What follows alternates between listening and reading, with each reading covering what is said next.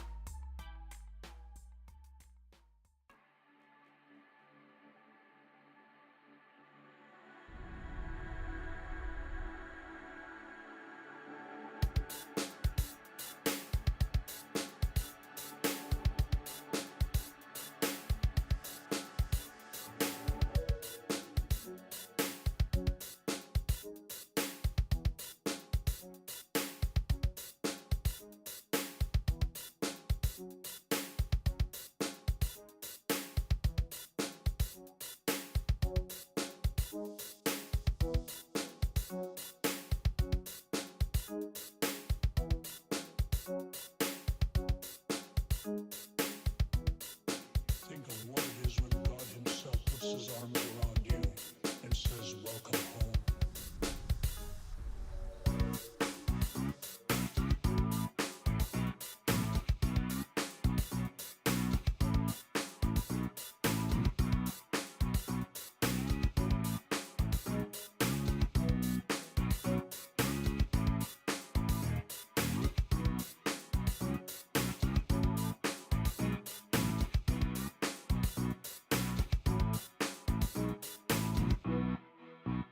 What happens when life breaks down, when there is systemic contradiction?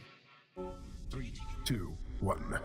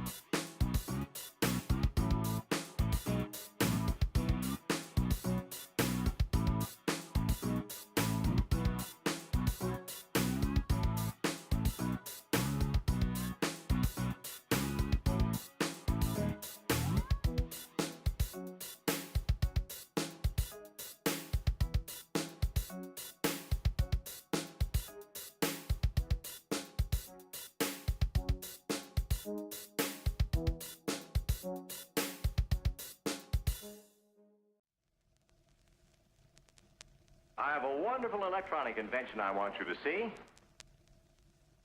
Show you.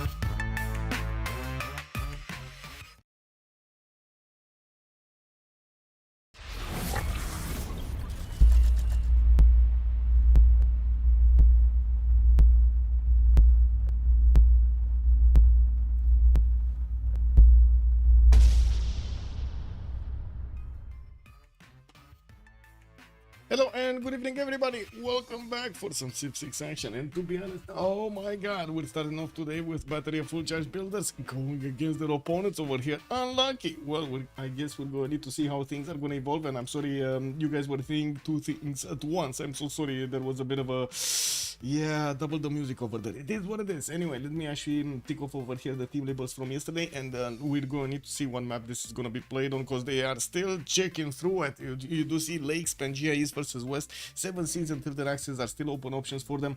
And to be honest, let me actually click on this and say, I do not know yet. There we go. I wrote it down. I do not know yet. Okay, we got a few minutes. Nancer, good evening, sir, and welcome. And also Echo Supreme, bonsoir, monsieur, bienvenue. It looks like it is the 7 seas.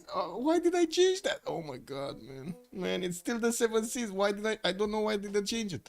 It happens. Hello, sir, good evening, sir, and welcome also Fortuna Belly. Good morning, sir, or good evening, or good night. I don't know. Good midnight, something around there. Good 3 o'clock, maybe. It is what it is, man. Good morning. And let's actually take a quick look over here. Select the map text and put up 7 seas. Yeah, it is 7 seas. Just like yesterday, we're gonna have the 7 seas. Maybe we're gonna have a game like yesterday. Today, it looks like Jack the Ripper is gonna get in on the side of Unlucky. We do have on the other side quite a few members joining up. Be Abuser, Detective Baby Legs, Kuliasik, and Miliagor. Miliagor, I think it's a new addition actually to Battery of Full Charge Builders. We've seen him actually stream a few weeks ago. There we go. And we got also Space announcing that their lineup is gonna be Jack the Ripper, Carrier, Amok, and Space on their side, on the side of Unlucky.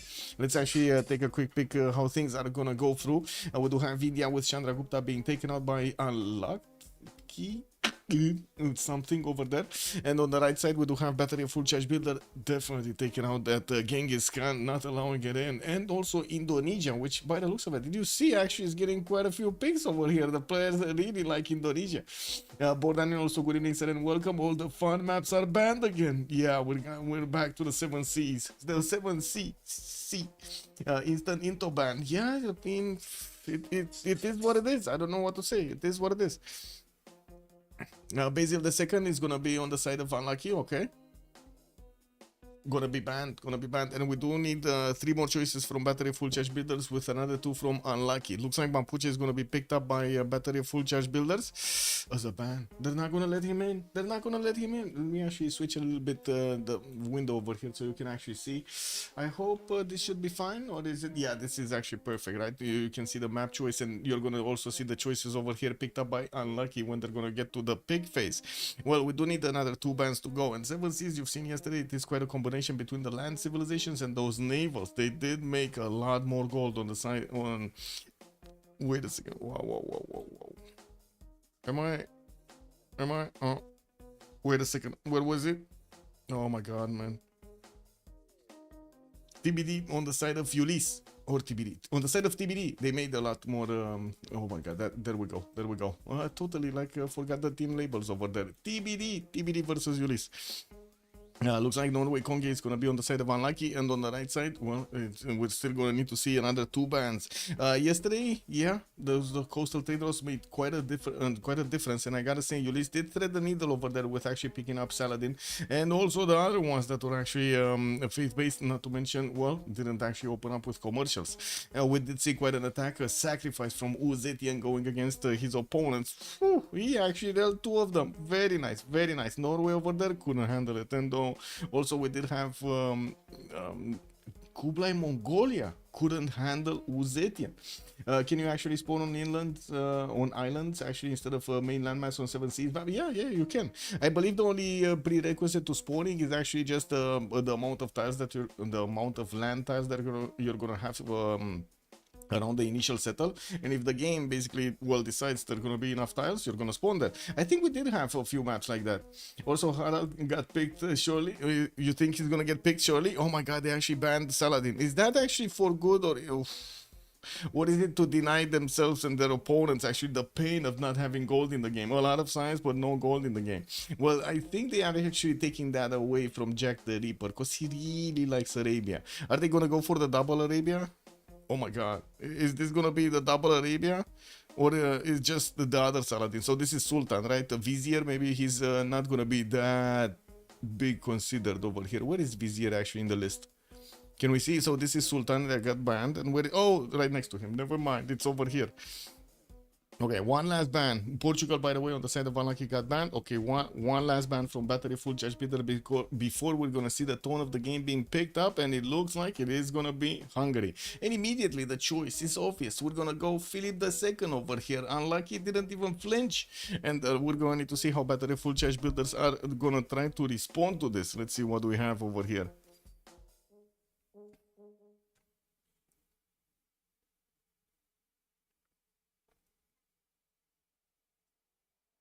Are they doing this? Are they doing this, or are they not doing this? What is going on? They're doing this? The battery full charge builder still needs to pick something up. Something up.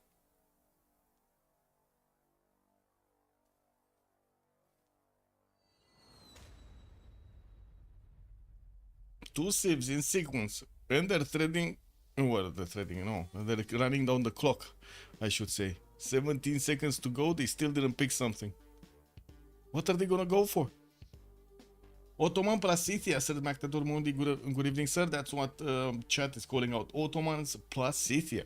Oh, Kublai Khan Mongolia, man. We still can get the Kesheks in. And wait, did he not pick the second choice?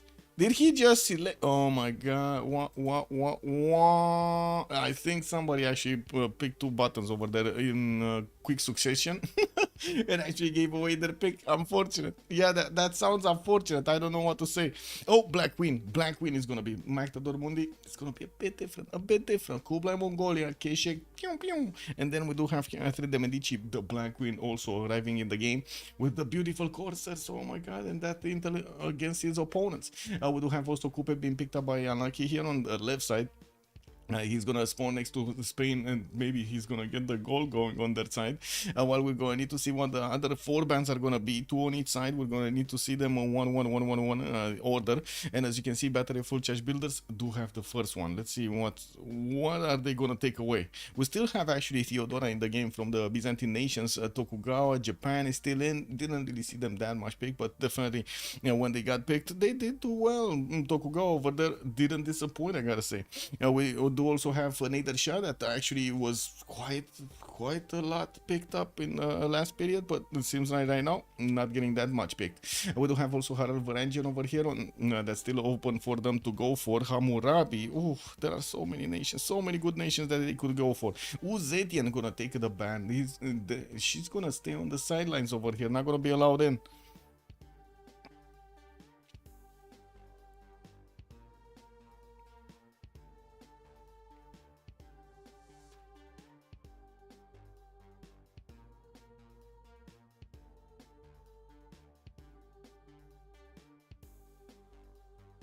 Well, let's give it a few seconds here, and in this time I can actually pop out my chest properly. No, not simple. Finish. Oh my god, man. Okay, that's one. Let's get the other one. This. Let's get it going. There we go. There you go. Good on my head. Hello there, sir. How are you doing? Okay, Theodora got banned, so both Byzantine nations got banned over here. And we do have Gran Colombia, the last one selected to be out of this game. Now we're going to need to see the batteries actually picking up their third, and then Unlucky is going to finish the roster with their third and the fourth option. Well, give them a few minutes over here, and we're going to need to see the picks, the full rosters from both teams. So let's actually see what the battery of full charge builders are going to put on the board over here alongside Kublai Mongolia, and then it was Black Queen that was selected second. Unfortunately, it still says waiting for selection over there. It's gonna wait a long time for the selection of Catherine and Black Queen. Well, I guess, she does have extra intel over there, so I would imagine she got into the shadows. Nobody knows about her, no? That's kind of how it is. Also, Prince Cosmo was mentioning Ottomans are cool. Yeah, but they didn't get in. Ottoman barbaric, yeah. They're not getting in. Elizabeth is gonna be, well, considered. I would say right now it's considered. It's not chosen yet. So let's actually see what are they gonna do. Are they picking this one up or no? They did pick up Elizabeth the first. Okay. Well, next up, Unlucky. What do we have? They're gonna need to get their full roster right now revealed for us. So the third and the fourth pick are gonna need to be selected very quickly here. Byzantine respect, yeah, but they're definitely respecting the Byzantines over there with the bands, no?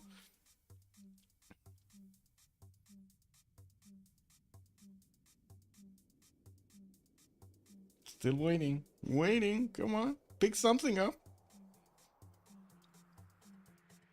They do have the gold, like between Coupe and Spain. I don't think there's going to be a problem with the gold. I would imagine there will be a bit of an issue over here with the damage, and it looks like they're going to go for a Simon. Babylon, and Vizier gets in, man. Vizier gets in last choice over here. I was thinking this is going to happen. Do we want to bet, by the way, chat, do you want to bet that Saladin is going to be played by Jack the Ripper? Or is somebody actually trying to take the Jack the Ripper spot away from him? Because I don't know, man. I don't know. Like, he's going to be like all game long. Hey, I need some monetary support over here. Give me money. No, give me the gold. Where is it? Come on, let's see. Anybody in chat over here saying otherwise? No? Chat is silent. Chat is totally silent. They're probably shocked of the appearance of Saladin in the game. Well, it looks like also we do have Age of Steam also on the side of battery of full charge builders in England over their persona, and that's gonna be their full roster. Oh, wait, Jackie plays the Horsives? It's obvious. Well, yeah, but which one are the Horsives? No, the Mamluks. It kind of feels like, no, Mamluks are pretty good. Let's actually see what we have in the lobby. They're getting through slowly but surely. Not sure who I should actually switch with, so I'm just gonna click buttons and hopefully, get in on the correct slot over there. Are we allowed to actually pick Civ6 here? I guess not, no? Maybe I pick something up. Let me actually see. What would be their third choice? Second choice from what? Battery of full charge builders, I believe. So second choice from battery of full charge builders might be. I think it's gonna be. Let's see. What do you think it's gonna be? Battery full charge builder, Black Queen. I think Black Queen. No, Black Queen actually should actually be a little bit lower. Kublai Mongolia, maybe fight for those K-Shakes. Where did we have Kublai, Elizabeth, and Age of Steam? What are they gonna fight for?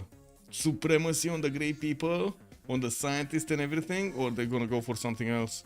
Okay, so if Sue swapped there, I need to swap with Kuliasik. Okay, got it. I'm just gonna put over here Catherine Black Queen, and we'll see if this actually holds or not. It is what it is, no? It is what it is. I like the choice of Catherine Black Queen. I cannot wait to actually see if he's gonna have a castle timing or some form of a quarter timing over there with a possible +9. Ooh, on those units, that sounds dangerous. We're gonna need to see if that's gonna happen during the game. The extra spy missions over there are gonna be juicy. We also do have the chateau, which is quite an amazing. I already did. I already did swap. I did. There we go, I swapped. And click on spectator over here so we don't randomly spawn in the game and start actually making horses against them. That would be something. And Jack the Ripper, man, look at him. He didn't even wait for anything. He just picked Saladin Vizier. He just did it, you know? Like, what? Yeah. Nobody taking away the role from Jack the Ripper over here. And we do need to see also how Space and Millie are gonna get their first and second option over there. Don't think Kuliasik is gonna sit on Catherine de Medici, but hey, it might be, no? I might have actually gotten it correct. We do need to see also the last name to actually join the lobby. I'm not sure who it is actually from each side, and maybe we do have a bit of a 0ms like this thing over there, not a connection to somebody that we don't see that somebody over there. Hopefully it's not gonna be a problem. Let's quickly reconnect to the lobby and, you know, fix any kind of these issues. There we go. There we go.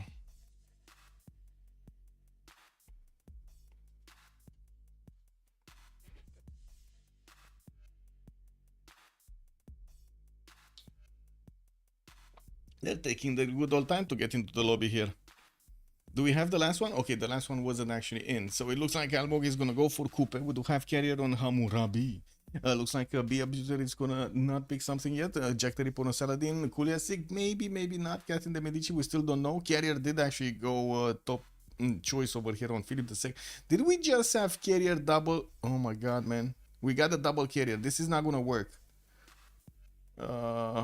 Yeah, this is not gonna work. Somebody who has a space.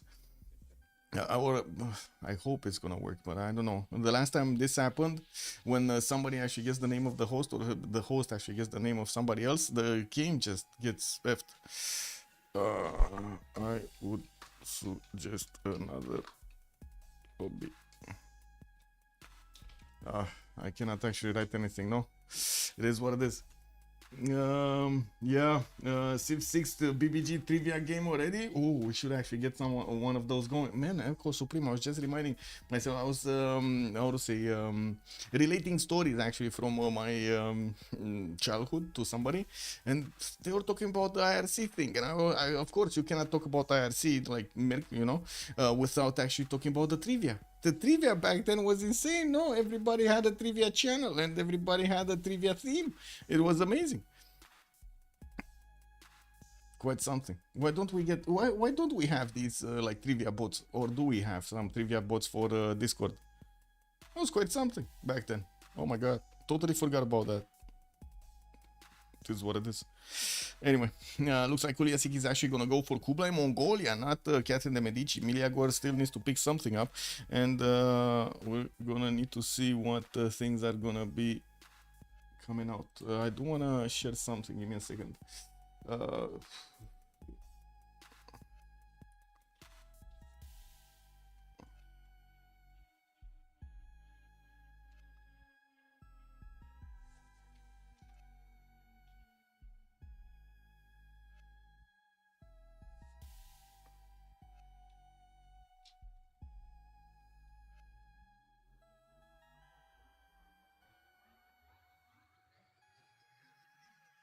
Okay, they're missing one. Yeah, we're missing one.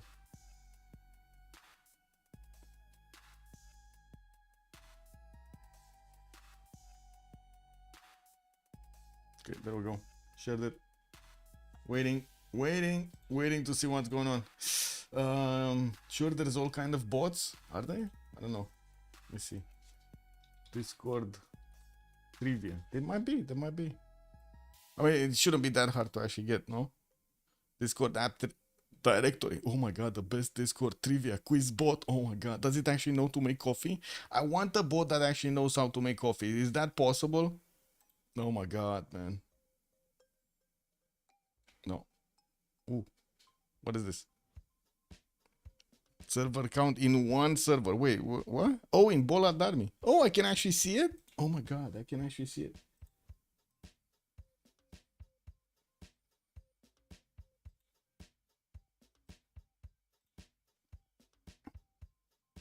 What is it? Bollard Army. This is a really cool dude that I actually met at the last TwitchCon I went to. And what is it? He has a channel maybe with trivia? We gotta see it in action, you know? Game and challenges, no. Question of the day, no. Quotes, promotion, Eurovision. Oh, wait, Eurovision? Okay. Random memes, blah, blah, blah, blah, blah, blah. Come on, trivia, no trivia. Oh my god. We need the Civ trivia. We really need the Civ trivia. Anyway, we'll see.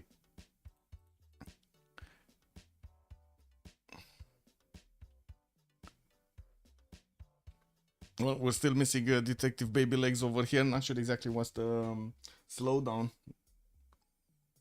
Hopefully he's gonna get going. Oh, he's there. He's there. It's just a matter of him actually getting in. Okay. Hopefully he's gonna be fine. Let's actually close the screen so we're fine. And also, oh my god, I opened something up and my Discord just went dark. What is this? Appearance? Not that dark. Okay, there we go. There we go. Not that dark. Got it. Oh, much better. Much better. Are they reloading or no? I guess no. Right now, I guess no.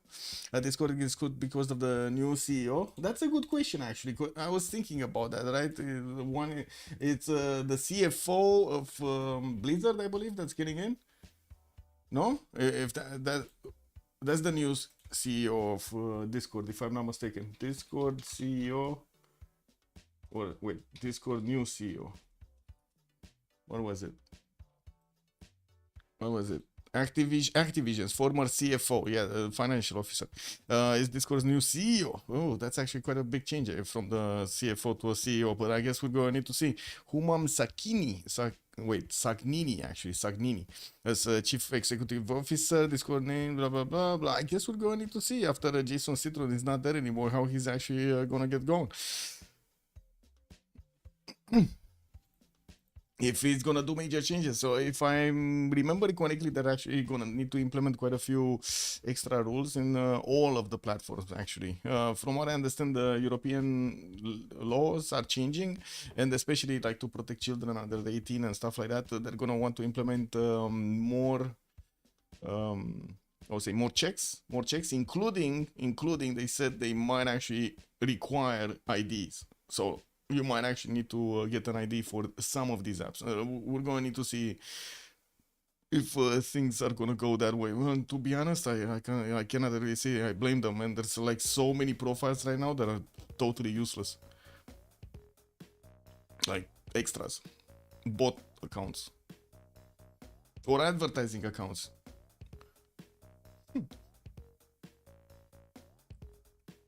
That the racing game is in Twitch, okay? Wait, one channel has racing game in which you try to type words appearing fastest, okay? Make you could the trivia game there. That is okay. I don't know the racing game on Twitch. Actually, don't know the racing game on Twitch. My biggest question is here: why are we not reloading? If well, I guess they're gonna, you know what's happening right now, right? They're gonna want to test if the hypothesis is correct over here. If, with the hypothesis of actually not having the same name, they're gonna want to test it. And if well, this is not gonna go through properly, they're just gonna need to reload. It is what it is. To be honest, sometimes it is, and sometimes it works, and sometimes it doesn't. So there is quite a quite a chance over there that it will work. And if I remember correctly, the biggest problems we had was when the switch was with a spectator slot, not the other slots. Like, it shouldn't be a problem if it's the other slots. Hopefully. I'm hoping right now. You know, I'm like sniffing some copium at the moment. Yeah.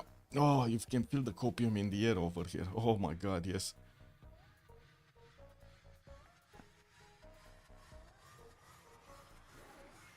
I don't know what Detective Babylegs is at, but I gotta say, he must have found something that triggered his curiosity. Anonymous Gifter, thank you so much for the gift. Oh my god, Mr. Tolmundi. Hello there, sir. There we go. Starting off the evening nicely. Well, I guess we do have a bit of time, so, you know, I actually made another song. We might actually get to hear. Let's actually see. I tried something for the first time, actually. I don't know if you're gonna hear this, but hopefully you will. I tried something for the first time. I tried to actually get some AI voices going, lyrics made by AI, and then some AI's voices going, but I actually clicked them off right now. I don't know. What do you want? Let me actually ask chat over here. Do you want with the voice or without the voice? With some lyrics or without some lyrics? They're not, of course, they're not actually mixing properly over here because they're not sang, but, you know, it is what it is. Anonymous Gifter, thank you so much also for gifting Prince Cosmo one of those tier 1 subs. Thank you, sir. So what does chat say? With voice, without voice? With voice, without voice? What should we go for? Let's stop this. With voice or without voice? No?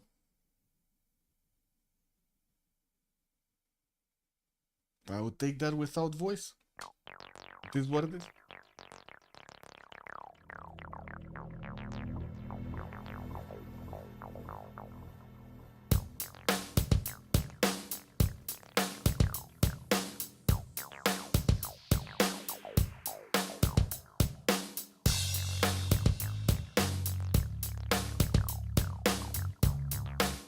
Hello, sir. Good evening, sir.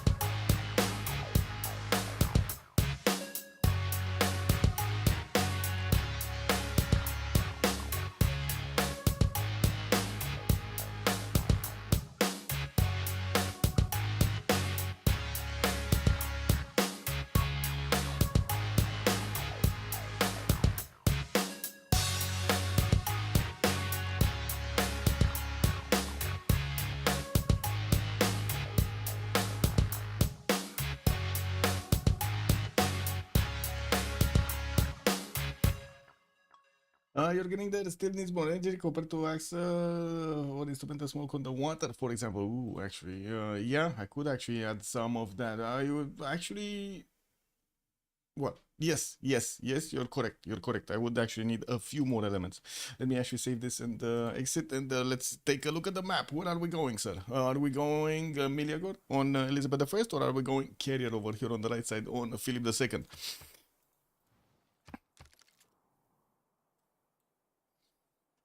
And also, let me actually put this back on. Where are we going? Left or right? Where are we going? In the meantime, I can actually click on this. I did put up the remap prediction if you want to go. Or you can get your points in over here and correctly predict. You said right, you're going right. We go right, Bordanian. I'm sorry, I saw it right now, actually, as you pointed out. So let me actually do this BOFCB on the left side, and we're going to have on the right side. Unlucky. There we go. Ooh, I actually wrote it improper. Very improper. Actually, there we go. Unlucky is right now. Unlucky. Okay, so what do we have here? We do have enjoyed the game and thanks for the answer with much pleasure, Schneitzer, and have a good game in Civ7. Let's actually take a look. We go right. That's gonna mean Carrier. We do need to see what Spain actually settled. Well, this is Xanadu, not Spain. It should be a yellow somewhere. Okay, by the looks of it, he's gonna have a very good campus. Look at that, +4 into the water with 2 of those reef fish tiles, and I do see, of course, a turtle, a reef fish, and a reef turtle. While we do see he's also gonna have another city towards the north that he's gonna get some more bananas from. We're gonna see him actually getting the fresh water from there, with another actually very good campus on the western side, with the geothermal giving him the extra adjacency next to the mountain on the right style over there. That's going to be another +4. We do have Xanadu on the western side, and that's going to be one of his opponents. We might actually see Carrier just sit behind his mountain, so he's going to have a much better defensive territory here. Looking at his also continent split, it kind of looks like he's going to need somehow to get his foot in the door over here on the green continent. Anyway, he does have some coastal settlers, and from what I do notice, he's also going to have a very big boy over here on the right side, Almog, that he's going to get to trade with. We do need to see how Madrid is going to play this out, and of course we will come back to actually take a look. We do need to also take a look at Jack the Ripper, which is going to be to the south of oh my god, okay, to the south of London over here. This is London, this is Miliagor, right? Okay, we got Miliagor there, and on the eastern side, oh, there we go, that's one down. That's I warned this might happen. Anyway, Leeds is gonna be over here on the east side of him, and from what I do see on the western side, he's also gonna have Coupe, that's gonna be one of his allies, so that's fine. He's gonna have western side to be safe, and then he's gonna need to do something about his north over here. Definitely gonna have a lot more science than London, I'm pretty sure, while Cairo is gonna benefit from quite a few tutus to get his chops going. We do have him also with some spices on the western side, and I think we're gonna have a relobby or a remap or something like that. Well, let's actually see what's gonna happen here. The game got unstable. Murphy Low, good evening, sir, and welcome.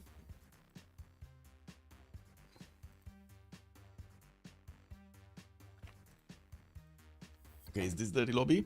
Let's hope so. Connecting to players. Yeah, this is the relobby. Oh my god, look how quick this was. Amazing. It was so quick. Boom. And we got it. Just adjourn when you need to play first and turns. Wait. So that means not all of them got out?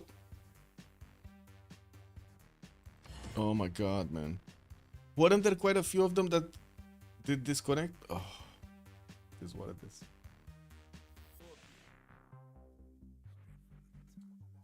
Cake W, man.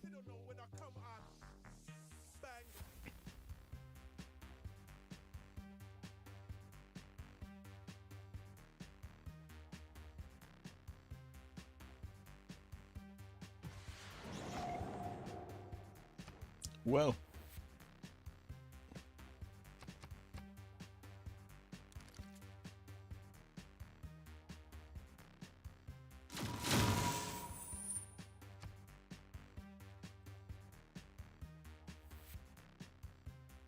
Okay, so this is what I saw. Kick.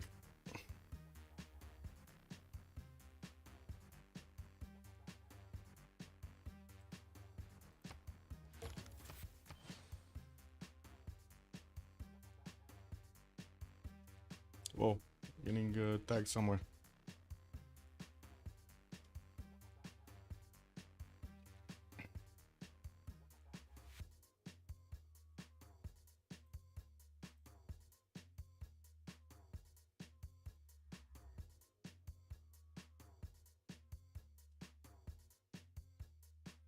Yep. They need a relobby.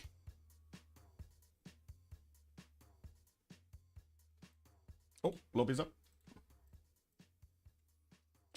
Flash Neo, good evening, sir. A good lobby cannot start immediately. Good lobby needs to age. Good lobby needs to age like a wine. Yes. Mm-hmm.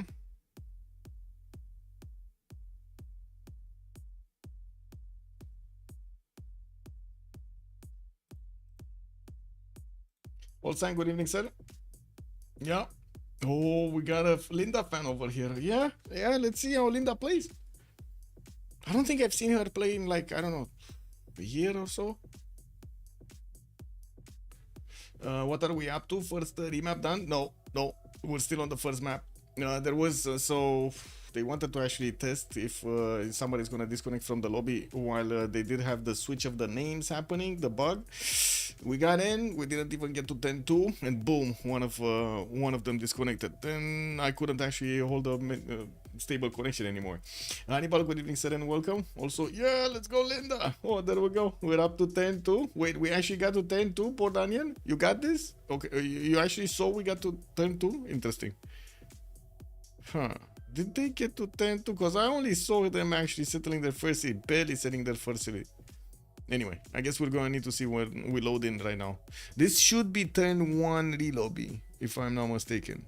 It should be. Just saying, should be.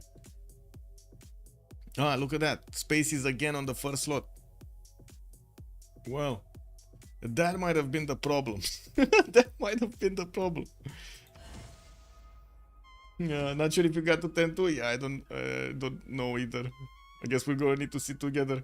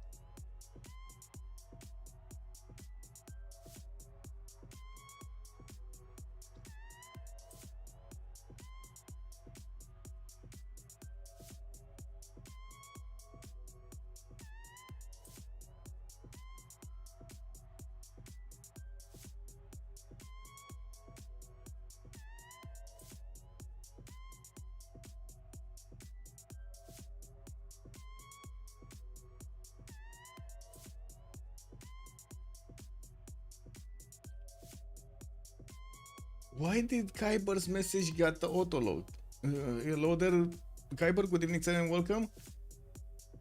Bitam Linda Muscle Tone. What is this? What is it? Oh, I see. I mean, yeah, I don't know, man. Kyber, they got, yeah, they caught you, man. They caught you. Look at that auto mod over there. Yeah, they did.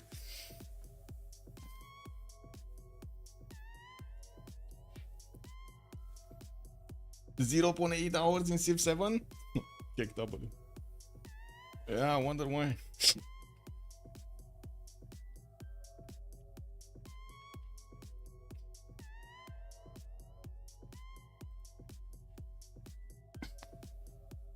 Open the Steam profile. Let's see.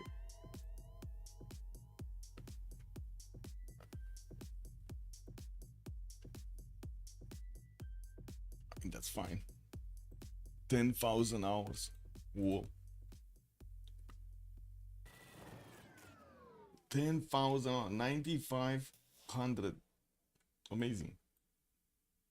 9,577 hours. Just in Civ6. Amazing, no? Amazing. Look at it. Wait. There we go. This is it. Oh, we're getting in. We're getting in, boys. I don't want to click anything. Okay. We actually got into spawn. They spawned. They moved. Okay, Jack the Ripper actually moved on the left side with his warrior. And from what I do see, we were here last time, right? Let's actually move towards Hammurabi. Hammurabi is going to be on the eastern side, and he's also going to have London to actually go against. They're not going to get to trade with each other. Babylon here is going to benefit also from some of these geothermals, some cocotiles, but in the third ring towards the western side. While I do notice south and southeast over here, he's going to have quite a few of those cocos for him to get the extra gold and those extra amenities. As river, so he can actually make use of his Palgum from the fresh water, and I do see some bananas, but they are lacking those extra points of production. Definitely a good river network here. Kublai is gonna be on the eastern side of space, and I don't think they're just gonna, you know, kiss and hug over here and make up. They're probably gonna get to fight each other, and we're going to need to see how and who is gonna reign supreme between them. We do need to also take a look at Coupe, which is gonna be here, right? We didn't mention that he's gonna have those trade routes with Madrid. Actually, from quite an early stage, we're going to need to see if they're gonna get to scout this coast between each other so they can send them early. He does have amber tiles in the capital with some refish for those extra food points. We got some spices southeast on the 311, and from what I do notice, he's gonna have on the amber tile over here and to the southwest some extra culture. Definitely this city to the northwest with the bananas is gonna be a pretty good one, and a good enough forest and rainforest for him to get those extra points of production from his early empire. Almog here is gonna start scouting to the southwest, where he's also going to have Paris, and I'm pretty sure Paris is not going to be a good omen for them. Paris in between the two gold generators of their opponents, this is going to be a bit of an issue here. Oh my god, this happened again.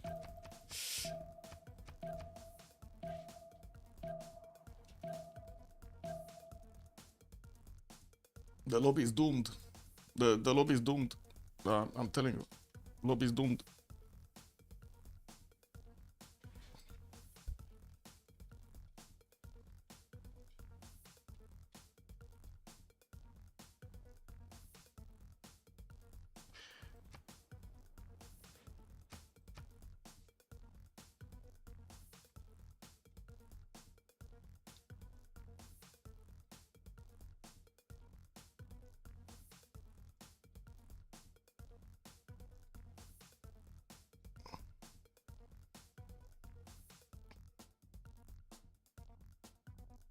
No, you're joining.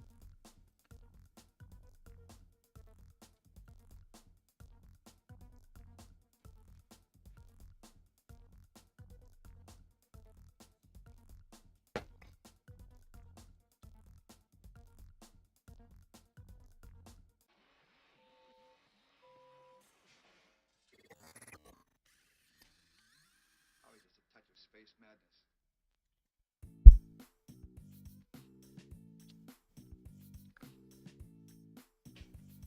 Truly the best Jara, yeah.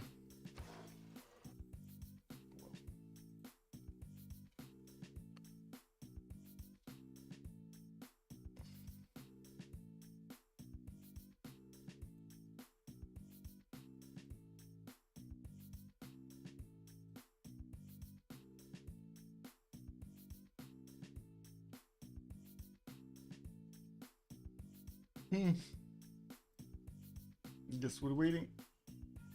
I'm waiting to click on space.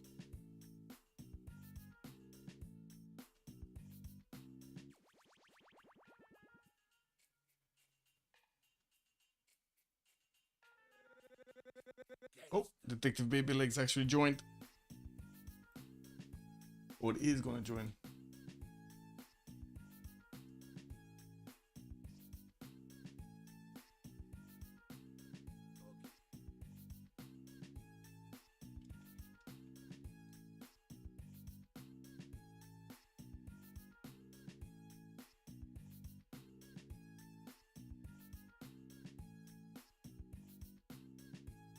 Tagging referee.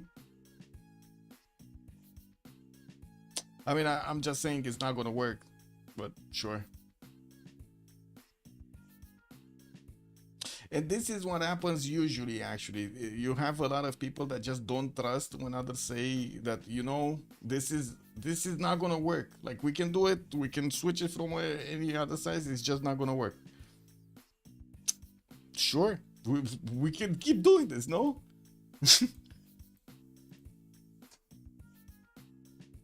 Oh my god, I've seen this so many times. So many times, so many times.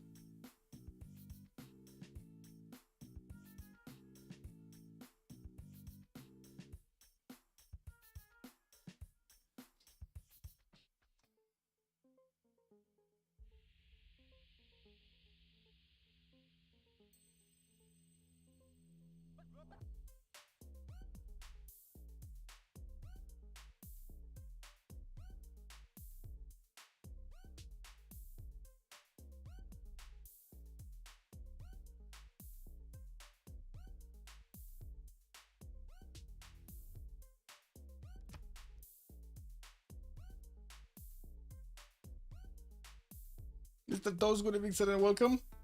Oh, you actually cut that text out. I see how it is. Get it spamming going.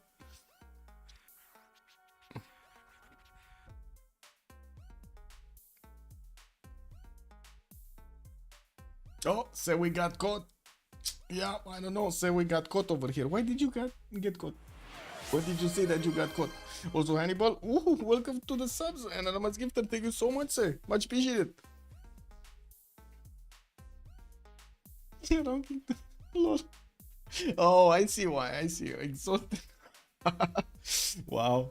What is the name bug? When you switch slots, especially with the host, it's only usually it only happens with the host. If I click on the host, which is space, and I click swap, and then we swap, and then he gets my name because of I don't know exactly what happens, but this is what happens. Right? Both players are gonna have the same name after this, and the host is just not gonna have his slot anymore. When this happens. Code-wise, like network code-wise, something really bad happens, and unfortunately, when it just doesn't let us actually go through the turns without some form of a disconnect or a desync from somebody or something. Yeah, like it's basically like the 0ms, the game, the lobby doesn't know who is who anymore. Yeah. Oh my god, I'm getting spammed over here. Flash Neo got it also. And disconnect again. For some reason. Yeah.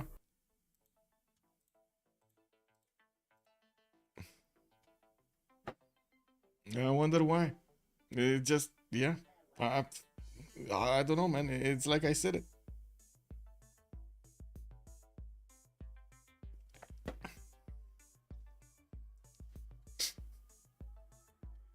It's what it is.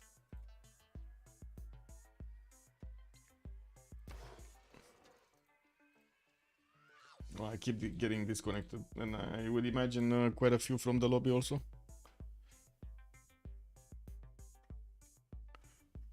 Did they find somebody? Oh, Malm. They might find Malm. Oransi had an emergency today and he couldn't cast Arcane versus Ukraine. Would be nice if we get somebody to cast that. Hannibal, maybe? Hannibal? Do you want to cast a game? Maybe? Or do we have, I don't know exactly which slot is missing. Or ideally it should be a French, no? A French stream. But I guess English should be fine also. Hannibal, you wanna cast? If there's nobody, you are Arcane versus Ukraine.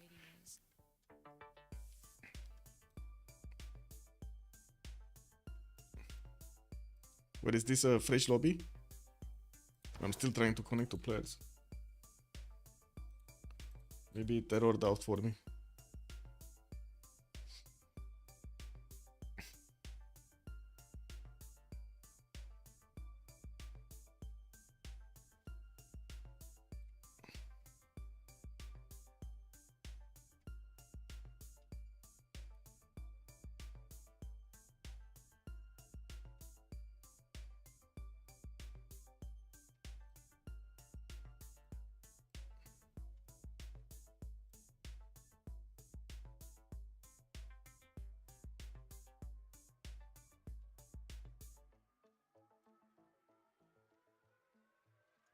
Crystal radios.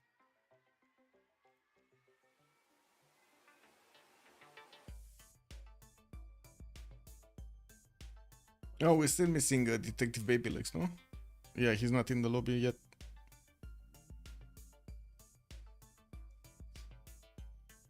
Yeah, that was an exciting turn one, ma'am. Hello there, Linda. Oh, you got quite a few supporters. I gotta say in the chat over here. Oh my god, they're spamming, and the auto mode is catching them. I don't know if you can actually see this as a moderator. You should be able to see this as a moderator.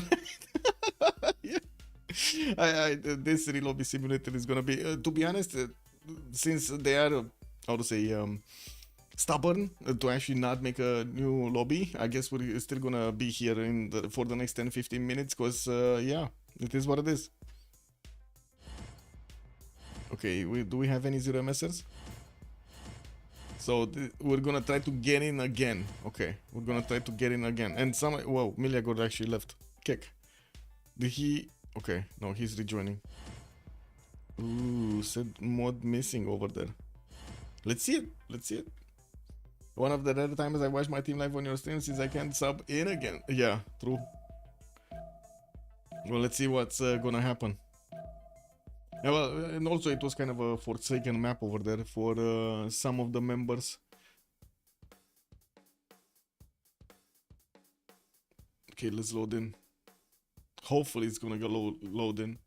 Not touching anything, not clicking buttons, not trying to affect this in some way.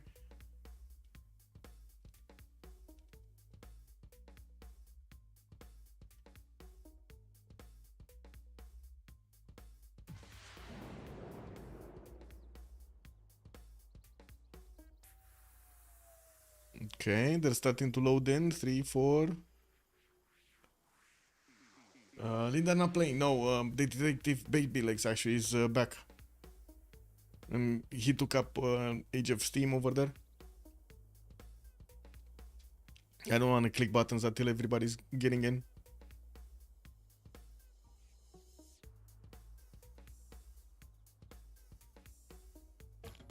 Okay, there we go. We got in. And hopefully, well, we were talking about Hammurabi. Yeah, we did actually talk about Hammurabi and Coupe. So we're going to need to take a look at Victoria Age of Steam here.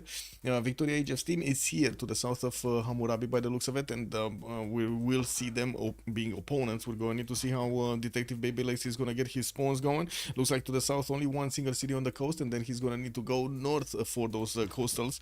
And we do have Babylon that will get the option to actually get some units against Manchester here. We do also have some inlands from the rivers, and by the looks of it, he's gonna have Cinguetti to take out on the western side, which will open up pathways. Actually, does he want to take out Cinguetti? I don't know about this. Well, we might actually see Cairo, Jack the Ripper over here getting very territorial and actually pushing back whoever is actually on this coast. We do need to see also how we're gonna have Kublai Mongolia, that's gonna be on the eastern side, and might actually take all of the attention of Babylon away with those Keshaks. Definitely will need to do something to actually keep away as much as possible Babylon from Age of Steam. We do have Xanadu getting his scout out next turn, and from what I do notice, he's gonna pop a hut next also. Has a 2-2 base to settle southwest, although I don't really like the adjacent, the other tiles around it. We might actually see him just putting it directly on the sill tile or trying to get it closer between the mountains. We do have him with the south, with a rice settler that he's gonna get some 3-2 bananas from, and from what I do notice, east side, well, we do, boom, he just got a free builder, amazing. Well, we actually made it to 10-4. Guys, we're 10-4. Is this fixed or not? Is this fixed? It might have been fixed. I don't know. Amazing 31 God spawn. Yeah. No, well, by the looks of it, we're also going to see Kuliasik managing to get his vision on the eastern side. He does have Spain behind these mountains. We did actually mention this at the beginning. And I guess it's good to have a bit of a recap. We do have Catherine de Medici also between Madrid and Tehonianga no Yacup. Catherine de Medici is in a perfect position to actually have attacks going against both of his opponents here. He's gonna have Freshwater more on the northwest towards Madrid, and of course towards Carrier. Carrier is between two very, very strong opponents. We're gonna have also Paris getting his scouts out next turn. He has a 2-3 deer tile to benefit from some extra production points, and this sheep tile to settle on. Well, I would imagine the cattle tile might be a bit juicier, so he gets those extra food points going. We also do not have him with a possible city on the river Benda, unfortunately. We're gonna need to see how he's gonna get everything going here. Some river rivers in the south, but without that many 2-2s, unfortunately for him, not gonna have that much to actually work here in the south, and I'm pretty sure he's gonna want to go on these rivers on the west and the north.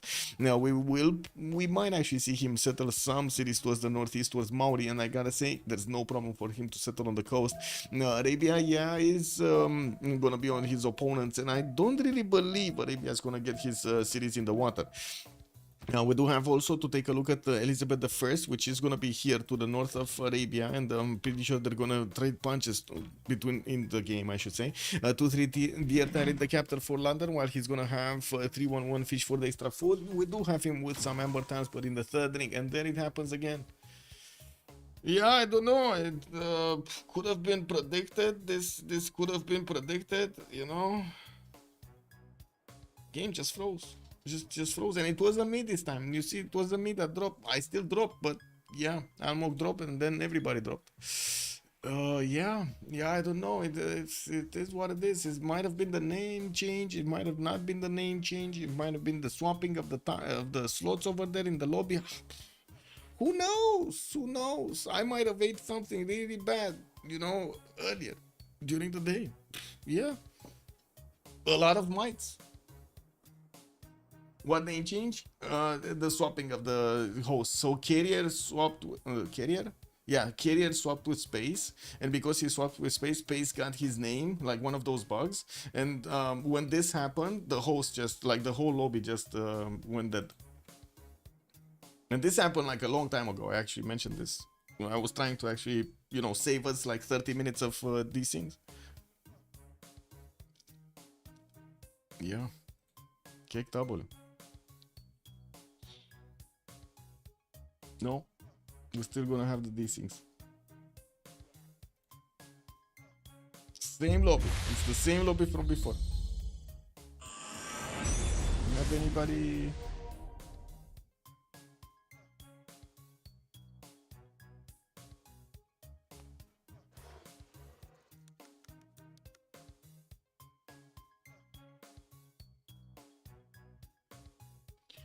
Somebody needs to settle that.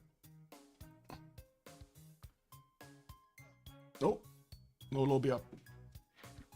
No lobby up. Gonna need to wait for the lobby up. Wait, Linda actually has more than double the amount of hours in Civ6 than Space has. I just noticed that. Oh my god, amazing.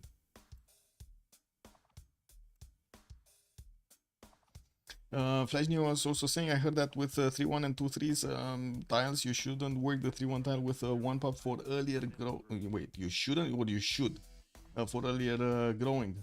Always the 2-3. Well, some players actually just work it for 1-10 and then switch away for the other 2-10s to the 2-3. Yeah, I don't think Space goes to bed and leaves the game running for days at a time. Oh, I see. Yeah, true. Well, we still don't have a lobby.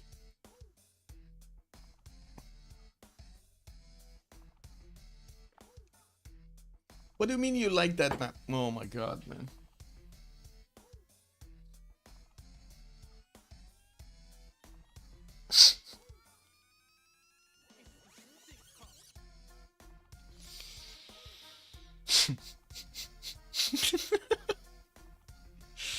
Oh my god, man. Yeah, they like they like the map. They wow, yeah. You shouldn't work a 1-10 3-1, always 2-3. More profit. Okay.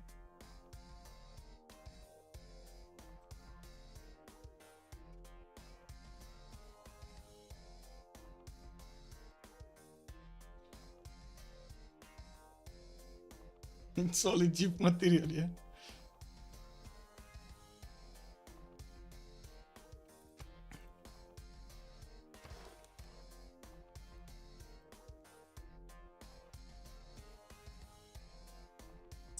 I don't know, Flash Neo. I still like to grow that city a little bit faster. But yeah, having a 2-3 and a 3-1 is actually quite, how to say, rare. I should say rare. Depends if you do get that bonus or not.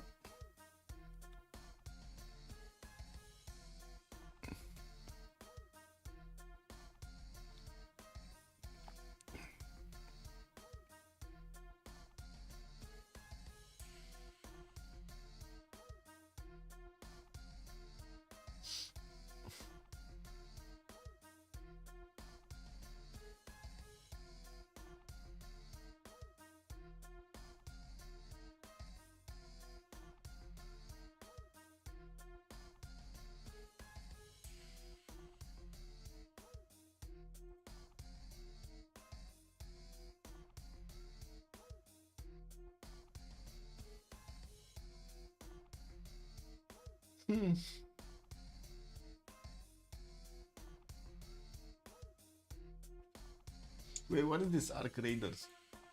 Oh, I saw this game actually. I see Axel is playing it. Yeah, I saw this game. Kind of looks like a cheap copy of Escape from Tarkov, to be honest. I don't like it. Yeah. Man, everybody's trying to copy Escape from Tarkov right now.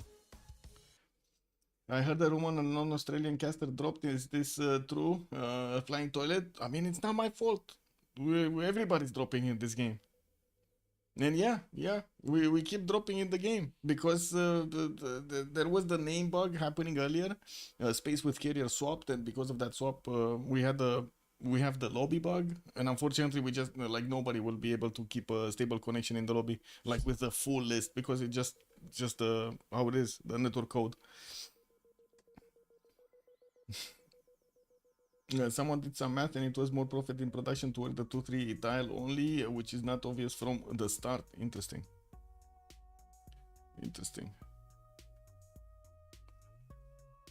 Wait, how can that be? And there we go, another I'm even dropping in the lobby, man.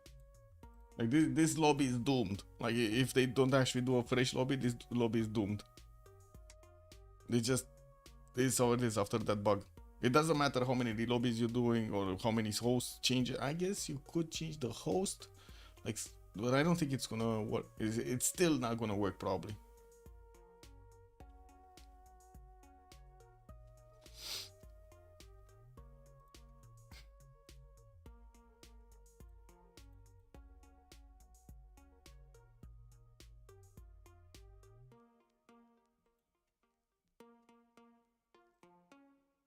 Wait.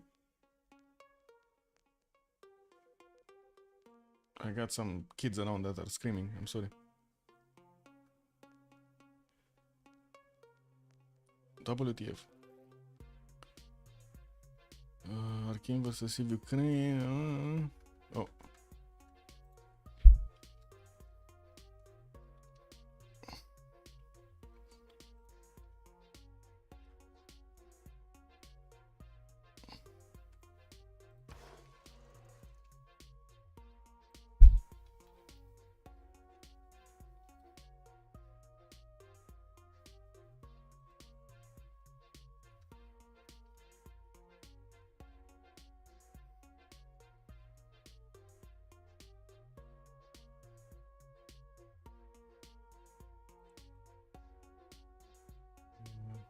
This.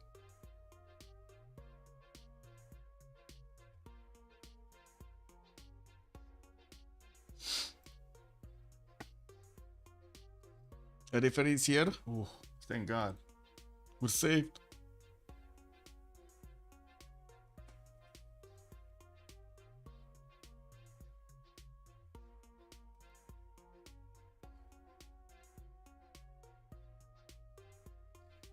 Oh, we're trying it again? Okay.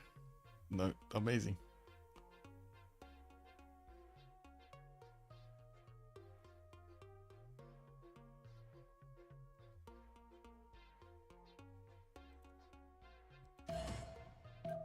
Love it. We're gonna try it again, boys. What the... I don't want to ask that, actually. Taking my hands off the wheel over here.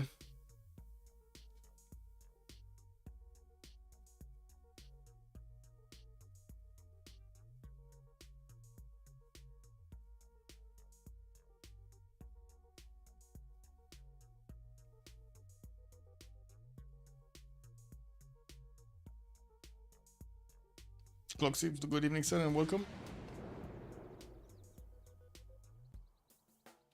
Okay, just letting it load.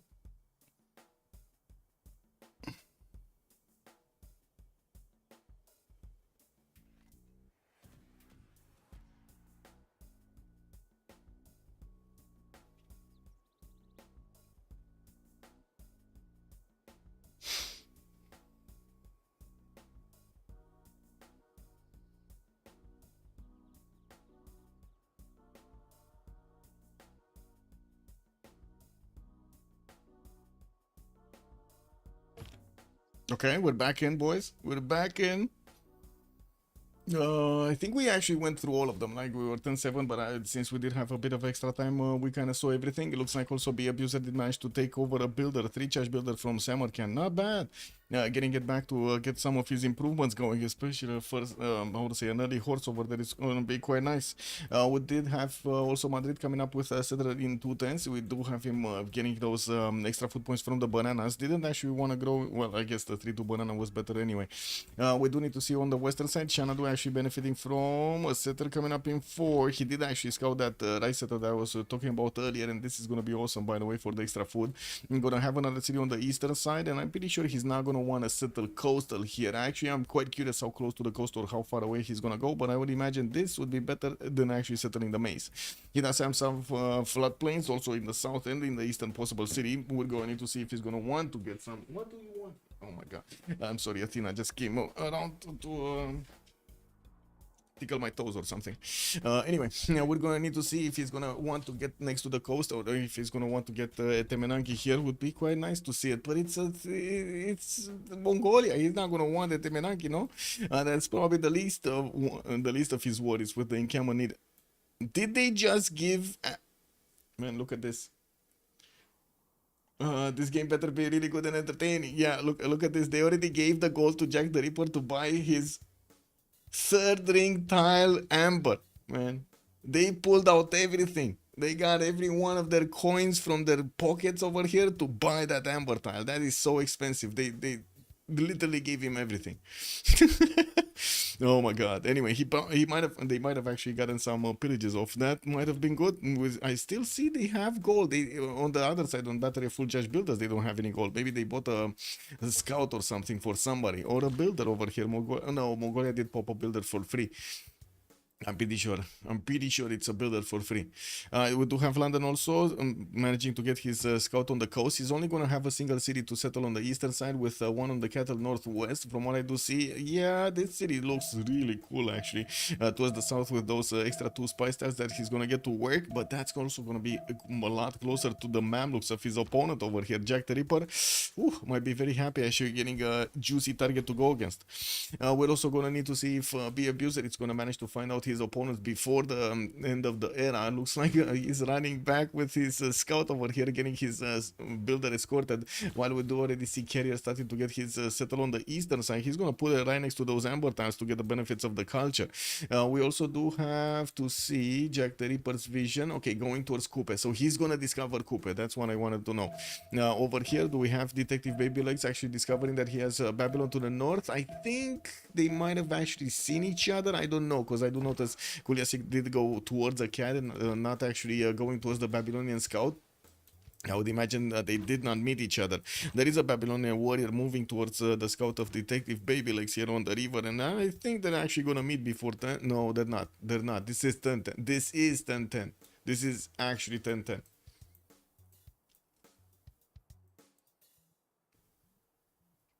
Okay, so how long did it take the last time to actually drop from the lobby? Was it like 5 minutes or so? Well, maybe this time around it's not gonna work. We do have the remap that needs to start up, and I'm pretty sure everybody did get to vote, right? Yeah, we did get the vote going. Looks like the majority of you actually are thinking it's gonna be 2 remaps. 44% voted for that, 36 on the 1 option, and 20% on the 0. Well, let's see what are they gonna choose. Are they gonna keep this map? Are they not gonna? They already said, right? They already said, Kuliasik, they already said they kind of like this map, so I don't think they're actually gonna want to reload this, reload this. Maybe on the other side, Unlucky is gonna want to change this, no? Yeah, they might actually want to change this. I don't know. Oh no, this is gonna be the map. Wow, both teams actually won this. So if we get another disconnect soon, this is gonna be a technical remap, or are they gonna want to keep on going? This is amazing. Let's see if it actually fixes. No, there might be a chance that it actually fixes.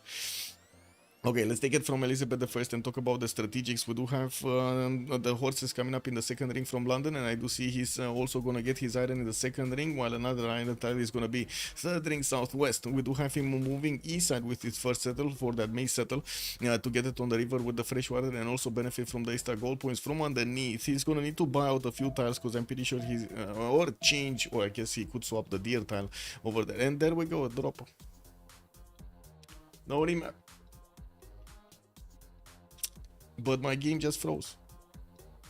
I have no idea why. Game froze. It just froze.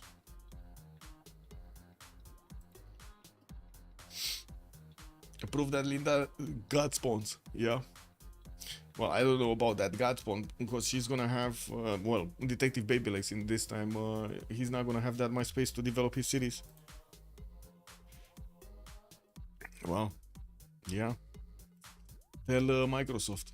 Maybe they can do something about it. Oh, I do need to actually switch around. Give me a second. One of the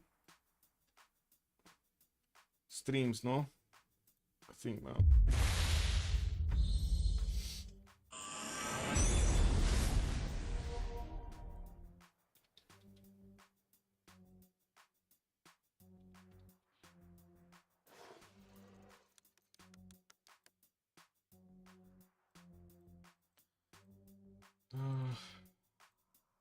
This new lobby.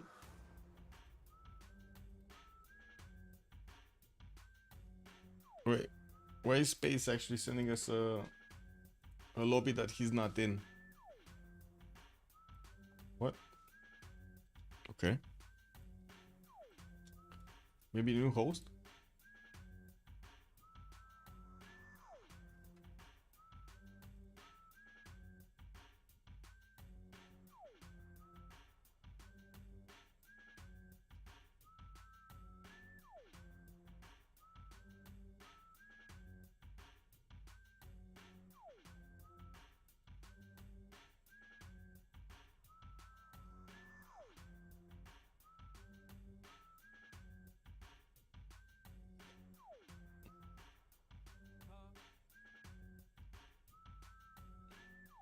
Restart Steam? Sure.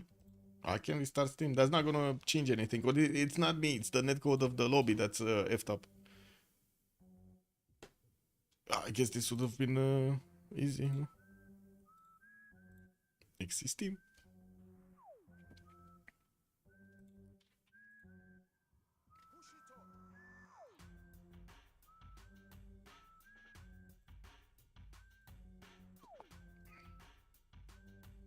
There you go. I restarted Steam. You know how to stabilize this? Oh my god, we need to get the flying toilet in. He's gonna stabilize them all.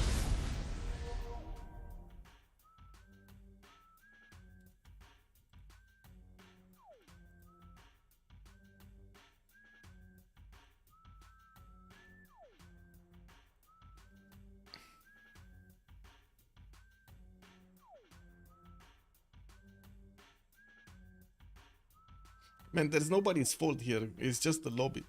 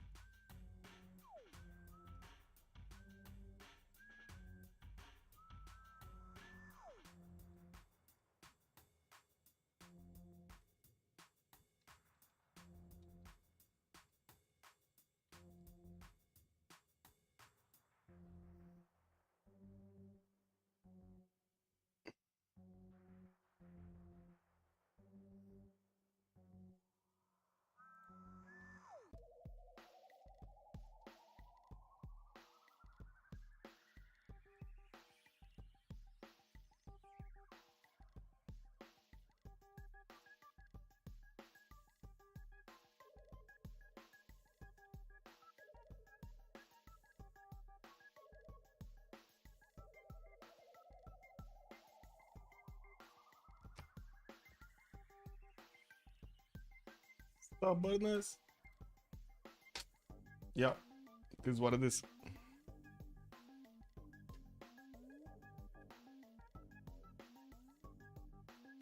I guess we all pay for the stubbornness now, right now with an hour.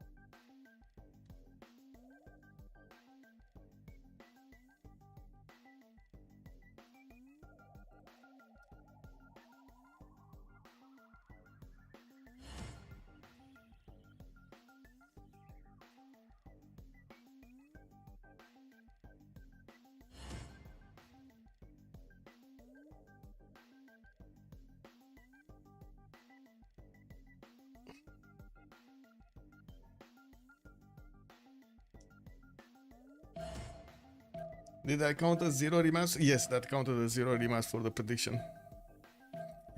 Because the technical remaps are not gonna get through, so if we're gonna have a technical over here, it's not gonna go through. It's still the same map, by the way. They just relobbied. They didn't do anything. They just actually no, they did some. They did do something. They switched to carrier as a host. Maybe that actually fixes, because he was the one that switched the slots with space. Ah, well, I guess this is trial and error over here.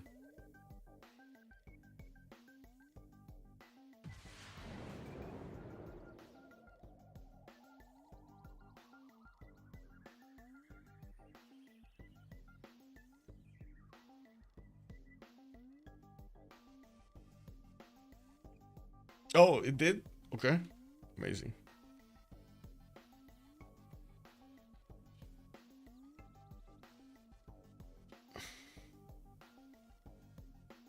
Oh my god, thank god. Oh. Okay. Well, was that a double O? Oh my god, man. Oh. Amazing. 2 of them double loaded this time.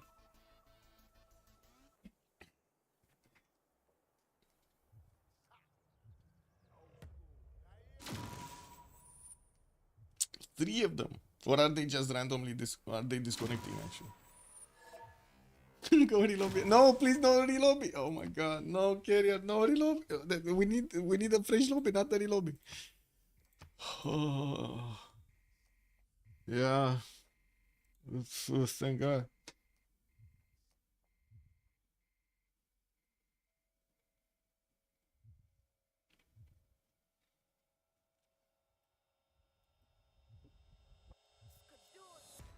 Wait, who's putting up the lobby?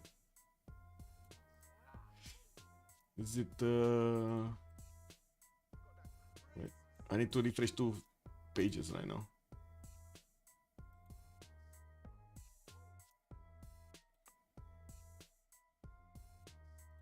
There we go.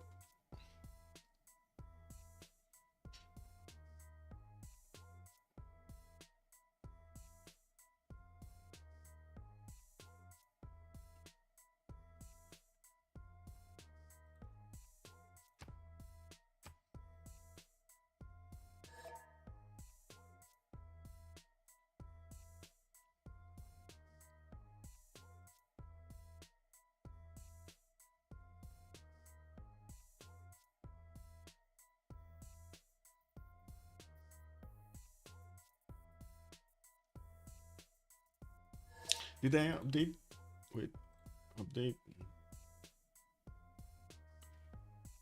I needed to update the stream from Arcane versus Civ Ukraine. Give me a sec. Clear site. Okay, there we go. We should be fine now. Okay.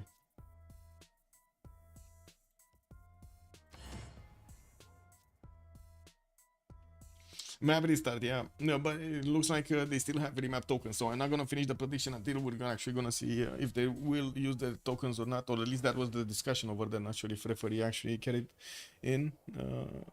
Yeah, they said okay, okay. The referee said okay. Got it.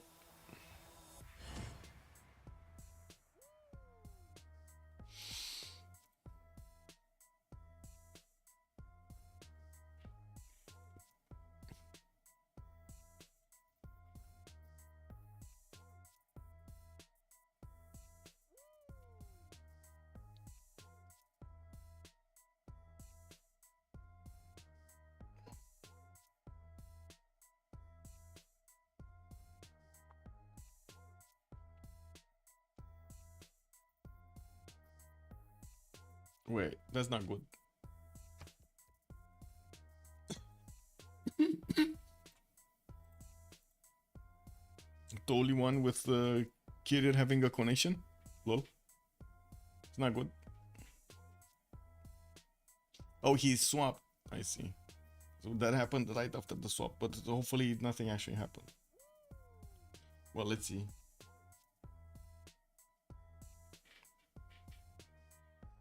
Okay.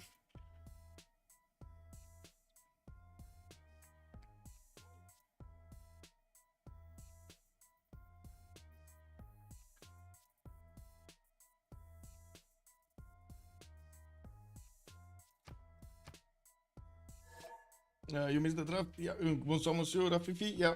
Yeah, the draft already went through. Let's just give them a second, then you're gonna see all of the civilizations here.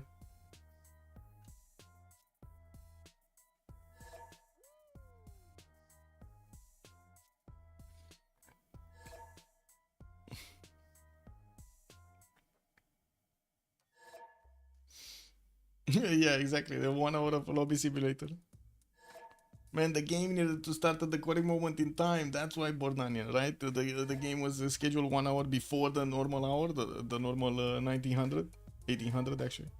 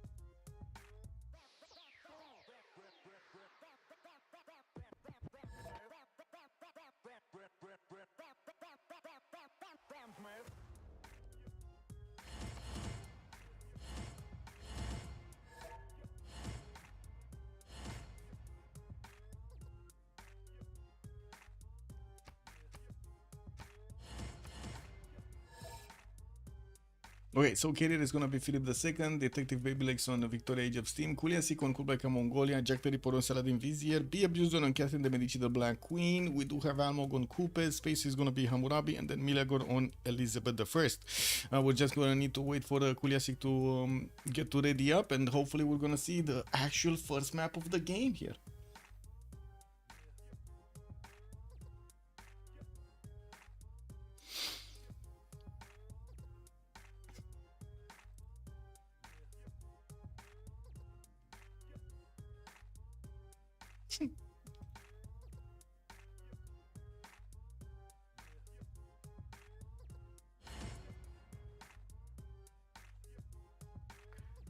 Well,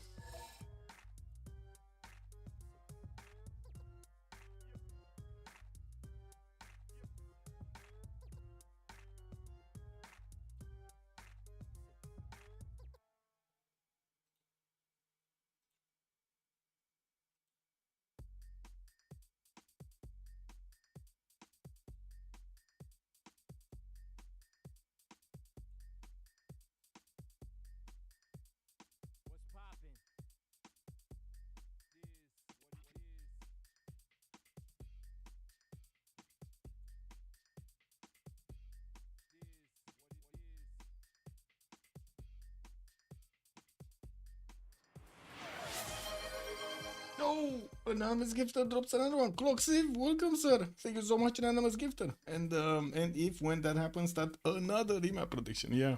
Well, I mean, we already did that. No. The points went through. I don't know. It already happened. Okay, let's see. Where are we starting, chat? Are we going from the left or on the right? Because this is the new map. We got new placements for all of these civilizations. We're going to need to take a look at each of them. So when are we starting? Are we going left or right? Chat. What are we doing, chat?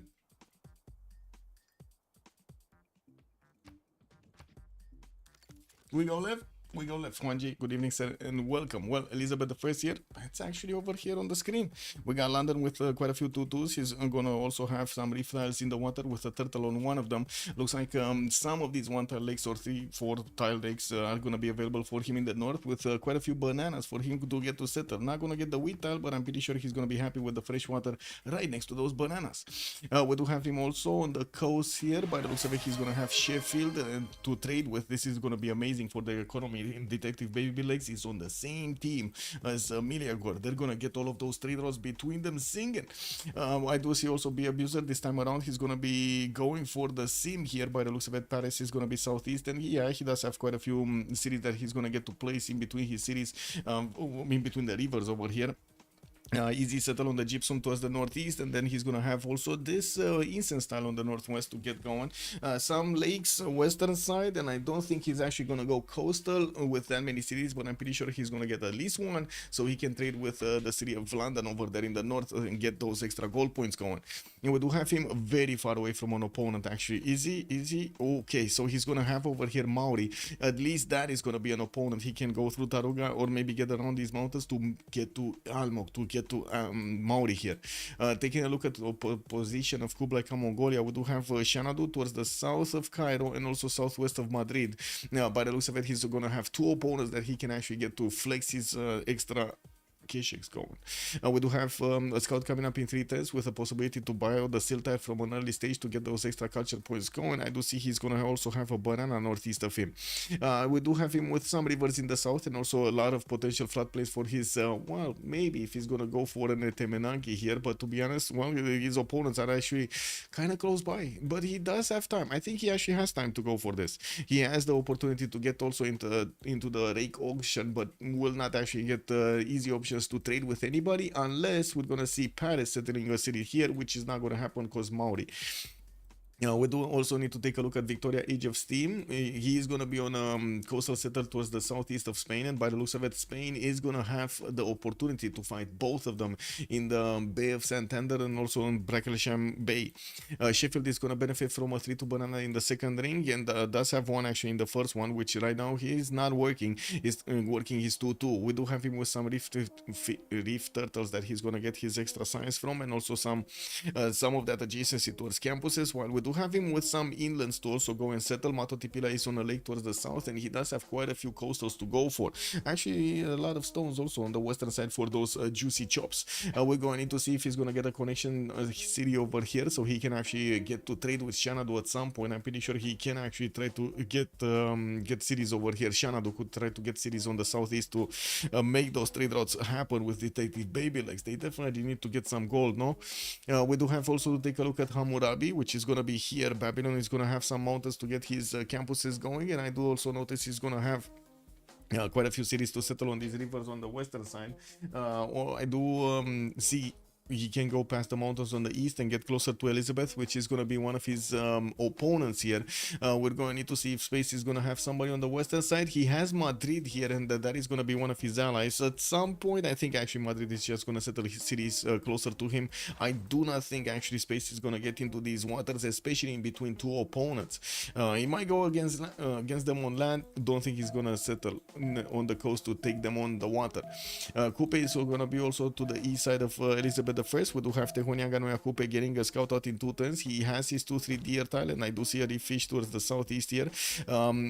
Getting it going, a 3-1-1 fish. Well, we do have him also with Yeah, quite a bit of coast to go for. Not that many northeast, not that many of these forest and rainforest tiles to get his bonuses. I'm pretty sure he's going to be much happier to go to the south or go for the one tile lakes on the inland to get his cities going with that extra possession from early empire.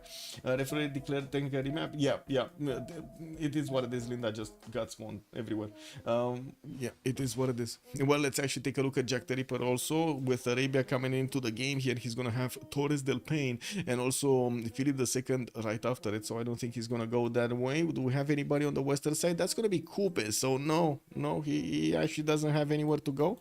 He's gonna need to take on Kuliasik towards the southeast. Shanadu here is gonna be his main opponent. We do have Jack the Ripper with the possibility to get some of these cities with the freshwater from the rivers. While I don't see him benefiting from that many one-tile lakes, he does definitely have this one on the Torres del Paine side that he's gonna get going. And some geothermals also going to give him some extra adjacency towards campuses. While he doesn't have that many mountains, I'm pretty sure he's going to get to couple that holy site plus the campus to get all of his adjacency going. We also do need to take a look at the last one here, Carrier, which is going to be quite close to Jack the Ripper. Although, well, trade routes are going to be much more in the water towards the eastern side here. Madrid could try to get some trade routes going with Jack the Ripper on the inland. He does have a builder coming up next turn, and he did manage to get a tobacco tile from quite an early stage, a 131. Yeah, to get going. Has diamonds for the extra gold, while from what I do notice, he's not going to have that many freshwater coastal cities, at least one towards the southwest, while the others are going to get the one-tile lakes to go for. Ooh, Pantanal towards the north to get some extra science and culture going for his tiles, and he did manage to buy out a scout here to get his extra vision going. Well, we still have 4 turns to go until we're going to see who's going to get this going. Looks like we went a little bit too fast on this. Interesting, because I don't think I was faster than usual. That's the kind of Torres that always spawns in my game. The bad Torres, you mean? This is a very bad Torres. I didn't want to mention it that much, but this is a very bad Torres. I know, I'm imagining Jack the Ripper is like really cursing at this Torres over here. Is that what's happening over there? Do we have anybody streaming from their side to know what's going on there? Because I can definitely imagine Jack the Ripper right now, telling everybody, look at this Torres, look at how bad it is, It is what it is. We do have his settler coming up in 5 turns, and yes, we do see that Mongolia starting to come off through the forest. He's not going to get to see Mongolia. They're not going to know about Mongolia at all. When they do the votes, they're not going to know about Mongolia. There's no way they can know about Mongolia, no?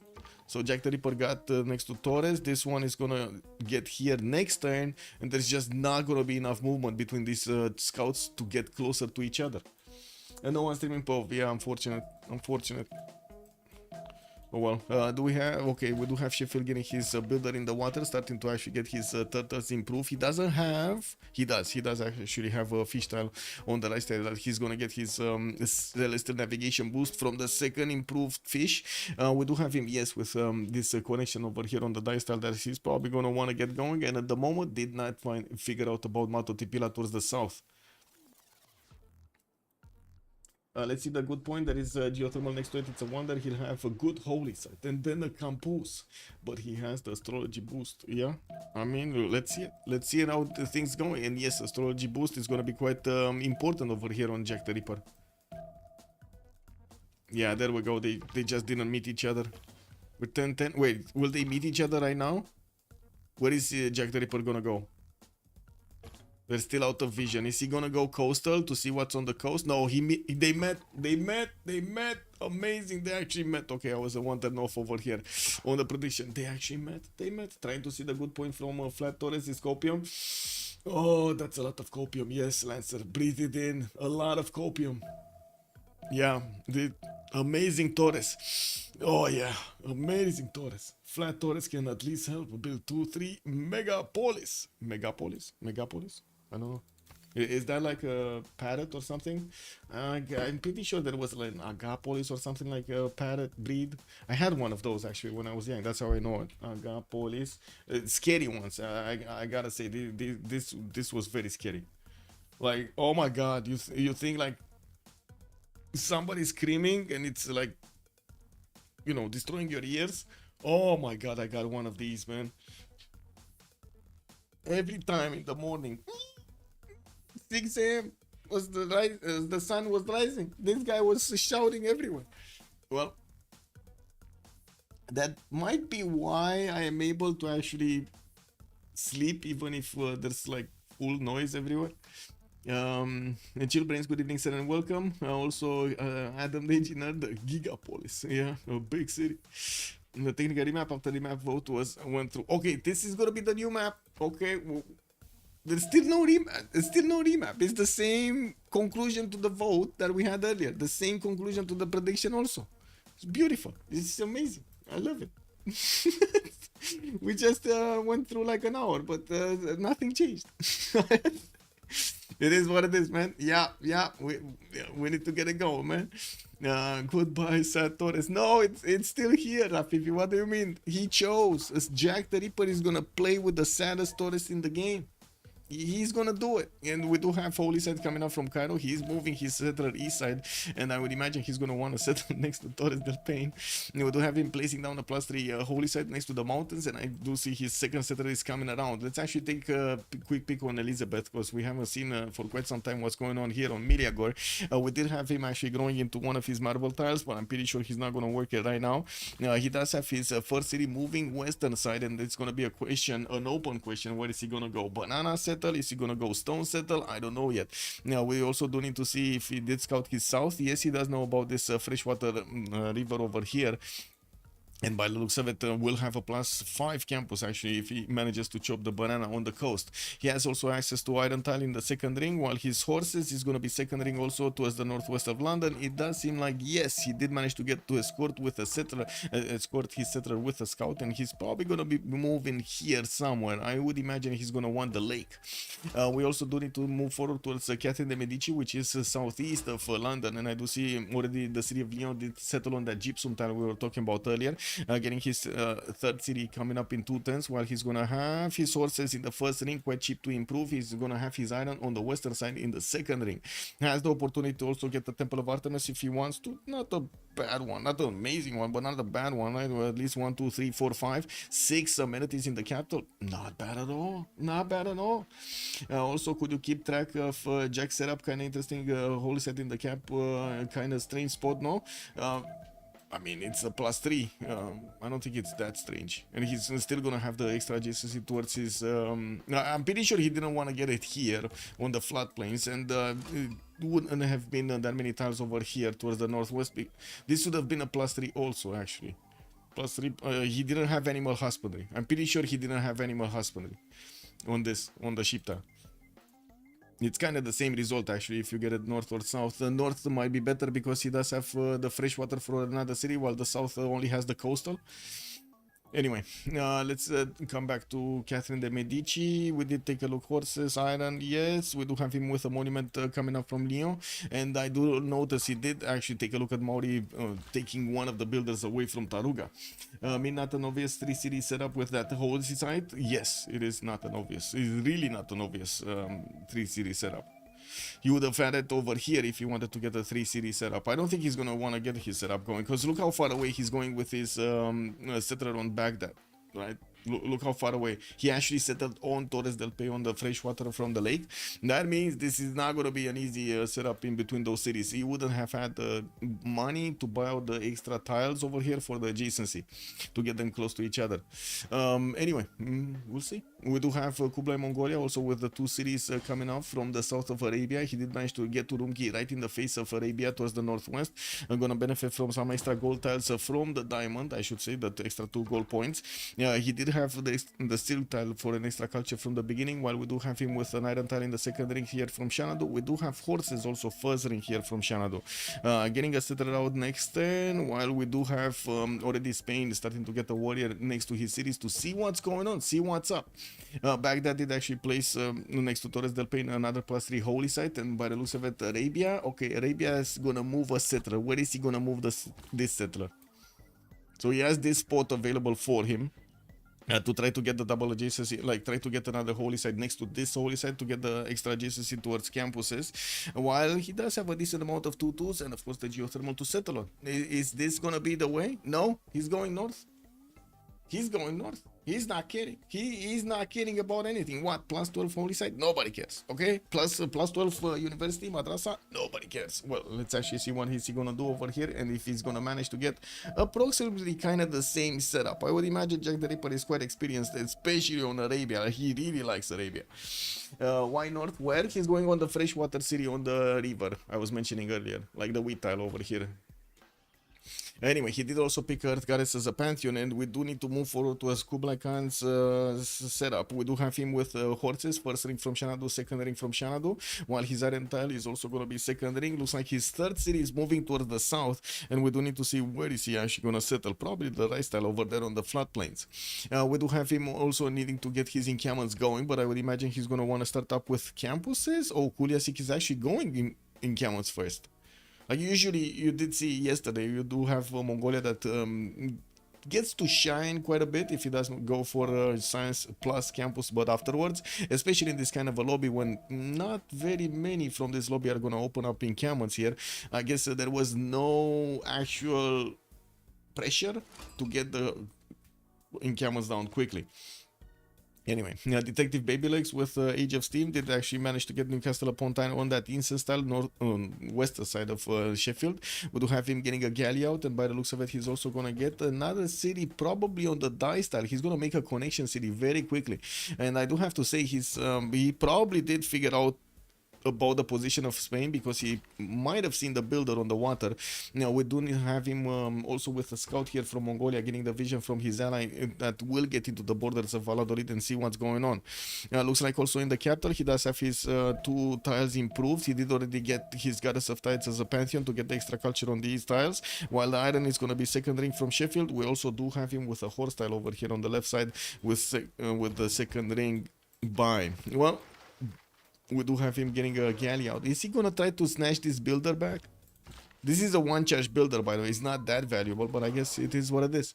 5 times full Celestial Navigation coming up on Detective Baby Legs, and at the moment I don't see him actually going for his fourth city, not yet at least.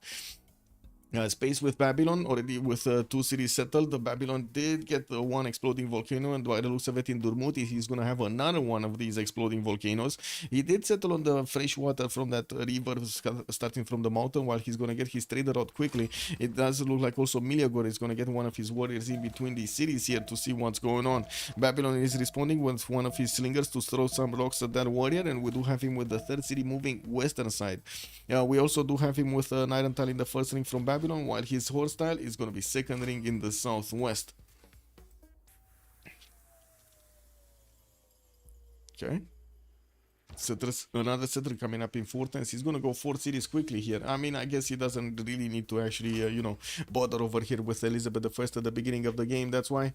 Now, we do also see him, Almog getting his third city out. He does have builders running around on the water to improve his pearls and his fish tiles here and starting to get those culture bombs going. I do see Opango is also working on his monument, while a trader is coming out from Engaruahia, his northern city. The capital is working on the 4th settler, and I do have to mention we didn't have Coupe here actually with anybody to go against on the coast. He does have an opponent southwest, I would believe France, right? Yeah, France is an opponent southwest, and by the looks of it already we do have him I would say sending one of his warriors towards London to try to slow down Miliagor from getting to too many cities, and that's gonna be another one of his opponents here on the western side. Now, 4th city also coming up from London in 6, and we're gonna come back to see what will happen there. Tehonia Ganoia Coupe benefits from run in the second ring, 2 horse tiles, 1 first ring. Oh, actually 3 horse tiles. He has 2 of them in Engaroahia in the first ring, with another one in the second ring here from his capital city. Jack the Ripper also, let's see, Saladin Vizier, 3 cities strong. He did manage to get that Earth Goddess to start getting the faith going. He's on 9 faith at 10. Gonna get his second holy site built soon on the Torres del Paine with +3, while the Mecha did actually get placed. It's only a +1 holy site next to that city center. We do have him placing it actually on the 2-2 base on the former 1-3 that was there and not on the wheat tile. And by the looks of it, we're going to need to see how he's gonna try to develop his other cities here. Chat, especially Chillbrains, did have quite a question. How is he gonna get his multiple cities set up? We do have him getting his shrines out to get those extra extra culture points, and we will see also extra great profit points. He's the only one right now actually making these great profit points. Now Hypatia is also going to be available for the scientist screen, and of course for those extra library, for the extra library and the extra points for the libraries. Isidoro Miletus as the first engineer, while we do have Hannibal Barca as the first great general. In the merchant screen, we don't have actually those extra trade route ones, if Atlan or or Marco Polo or Zankian. We do have Marcus Licinius Crassus for the extra gold that he's gonna get from activating that and getting some of those tiles going. Campus opener from Paris, we do have him with a +2 settled east side with another +3 coming up from Lyon. That's gonna be good. And I do see he did manage to get his builder back from Taruga here. One of his scouts is damaged because Taruga's units were really not that happy. Also, you're hearing Scrap J, I need money. Yeah. Also, same continent, Brank into Almogus. Let's see if that's correct. Almog is Coupe, right? Yeah, Almog. Yes, it is same continent. Same continent Guard Imperials might actually happen here. We might see them happening. Of course, we're going to need to see first if there's going to be a Corsair attack against his opponent. We do have B Abuser managing to get his 4th city and moving towards the south, while I do see he's also going to get his builders out to start improving these tiles, especially the instance over there. It does look good, but does he have irrigation? That's my question. And by the looks of it, he's going for currency, so I would imagine he doesn't have irrigation. He's going to need to start improving something else. Now, maybe he got it incognito mode. We don't know yet. We don't know. I do see Plymouth did actually get to settle over here, and he's sending another 3 boats towards Samarkand. He might actually want to take that city as a 4th for himself. A 4th boat also coming up from Plymouth. Okay, that's big. And he did manage to pop another one of those scouts from one of his sticky huts. Well, we do have Sheffield starting to one turn his Royal Navy dockyard. That's quite a bit of production for that turn. And we do have Magnus jumping in there in the city of Sheffield in 3 turns. Also kind of rough though. Yeah, the terrain, you're talking about the terrain is very rough, yes, but I would imagine he might actually take over Taruga, and that would put him very close to Mauri's borders. We'll see. And of course get the road pathway between Taruga and his capital and so on. That would actually make it viable. We're going to need to see if he's going to get some military engineers early on. Maybe get lucky with Burica. I do have to say on the coast over here there's going to be quite a bit of fighting going on against Spain. I'm actually very surprised we didn't see England sending one of his boats to handle the Spanish builder from the north. Looks like he's sending everything to actually take over Samarkand, and this is a bit I would say overkill, because Samarkand can be attacked by 3 units and it's only 19 strength right now. I'm pretty sure the 3 galleys would have been enough to actually take it down. The 4th was not really necessary. Maybe this is actually for the north. Maybe this is going for towards the Spanish cities. Anyway, more settlers coming around. The 4th one from Sheffield. We do have also London getting another one, and he did manage to get Garza Festival, so he will get those extra culture points whenever he's gonna start improving these plantations. We'll have the bananas in Liverpool, more bananas in London, while I do see Bradford is also gonna, man, this is banana land. Banana land. God of the Sea also picked up by Spain to get those extra production points on his coastal resources. Has 3 in the capital. Doesn't seem like in the other cities he's gonna have that many. I'm quite surprised. Well, I guess he didn't want to settle south, so he doesn't actually get to into the borders of Mongolia here. But I would imagine this would have been a much better city than this one. No? This much better city than this one, no? I guess it is what it is. He's gonna settle the iron tile or next to the iron tile to get those tiles worked. And from what I do notice, if he does settle this 2-2, he's gonna have the one for the air tile. But where food? He doesn't have the food anywhere. Anyway, he's also gonna get the holy site here from Barcelona, and I gotta say he did manage to get from Barcelona and Valladolid, each of these cities benefiting from a holy site. The +1 here with the shrine coming up in 4 turns. While I'm pretty sure we're gonna see Arabia picking up his great prophet soon. Spain is gonna come out right after him. He does. I do have to say they're on the same team, and we're going to need to see if they're going to get some good bonuses from the religions here. We do have also Spain starting off on his commercials with Magnus jumping into the city of Babylon in 4 turns, while we do have him benefiting from a lot of these volcanic soil tiles that did get sprinkled all over the place. Well, we're going to need to see how things are going to evolve here.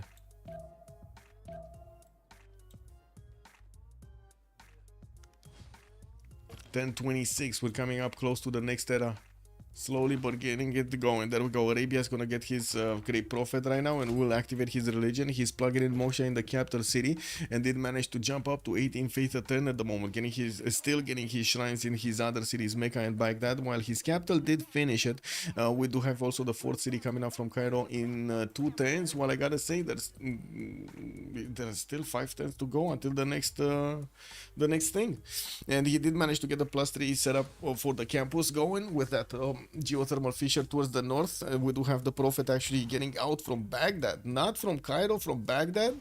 Okay, I guess, he saw Torres del Paine. He was like, man, I'm just, I'm gonna be born here.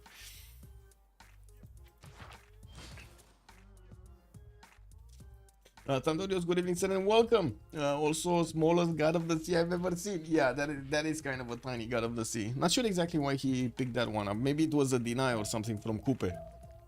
No, Coupe actually... Wait, Coupe did get... No, he didn't get anything.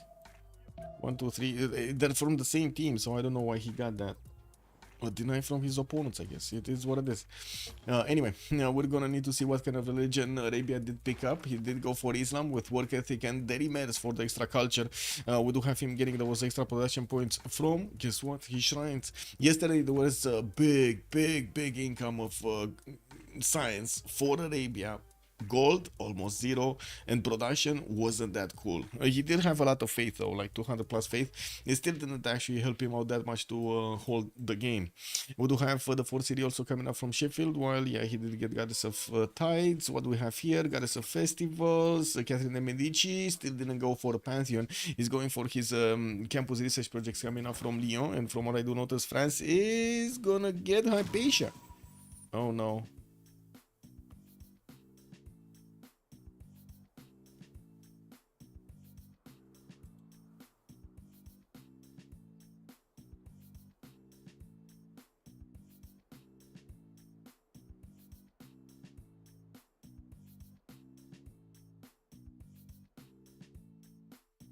Yeah. Should I wait for the program to respond or close the program? Or did everybody drop or somebody dropped? I don't know.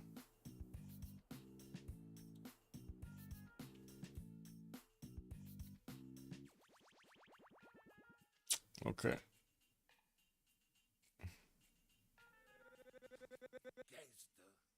Wow.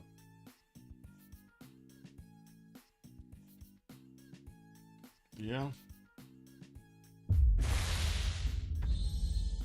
Be abuser goes down. Flying toilet is calling him out. Yeah. He goes down, man. He went down.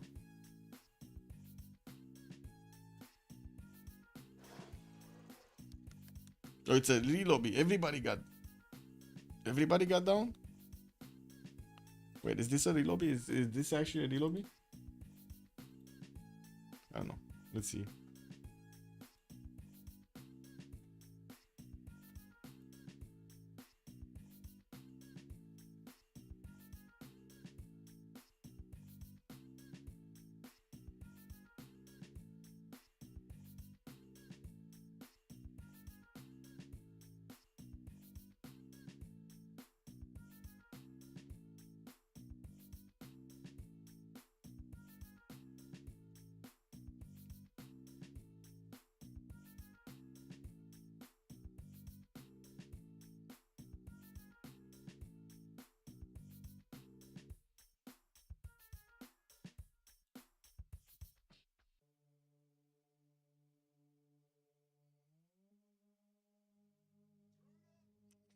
So it wasn't only me that dropped, probably.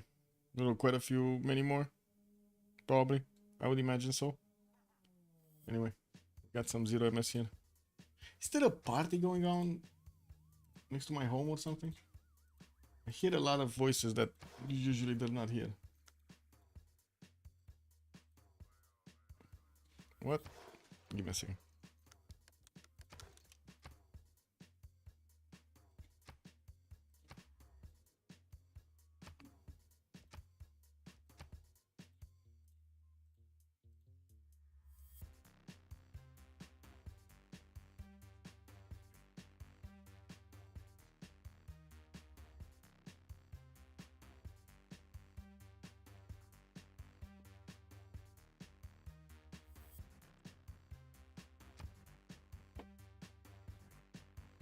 Really?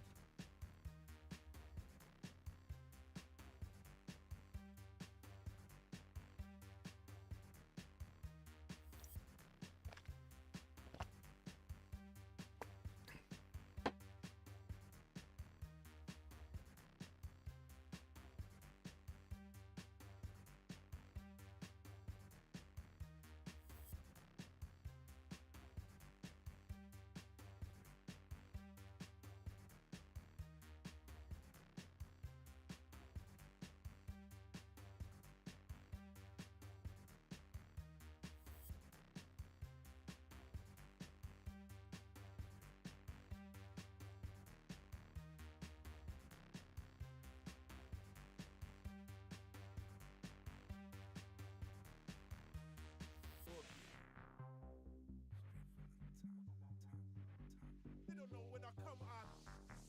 Bang.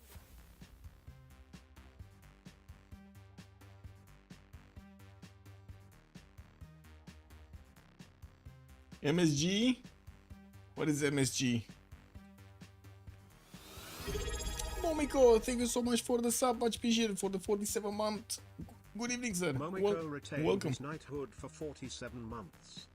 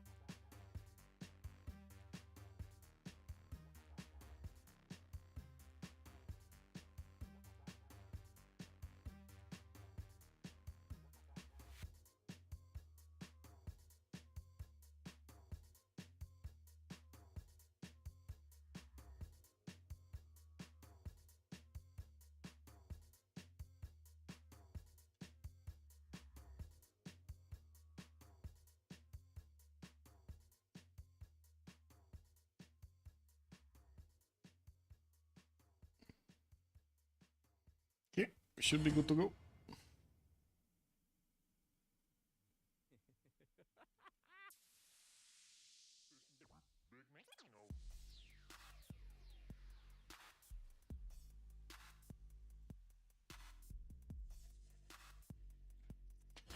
Sandeep, good evening, sir, and welcome.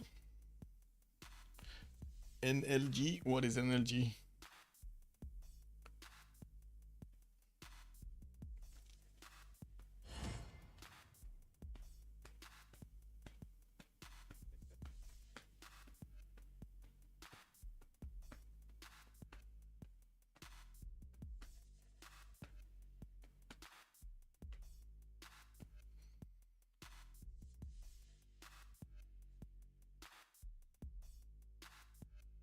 Well, at least we did manage to get almost to turn 30. You know, I'm happy about that.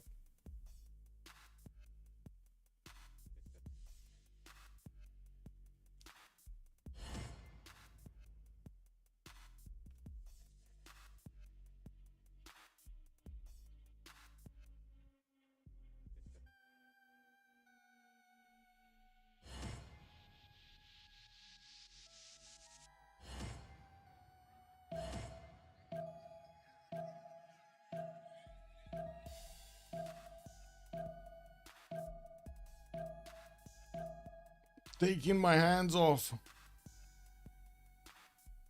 Oh, we'll see what is gonna happen here. Ooh. What?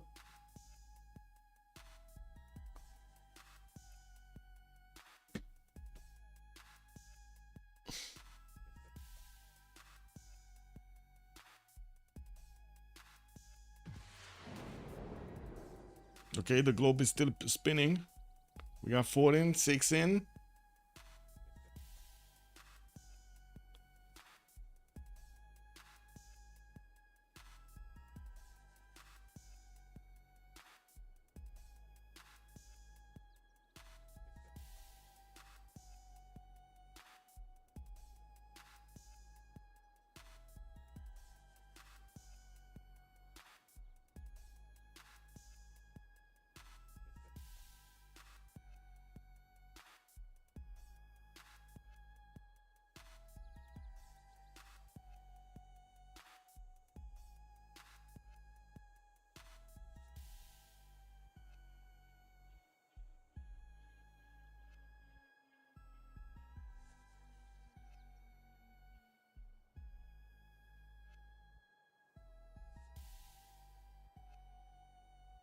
Taking it in? We got 18.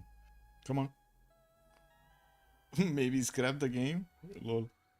Maybe scrap game? That's what you think Adam the engineer said? Maybe scrap game? Kick. I hope not. I hope not. That would basically require to have it on another day. I hope not. Okay. We did manage to get through, guys. Thundorius also, you went from nerd hat wearing look to looking kind of like a stud. Is this good for your I don't know, man. Yeah, I don't know. Like that might be a bit of a question mark, right? How long has the game been going on? Wait, Broccoli, good evening, sir. First of all, you're asking us about the actual game, how long it has been going on, or since when we should have started? Because it's been like 2 hours since we actually started, but I think that this game, like this actual map, only started like 30 minutes ago, maybe something like that, 40 minutes ago. Yeah, this would be the first lobby of this map. The first re-lobby actually of this map. Hopefully not anymore. Anyway, we do have 1027 here, and we're going to need to see how the players are gonna get their extra cities going. The 4th cities are coming around. Spain already has one. Barcelona did get settled in the north. Gonna get some slingers to defend himself from England, and I do have to say the traders might get pillaged. We do have also Arabia managing to get one of his slingers to defend back that holy side where he did plug in his religion. He did manage to get his religion spread in all of his 3 cities. Cairo is gonna get a settler out next turn, and from what I do notice in the south, we do need to see how Urumqi got his pantheon. God of the Forge over here coming up for those extra possession points towards military units. We do have Mongolia also starting to place down his governor Plaza to give him a much better campus in the city of Xanadu, but he's going to need the 7th Pope to actually put it down. And I do see Urumqi still needs to go to 4th Pope. Ulaanbaatar still needs to go to 4th Pope, while he did manage to get those great general points per turn. He's right now on 2. France was making projects for Hypatia, and we do see that he's going to be 2 turns away from actually getting another one in the city of Neo. While he's getting his monument in the capital, he's also plugging in Moksha over there in the capital.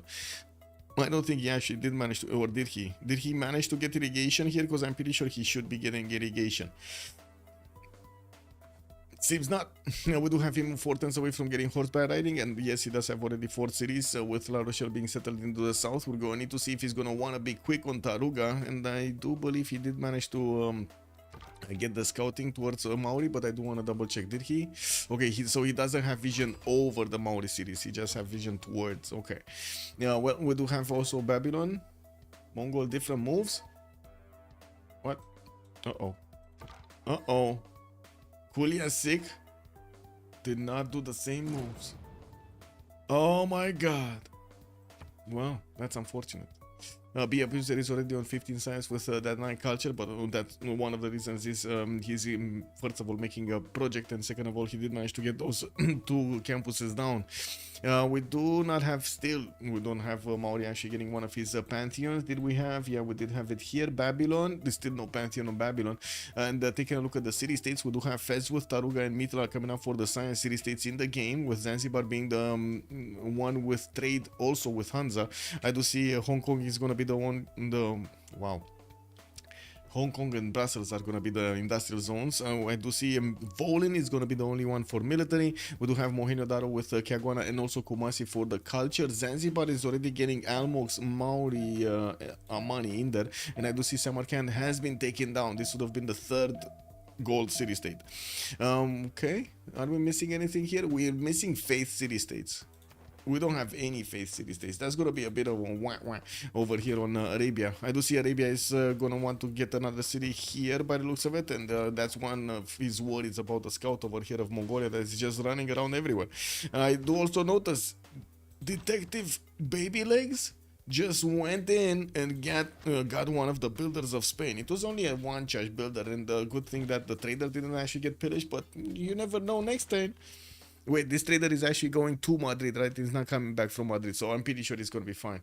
We're going to need to see if he's going to manage to get out of there. The warrior can definitely shift enter on the 2-2 and get out of the range of the attack of one of the slingers. He cannot get out from both of these. So we're going to see what happens there. Boats coming up from Toledo. He will need to actually meet these English boats in the water. And since Detective Baby Legs right now only has 3 cities, well, that's also 2 cities from Madrid. And I don't think Valladolid is actually gonna get, he cannot get, right? He cannot get a harbor on the main cities here, on the main coast. We do have also Mauri managing to get city patron gardens for the 40% towards the first cities, first district in the city center. And with linehouses coming around for those extra trade routes, he's sitting on 4 cities very nicely, getting more harbors out in the northwestern city, while he did manage to connect it with a trader for those extra points of food and production. He did manage to get also early empire for those extra points of production on these forest and rainforest tiles around them. Now the banana is actually good.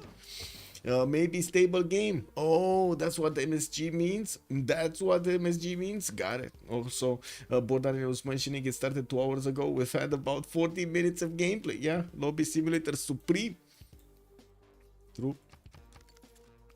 Well, we do have lighthouses coming out also from Miliagor. Also, builders coming out from London. Got it. Good.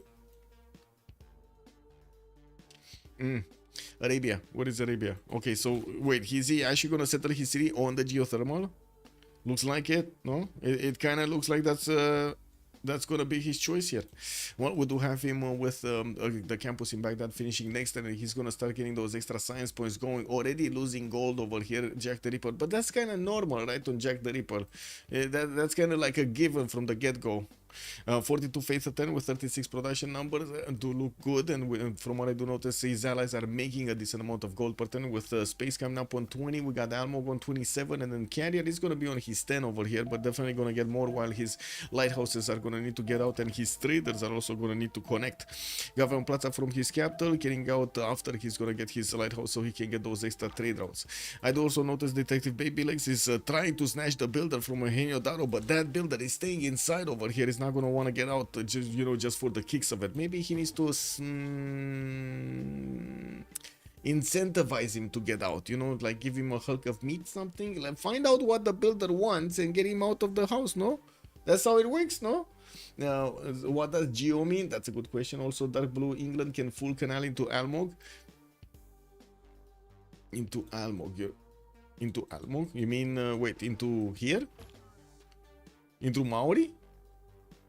Where? Oh, here, this one, right? You get the canal over here. Got it. He took Samarkand for himself, and by the looks of it, yes, indeed, he can actually canal into Maori, and that might be totally missed. They might not see this at all. Almog might not see this coming. Like, he's definitely not going to go through the lands of Mongolia to take care of his south over here. So that might be a very, well, I mean, if only he would have actually the production necessary, because he's going to need to get boats on the west and boats over here to fight off Spain. And we're definitely going to need to see if the other England, Miliagor, is going to get going also with some units. We do have the Government Plaza coming out from London. He's going to get those campuses in between Manchester and London, probably next to the mountains. I do have to say he's going to need bronze working if he wants to get these chopped or placed on top of them, because these are rainforest tiles and just doesn't work like that. Miliagor is getting his mining, also political philosophy, and we're 1032. So he did pick up Penbrush and Voice as a golden age, and he's on 9 science with 22 culture points, with 39 points of production also on his side. And he's also working on his lighthouses in the south, and well, at the moment, France next to him is going to be one of his allies, so I don't think he's going to be caring that much about the south, and I'm pretty sure we're going to need to take a look at what B Abuser is doing here with his spawn. Well, he's going to start getting his Government Plaza next to one of his campuses from the capital city. He's also going to have a commercial in between the north there, between the Government Plaza and the campus. That's not bad, not bad. What is it? +2, +3, +4. It's going to be a +4. Very nice. La Rochelle also getting a few builders, so he can builder charges, so he can start improving that territory. To be honest, it doesn't seem like he has a lot of stuff to improve there. Maybe he's gonna get some chops going, and he did need to actually buy out a 2-2 for those extra points of production. Lady of the Ridge and Marshes is gonna be his pantheon. He just picked it up, and I do have to say he's on 43 points of production right now. in total. Kublai Mongolia, 10 science and 25 culture. He did place down his first 3 encampments and making 37 points of production per 10. Only 7 gold while he's working on his Wall of Strong coming up in 4 tens. It looks like he's also going to discover irrigation soon. He has his diamonds to improve, and I do see he's getting another builder from Ulaanbaatar. While he will get the option to actually chop Wall of Strong, we're going to need to see if that's going to be what he wants here. He has 2 opponents next to him in the north, right? He's going to have Arabia as an opponent, and he's also going to have Carrier as an opponent. I do have to say at the moment Mongolia is the only one making these general points on 5 points a turn, and he did manage to pick up God of the Forge for his Pantheon. Definitely those units are going to come out very, very quick. We're going to need to see how quickly he can actually get to his stirrup so he can pump out some K-Shakes out of this territory also.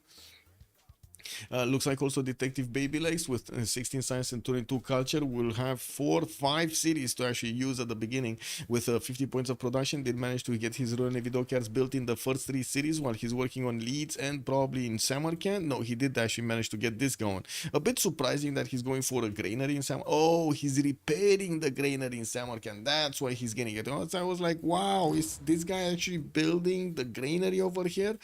Whoa, that's amazing, right? Instead of the lighthouse, I was thinking like, why is he spending those production points over there on the granary instead of the lighthouse? My mind was like so confused for a second there. But this is what's happening in Plymouth also. Wait, what?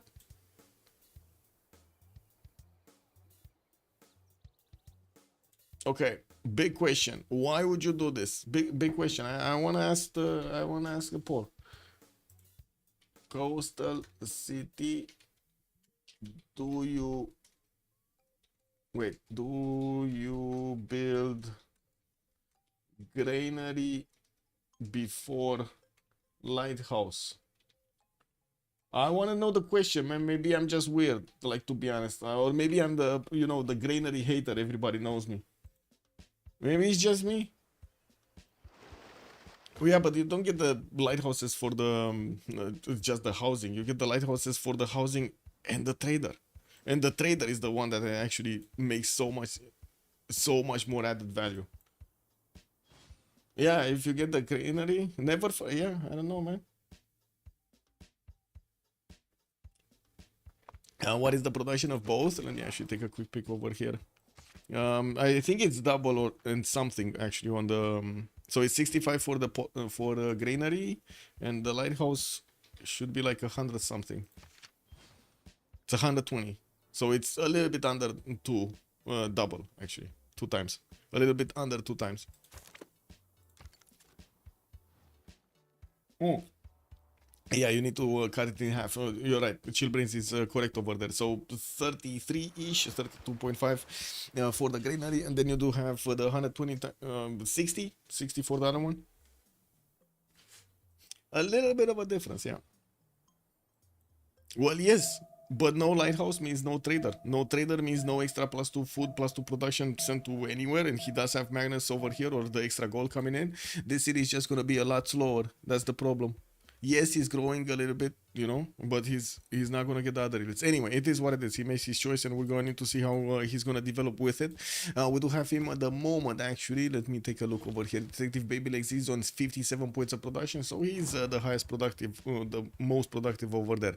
Almo, we do need to take a look at space next. With 13 science and 19 culture, 4 cities strong, getting his Etemanaki in Karshamash, while he did go for monument to the gods as a pantheon, getting those extra production points towards wonders. He's also going to work on Ancestral Hall, and doesn't really need to actually pay attention to his neighborhood here. He does have on the eastern side Elizabeth I, but it's not really one of those aggressive civilizations, and he didn't actually settle yet on the eastern side of these mountains.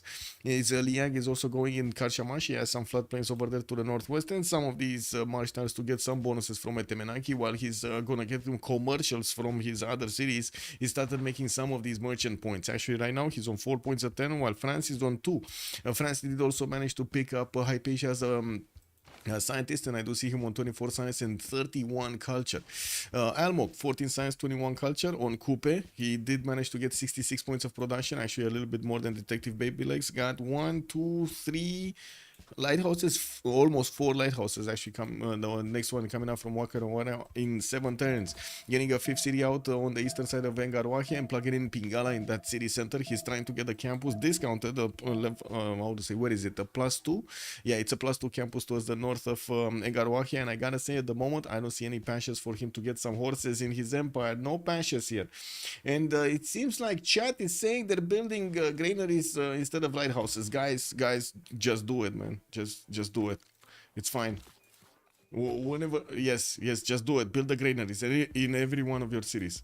We do have Jack the Ripper also with 26 science and 24 culture. Saladin over here is gonna get his 5 cities out. Holy sites coming in. Medina did get settled on that geothermal, and we do have Odin Chamber coming up from Cairo. Not his Warlord's Throne. Not his Warlord's Throne. He's gonna pay the full price over there for his units. Units, how to say, upkeep. Jack the Ripper here, 63 points of production. That seems very good actually. Not only he has more production, almost double the production of Kuliasik, but he's also going to have the faith to work, and with his monumentality he's going to get to buy out quite a few of these builders. As you can see, he's improving his territory and getting the chops going very quickly.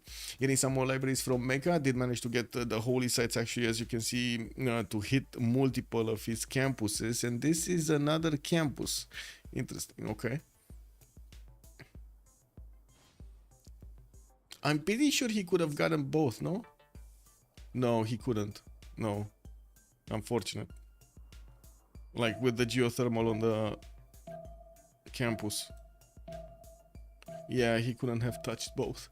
Oh well, it is what it is. Aleppo did get settled right in the face of Spain, actually touching borders right now, getting onto the river of Spain. While Spain is definitely going to want to get some cities in the south here. And I do see Carrier is on 11 science with 30 points of culture. God of the Sea as a Pantheon and getting his audience chamber next turn. He did manage to also get a religion, Judaism, for Feed the World with Defender of the Faith for those extra plus 3 points of a defense here.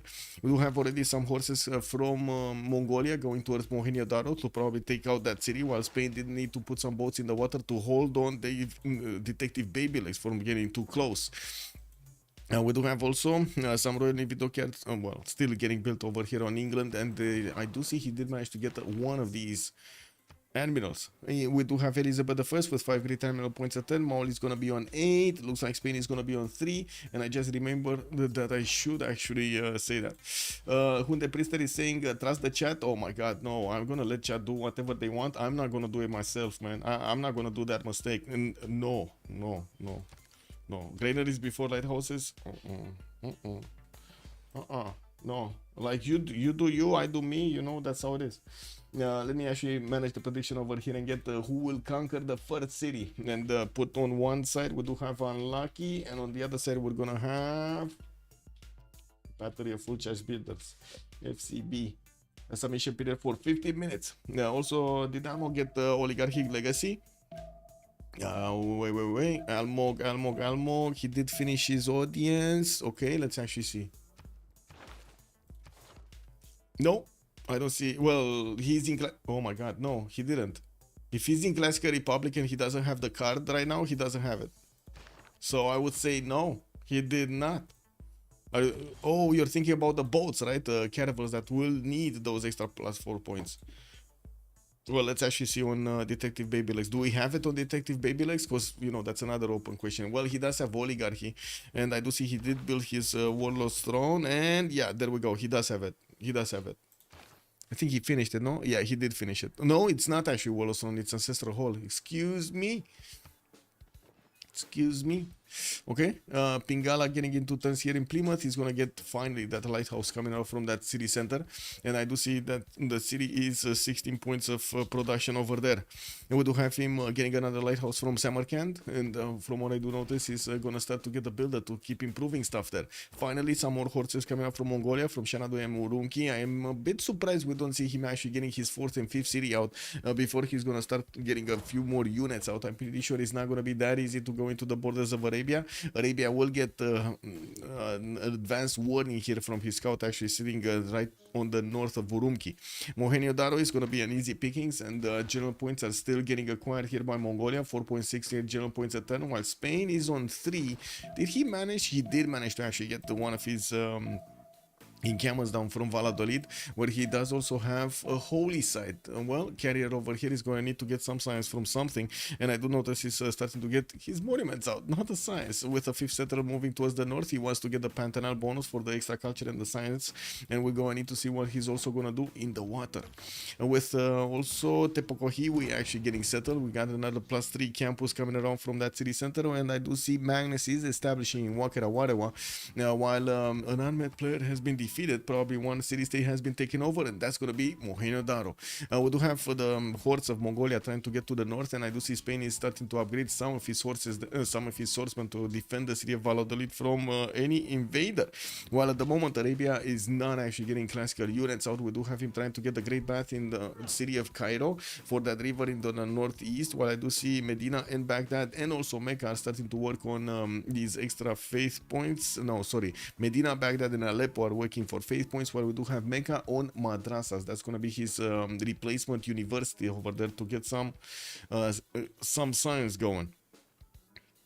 We do have also the Governor Victor established in the city of Shenadu, while I do see Moksha in that second city of Urumqi. He's gonna get the opportunity to get his intelligence with the extra experience point on the spy. We do definitely need to see if he's gonna manage to get, guess what, Terracotta Army. That yesterday got actually chopped away right from the jaws of victory there.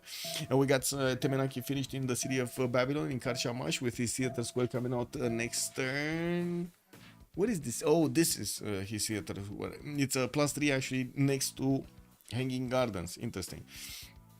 Well, we do have him on 4th city with his 5th settler starting to be sent towards the southwest here. He's going to want to keep on sitting on the rivers and not actually get into the water, where Miliagor actually has a few units. Ooh, big forest fire between London and Bradford, getting those extra fertility points. We're going to need to see of what kind we're going to have the fertility over here. Food, production, what is it going to be?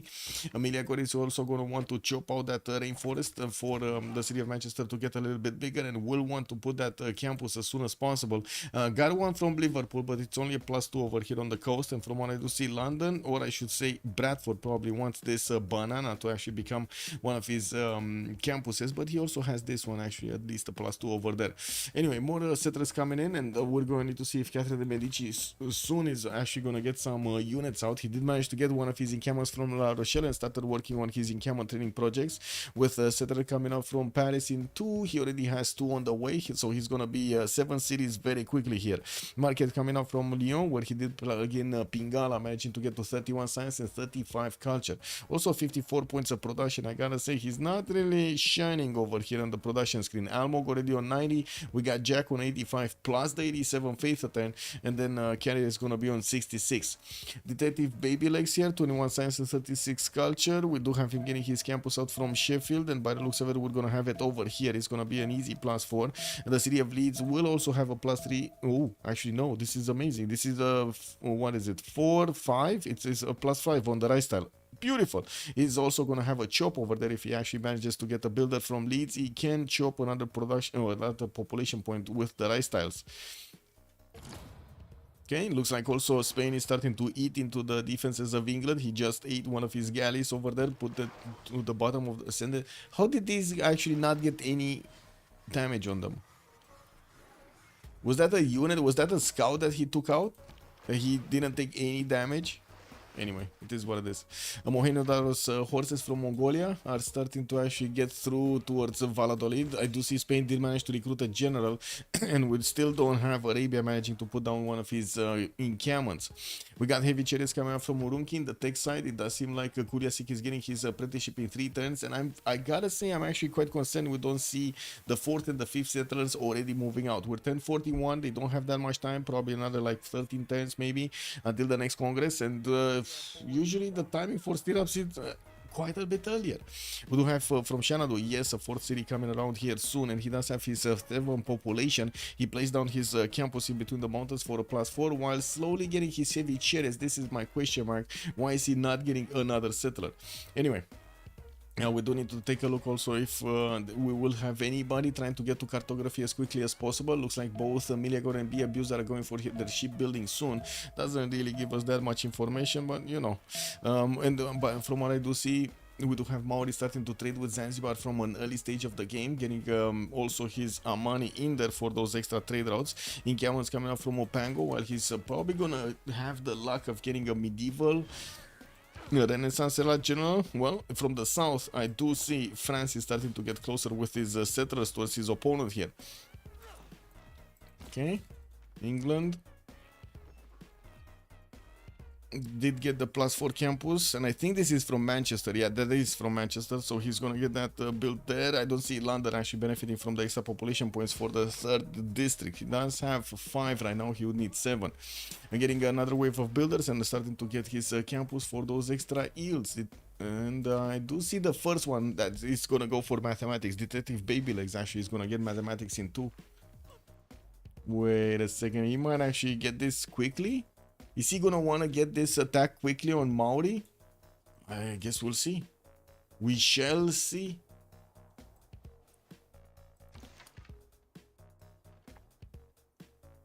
We do have Arabia also starting to get some heavy chariots out from Baghdad and plugging in Victor for those extra defensive points that he has from it. On his units, his archers are going to take out the scouts if they get too close. The horses are going to be strong enough to withstand a few hits, and by the looks of it, at the moment there is no classical unit. We do have Jack actually just 6 turns out from stirrups with 2 turns away from feudalism, while he did manage to get to 41 science and 48 points of culture. It does definitely feel like he has a lot more than Kublai Khan. And the negative goal patterns though, he's on a -6. And talking about the goal pattern, it looks like also Elizabeth I did jump up to 70 gold with Be Abuser on 29, and then Detective Babylegs on 38. On the other side, we got Carrier 24, Almog 54, and then Space is also going to be on 38. So I would say it's a decent, healthy amount of gold pattern from each side. Entertainment Complex coming out from Babylon, and we do have him with some markets coming from Durmuti. 6 city moving east side, and I don't see another settler. No, actually 6 and 7 city. Wait, 2, 4, 5. Yes, 6 and 7 city are coming out from Babylon and Durmuti. His entertainment complex does have Magnus in the city that he's getting it built, and he does have 2 turns to get there. There are builders in the northern city and the western city that might actually get onto the choppable tiles of Babylon. Is this a color?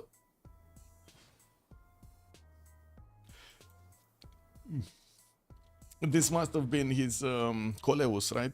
He got it with Coleus. There's no way he could have gotten this stone tile otherwise. Anyway, it's 4th ring out from 2 cities. Spain getting to convert his cities to a dominant religion, getting also harbor shipping projects. He's probably going to want the next animals, especially for with the Renaissance bonuses. Right now we got England Detective Babylegs on 10. Looks like Maori is going to be 9.2. Elizabeth I is going to be on 8 on Miriagor. Spain is going to be just 3 of these annual points per turn. I do also notice in the writer points we do have Babylon starting to make some. Maori, well, Maori, I guess it doesn't matter anymore. It doesn't matter if he's getting them or not. Maori did manage to get his first mare out to get those extra culture and the extra faith points on his territory. Kuliasek, by the way, 7 turns away from stirrup, while also Catherine de Medici is 5 turns away from stirrup, and Jack the Ripper is going to be just at the same time. We definitely need to see if we're going to have Kuliasek here with enough production, because I think this is gonna be what's gonna stop him. We do have also Arabia coming up with a few horses to take care of the Mongolian ones, and from what I do notice, he did manage to actually, well, get them on the mines, but could not stop the attack, could not stop the pillage attack on the western side of Baghdad. We do have him starting to spread his religion towards the east to convert that last remaining city of Aleppo, while he's going to get his holy side. He definitely wants to get his work ethic. Doesn't seem like he has a lot of production numbers right now.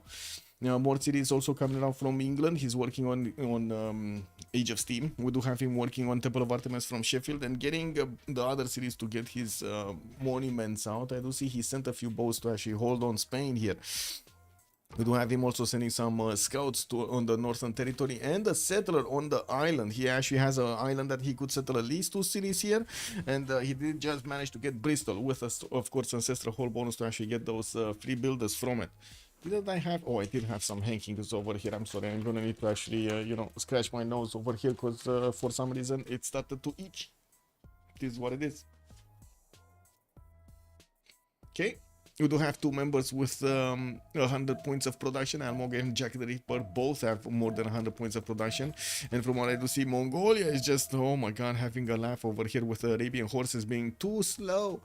We do have Arabia still needing to get one of his encampments down. I don't see him actually making any points even with the card. And from what I do notice, we do have England, actually Detective Baby, like starting to get his Great Engineers points. Great Engineer points. Very nice. Now, looking at the text, Detective Baby Legs is also going very quickly for Buttress. While I gotta say, Carrier is still wants to get his horseback riding. This might be a problem. This might be a problem. Jack is getting pillaged on the mines. Yeah, he just lost one mine. He's gonna lose a second one actually here on Baghdad. Okay, well, looks like also Arabia starting to chop his Maystyles to get those infusion of gold points. We do have Jack. Wait. He's minus 22 gold a turn? Oh my god, man. Minus 22 gold a turn. He just doesn't care about his gold income. He upgraded the first Mamluk. Is he gonna wanna put this Mamluk over here on the 2-2 to hold on whatever Mongolia sends against him? Because CWC still needs 3 turns to actually get his stirrups going. And it's not like he's actually gonna have that many of these pre-builds. He's starting to get the builder out from Xanadu. Slowly. Oh, Agrippa, thank you so much for the follow. Much appreciated, sir. Also, Arabia, normal problem. Yeah, normal problem with the gold per turn here. We're also gonna be 9 turns away from getting the switch of the era, so it's not that quick. We do have Mega getting his Pingala in that city center, and I do have to say Jack did manage to jump up to 85 points of science with a 65 culture per turn. But that minus 20 gold is a little bit disturbing. He does have a lot of production and a lot of faith per turn. That shouldn't be a problem for him to get going. And it looks like Mongolia didn't actually need to retreat his horse with the Jel. The Mamluk of Arabia looks a little bit too strong for him to actually get to push back. And you see this horse over here, it's actually gonna get in. Oh my god, he's gonna get in onto the Gavron Plaza. Never mind, we do have more horses coming up from Arabia to try to stop that from happening. We do have actually 5 cities right now from Mongolia. He's starting to actually chop his heavy chariots and trying to put as many as possible against the Jack the Ripper. I do have to say Jack the Ripper did choose to actually keep on getting more horses out and not actually going for his Mamluks, trying to get a few more of these heavy chariots out from his cities before he got stirrups. We do have Babylon managing to start to place down a few of these city parks in between his cities. While he did manage to get the industrial zones in Karshamash, it does look like Liang, instead of sitting on Karshamash and being, you know, very careful over there, he's just gonna send it to Rapicum to get more city parks. I did pre-place his Colosseum towards the northeast of Babylon, trying to get it out in 6 turns. I do have to say he's gonna have at least 2 chops here for that Colosseum, if not even 3, if he does manage to get to this one before it finishes. Let's see. Somebody else did try to build it, no? Somebody else was trying to build it. So we got Mausoleum Tehoniaga no Yakupe. Here, wasn't it here? No entertainment. Oh yeah, there was an entertainment complex being built here. And I don't see Magnus being used for this, so I don't think he's gonna have it. And from what I do notice, Francis is also gonna get his horses towards Tarogat, maybe to take that city away quickly. He did manage to recruit Sun Tzu, and I do see a few more horses coming around. It's very, very good actually for him to get a lot of horses and upgrade into horses quickly.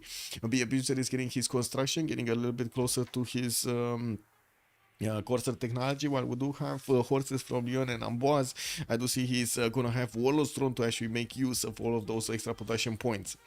We do have also Miliagor managing to get 2, 4, 5 cities out, 6-1 coming out next turn from the north of Manchester, while he did manage to get Holy Side from Bradford. At the moment did not manage to get enough points for the Great Prophet to appear in his territory. He does need 30 and he's on 11 right now. We do need to see how quickly actually Detective Babylegs is gonna want to get his pre-builds out, because he's already 1 turn away from Buttress, while we do have Carrier getting his mathematics in 2 turns. Looking at the science, we do have Detective Babylegs on almost 60 points, while Carrier is 36 at the moment. We do have a bit more production also on Detective Babylegs, but I don't really see it having an impact right now. It's only 5 points difference. We do have Mongolia also getting his stirrups next turn with mercenaries. 2, 4, 5, 6, 7 possible knight knights coming around from him, with some of them, two of them that might actually need to get hard built so he can actually get, I would say, the others improved here.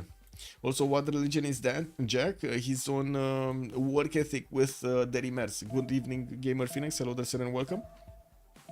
Career might have a naval problem soon. That's what I was thinking, and that's what I'm looking for. Like, is he gonna wanna get to carrier? Because he would need to actually start getting his galleys right about meow. Yeah, it's the age of steam here. Also, Samarkand will definitely need to chop some galleys. Well, I mean, he does need to get a canal from the city center first, and then chop the galleys. Anyway, we do have Maori starting to get a few heavy chariots of his own, sending more cities towards the north, and we'll need to plug these chokes in the south, where, yes, the units of France might get the opportunity to take on Taruga there. What is this? I am Geo end of turn. I'm Geo end of... What is this? I am Geo end of turn.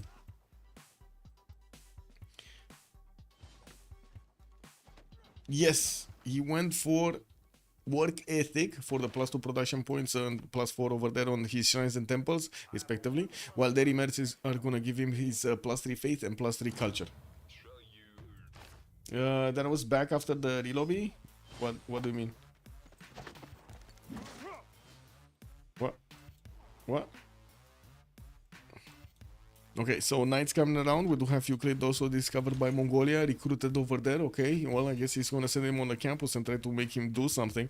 While he did manage to get his orders out, we're going to need to see him starting to put some K-shakes into production here. The K-shakes are probably gonna be the extra unit that Mongolia definitely needs against Arabia, and we're going to need to see if he's gonna manage to get his intelligence soon.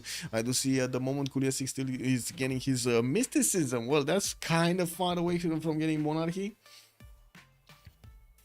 Someone asked Kuliasik if he did the same moves. Oh, I see. Okay. Got it. Oh, I am Geo end of turn. Oh, you're talking about Jack the Ripper over here, asking him. Right.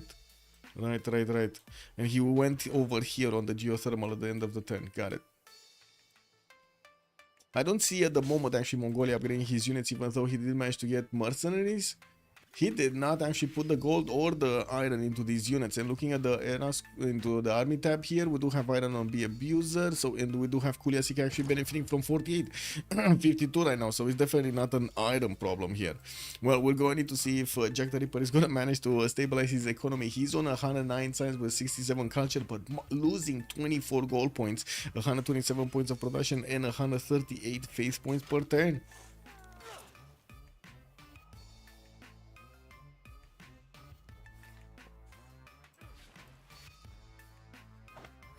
Well, Great Lighthouse is coming up from Madrid. The players are starting to get their era score going for the next golden age, and I do see Space did manage to secure it. He did finish his Colosseum and getting his industrial zone from Babylon, so he can get those extra +3, 5, 6 points of production going. Durkul Galzu is also going to place one of these, and I do notice he's going to get a aqueduct bonus over there in Durkul Galzu. I do see also industrial zone logistic projects coming out from his cities. The first engineer was Isodor of Miletus, or is Isodor of Miletus, but I do see England is probably going to pick it up in the next 2 turns, while Babylon might not get it. We do have Marcus coming out from Durmuti and his eastern cities, starting to get that gold point per turn with 50 science, 64 culture, and 41 points of gold per turn. That seems like he's not going to need them anytime soon. We do have Miliagor very close to him, 59 sciences, 52 culture. At the moment, they're actually quite close in yields, except the production. Miliagor did go a lot heavier on the gold per turn than we do have him on the production per turn. I do see also Carrier did manage to get 288 points of production, while Detective Baby Legs is 103 right now. And there we go, we got the galleys coming in. He did manage to recruit Rajendra Kola. He has Nahano the Navigator for an extra unit there. Colossus getting out from Sheffield. And I do see at the moment he's on 50 out of 57 points for an golden age. He did finish his Temple of Artemis and getting more amenities in the city of Sheffield. Actually, looking at this, he's on +6 right there. Newcastle upon Tyne, I don't know. Oh, he's getting more boats out on the western side as well. Trying to build the Oracle in the city of Plymouth, where he does have a few jobs from the builders. And I do see he's sending all of his boats on the eastern side. So he definitely wants to take on Spain at the beginning. Oh my god, is Spain not doing anything? Is Spain not doing anything? And we do have Detective Baby Legs actually moving away from getting his caravels. Instead of... Oh, if he would have only gotten his advantage going right now. If only, because a carrier is so far away, and Detective Babylegs, the more he actually delays this, the harder it will be, right? They do have more than enough gold per turn for him to upgrade. Look at Miliagor, 600 gold in the bank for Miliagor. And it's not like he's actually using it for anything right now. Anyway, we do have quite a few horses from France going against Taruga. We're going to need to see how quickly he can get to coursers. His machinery 3 turns, or he just finished it, while Divine Light coming up in 4 turns. Massive wave of feudalism builders coming out from his cities to start chopping everything and improving every one of his tiles here. Started to get also some swordsmen. I would imagine that might be actually for era score points, that for anything else is very low in era score, 34 out of 43. Trying to get also the entertainment complex with an arena, and getting his diplo quarter from the city of Rennes. Okay, Arabia still has 1 Mamluk. This is like 1 Mamluk to rule them all. And we do have him getting his Keshek. Oh, we do have Mongolia getting his Kesheks out. The first one with a promotion is coming around from Xanadu, getting more knights. And I think he still did not get his monarchy, no? He's on naval tradition. Yeah, he still did not manage to get his monarchy going. He's trying to get his terracotta army from Ulaanbaatar, but I gotta say, where is his intelligence agency? He needs intelligence agency if he wants to get the terracotta for the level 2 spy. Oof. And I also want to say Arabia is 2 turns out from getting his GMC, and we do have him starting to get more expanse towards the west side, where Mongolia did keep on sending his... Oh my god, he's actually gonna get onto the campus of Tepokohiwi. Beautiful. He's getting around everywhere. Okay, what is Detective Babylegs doing here? 1, 2, 3, 4, 5, 6, 7, 8, 9, 10 of these galleys. 11. So right now, if you would have had the opportunity to actually get his caravels going, this would have been amazing. Anyway, he did manage to also recruit Isodor of Miletus, and I do see he's 1 turn away from getting Colossus. He might actually want to get this on Oracle to finish it this turn, while he's gonna get another wave of these galleys going. I do see we do have another 3 turns for this game to go to the next stage. Next era, actually. Spain did secure it. Almog did secure it. Jack the Ripper secured it. No, he didn't. He's still 2 points off. And Carrier did manage to secure it. And taking a look at Carrier here, he's 5 turns away from cartography. Oh my god, Detective Babylegs, this is such a big window for you to actually get going. I do have to say, 5 turns, it might mean 10 boats if both Madrid and Toledo are starting to make boats. But that's not what's happening. We do have only Madrid actually starting to get some boats out, while Toledo is still working on a campus. So, you know, if he finishes that campus and keeps on getting boats, that might be 7, 8 boats. We'll see. We'll see if he does manage to get enough of them. 11 caravels from Detective Babylegs, while Spain... Wait, did Carrier get his monarchy? No, sorry. Change policies, oligarchy legacy. Yeah, he did get. Okay, he did get his oligarchy legacy. This is what I was worried about. We don't have Coupe, right, with oligarchy legacy. Coupe is sending some of his heavy chariots towards the south to possibly defend France there, while France is trying to get his printing. He still did not manage to get the upgrade button on his coursers here.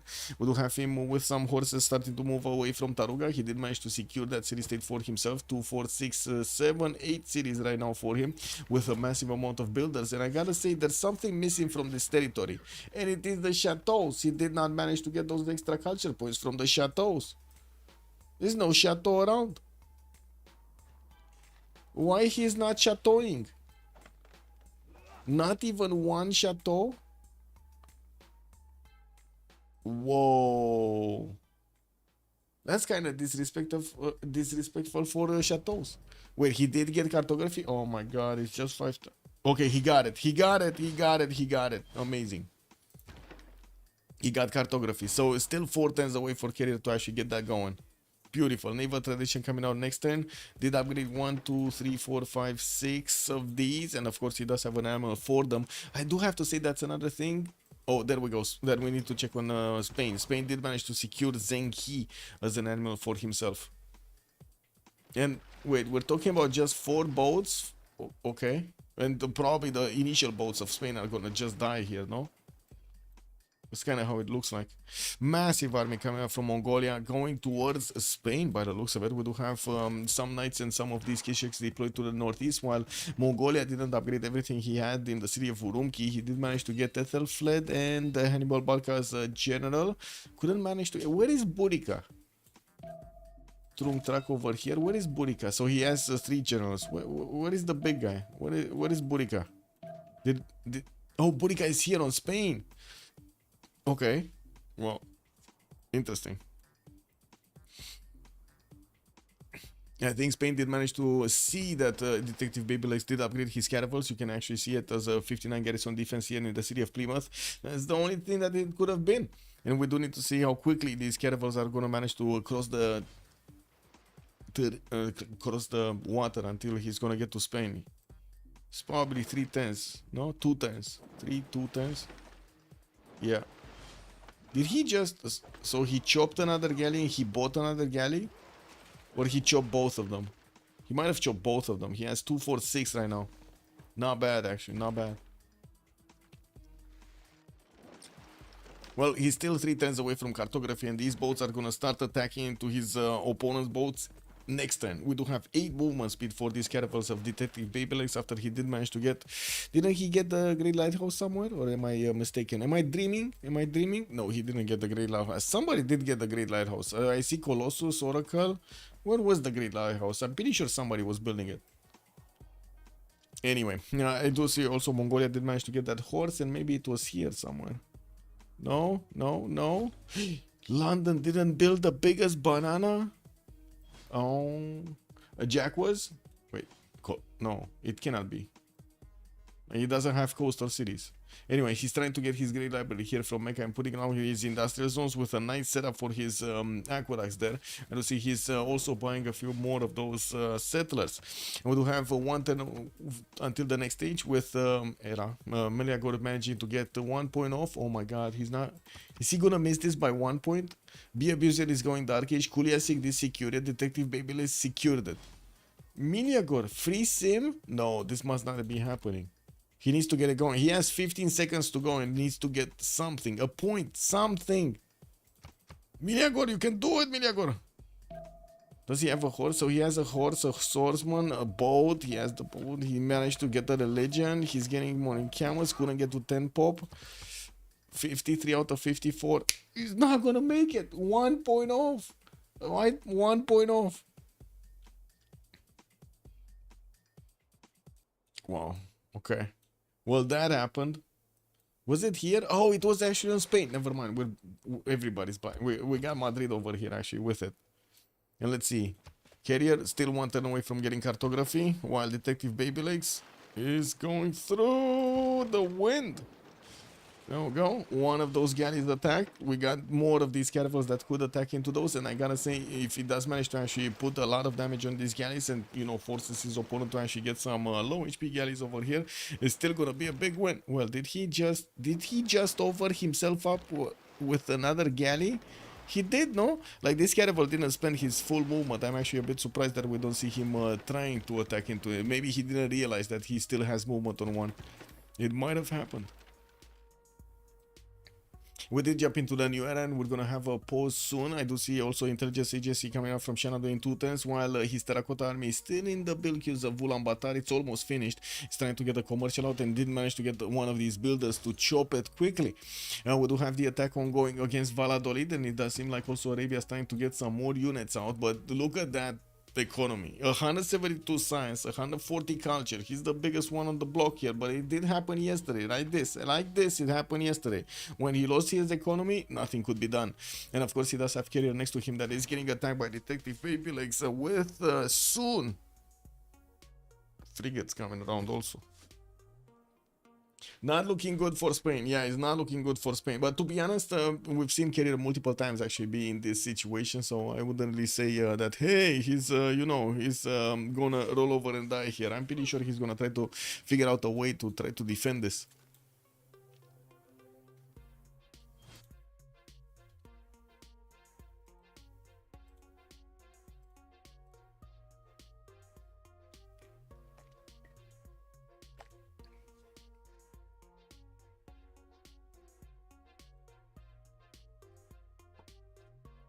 Okay, votes going on. Let me actually get it quickly. Perfect.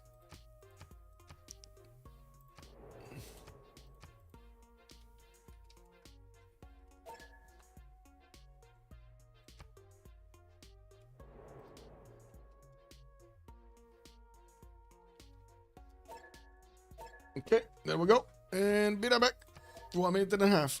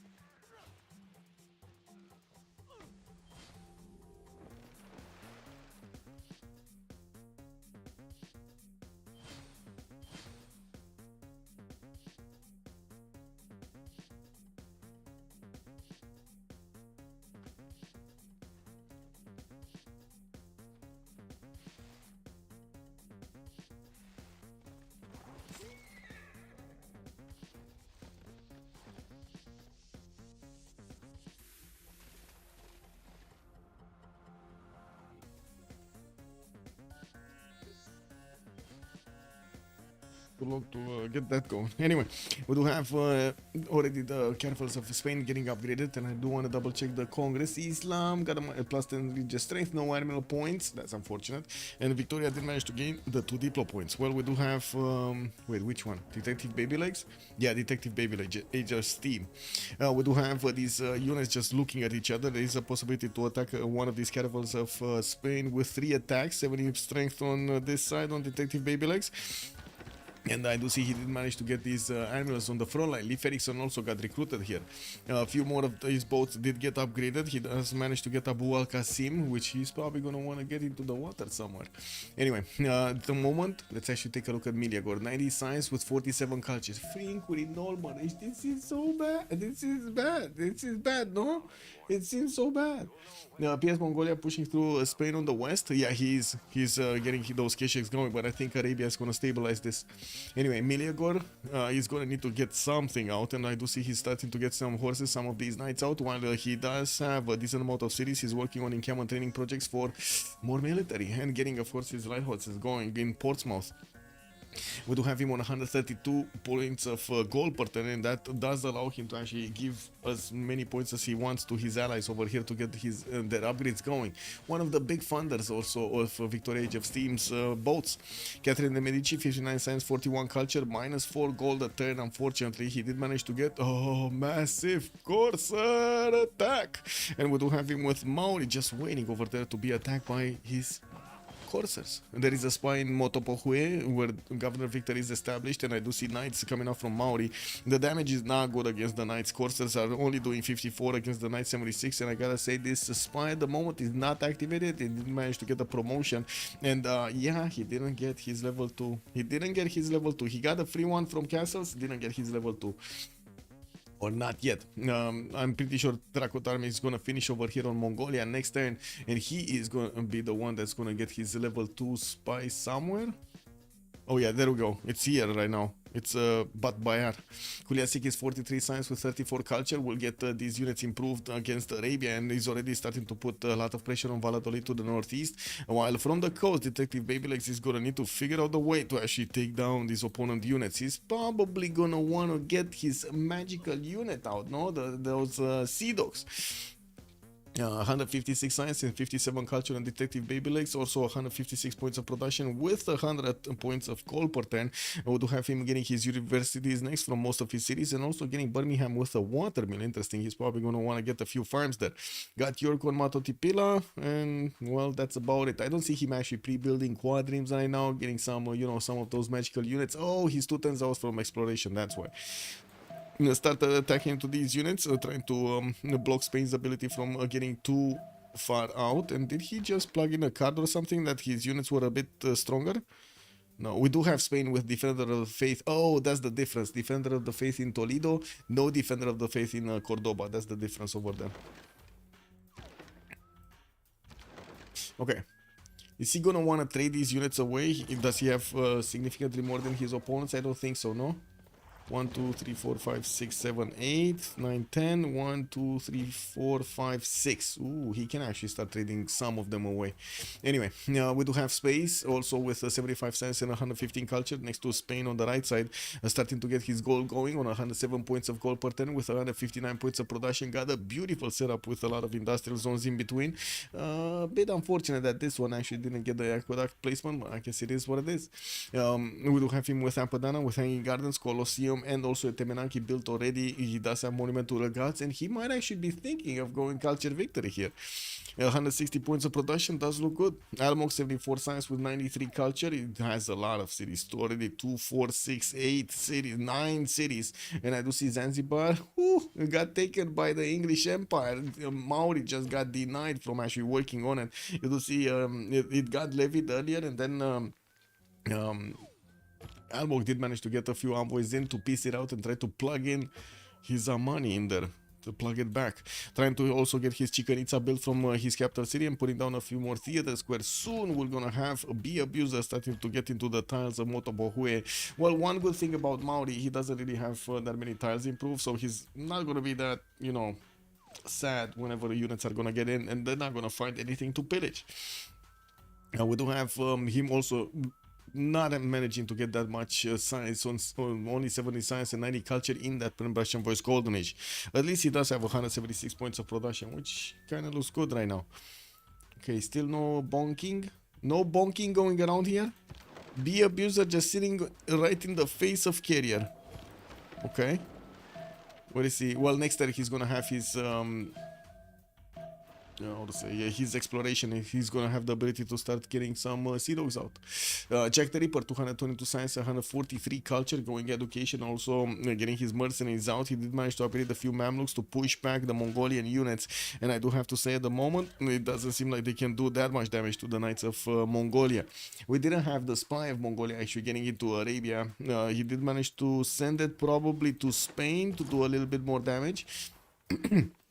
While we do have another wave of Kesheks coming out from Kuliasik, we're going to need to see if he will manage to get his level 2 spy somewhere. Oh yeah, there we go. But Bayar is still in the city of Xanadu. We do have Jack the Ripper also with 207 points of production and 254 points of faith. Amazing faith. He did manage to get his GMC out and will easily buy out units with that. Getting some more industrial zones for those extra production points. Interesting that he actually did not put this from Medina here, so he can get the from. Oh, he couldn't have gotten from Baghdad. No, yeah, he couldn't have gotten it actually from Baghdad, but he could have gotten a damn adjacency. Can you aqueduct on these tiles, by the way, to Torres? I think you can, right? It's considered a mountain tile. It appears as a mountain, right? Can you aqueduct on Torres? You should be able to, no? Anyway, who are the top 3 players according to your tier list? Oh, Dave plays. Good evening, sir. We gotta ask. Yeah, we gotta ask Cool Whip over here. What are the top 3 players in this lobby? Or are we talking in general, Dave plays? Oh my god, that's actually quite a question over there. Who are the top 3 players right now on the list? Wait, this Caravel does look like it's kind of weak. but not weak enough. Yeah, not weak enough. Anyway, we do have the courses of France starting to get into the borders of Almog, where his spy actually did manage to get through. We do have only +3 intel on opponent's movement, while he did manage to get into a dark age. He does also have the +5 on his side. And we do see his units are going to need a bit of time, and we do have units also from Milagor getting next to the city of Hansa that might actually be one of their cities soon. France will also have the opportunity if he does manage to get a lot of science out, but I gotta say it's gonna be slow. 62 science, 41 culture, not that easy to get his guard imperials going. Printing coming up in 2 turns, and of course his spy did manage to activate over here with a listening post, giving him that extra +3. So he might get to... No, he's not, because Almog is getting printing next turn. So he's just gonna have an extra +3 and that's it. Until he's gonna have a level 2 spy, he's not gonna have a +6 against his opponent, not a plus or more actually. We do have Mauri managing to get Timur also for his nice to have the benefits of an extra general over here for the extra +5, and that's another one of the reasons that these courses cannot touch the Mauri units. They are just looking angrily at them, and that's about it. Okay, do we have Sea Dogs? Not yet. Isodor is still available for Sheffield with 2 charges. With the University coming out from Newcastle upon time, we do have England started to actually attack into the Spanish defenses with one of the caravels being taken down. It looks like Spain did manage to start to get some of his quadrants out. He does have at least 2 of them in pre-build, and one of them ready already in the city of Toledo. He's going to need to actually delete this. This is a quadrim on top of a galley, I believe.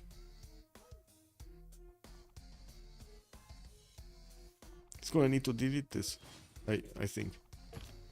Well, I guess, you know, Detective Babylegs would need to actually say something about this.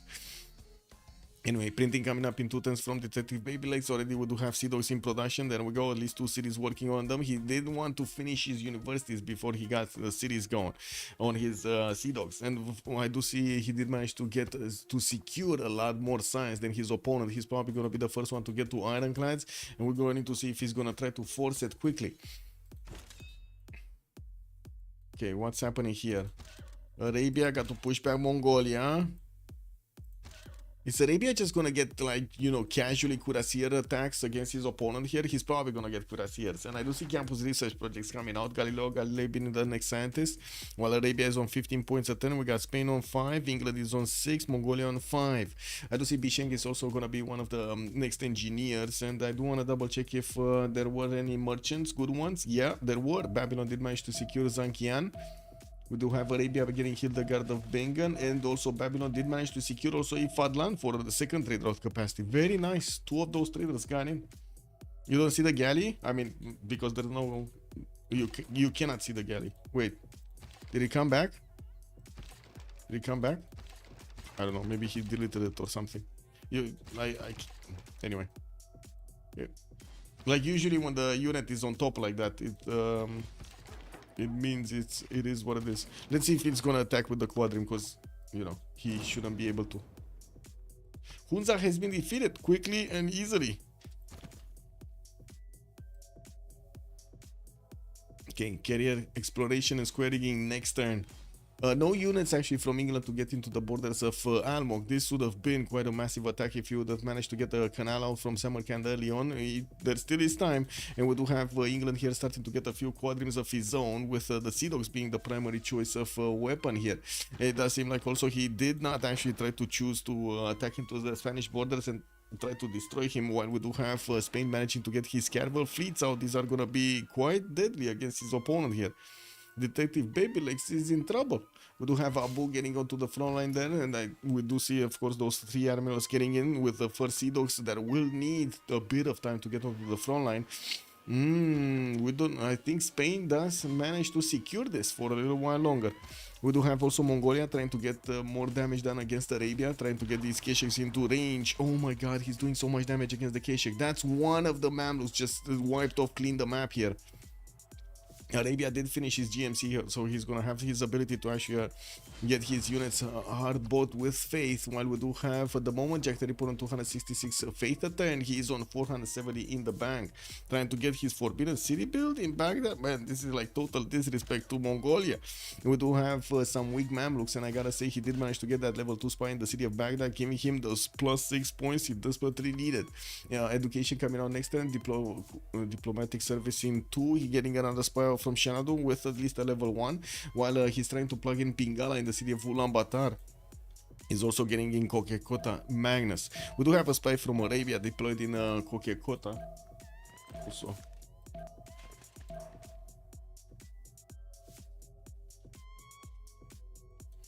Okay, how many caches does he have here? 1, 2, 3, 4. And he did manage to get a trebuchet. Very nice.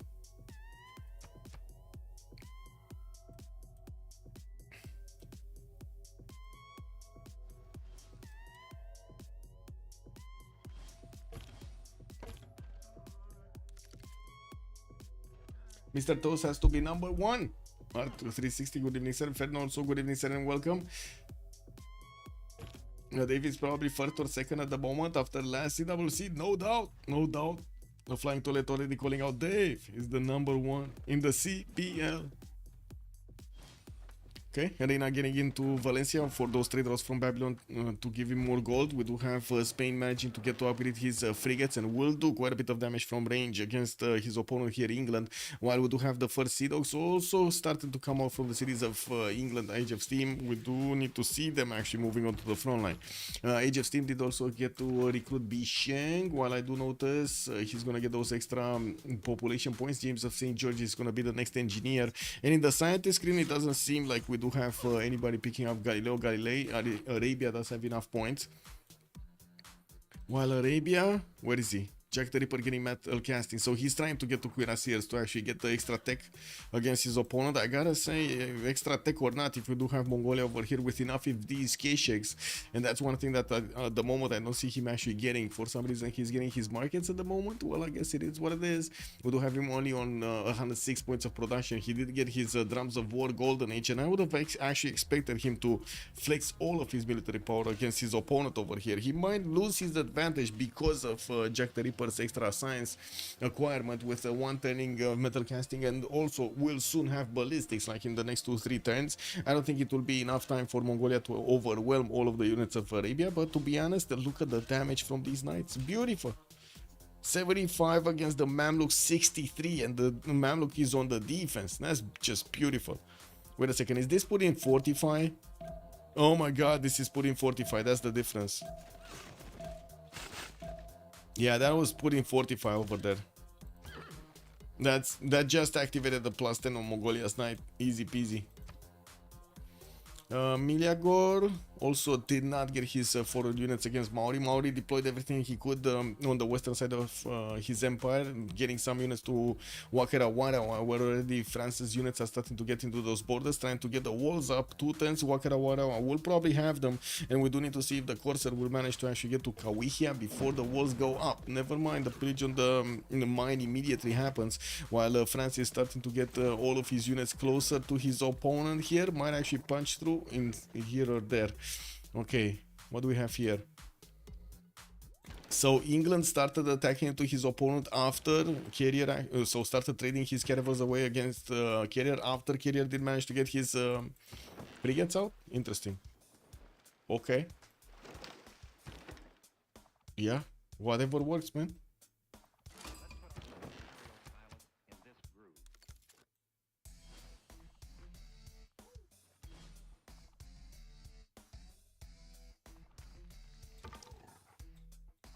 Well, Arabia over here is getting quite a beating. We already see Mongolia managing to punch through the initial defenses of Baghdad, getting closer to that city center while it is trying to get the ancient walls up. The trebuchet of Mongolia is going to make its way towards the north. We do have a few more of these Kishaks that are also going to need to figure out how to get there. And as you can see, Mongolia is trying to pillage as much as possible from that city center. We do have Mamluks getting one turn from Cairo, and I would imagine he's going to try to buy out a few more of these units. Arabia is trying to arm himself with a few crossbows, the range units, and there we go another Mamluk buy here. We do have at the moment actually Jack the Ripper on 153 faith in the bank with 269 points per turn. Not bad. And looking at the production capabilities, I gotta say, Team Unlucky have so much more production than their opponents. 200, 200, 200, and then 138 on Carrier, which is also fighting on the coast with the Detective Baby Legs. No member right now, no member from Battery of Full Charge Builders will have more than 200 production. Of course, the numbers can change in the next few turns while they're gonna get their industrial zones up. We're also gonna need to see the Sea Dogs showing up over here on the borders against Spain, on the front line against Spain. Detective Babylegs has also some frigates coming in, so he's gonna have 2 frigates and 2 of these Sea Dogs going against his opponent. He's switching to industrial zones right now to get some extra production points, and I gotta say, we will need to see him keep on flexing and getting his units against his opponent here. If not, he might actually just you know, be overwhelmed by the Spanish caravel fleets, and soon we're gonna have the caravel the frigate fleets coming around. Yep, that's one boat down, but it might be traded away, to be honest. Yeah, the power of the caravel, and look at that. Actually, I don't know if he actually deleted the galley underneath, or it was just a quadrim over there. It might have been just a quadrim over there, visual bug. And there we go. Oh, he actually did try to snatch that caravel with his Sea Dog, didn't have enough damage to do it.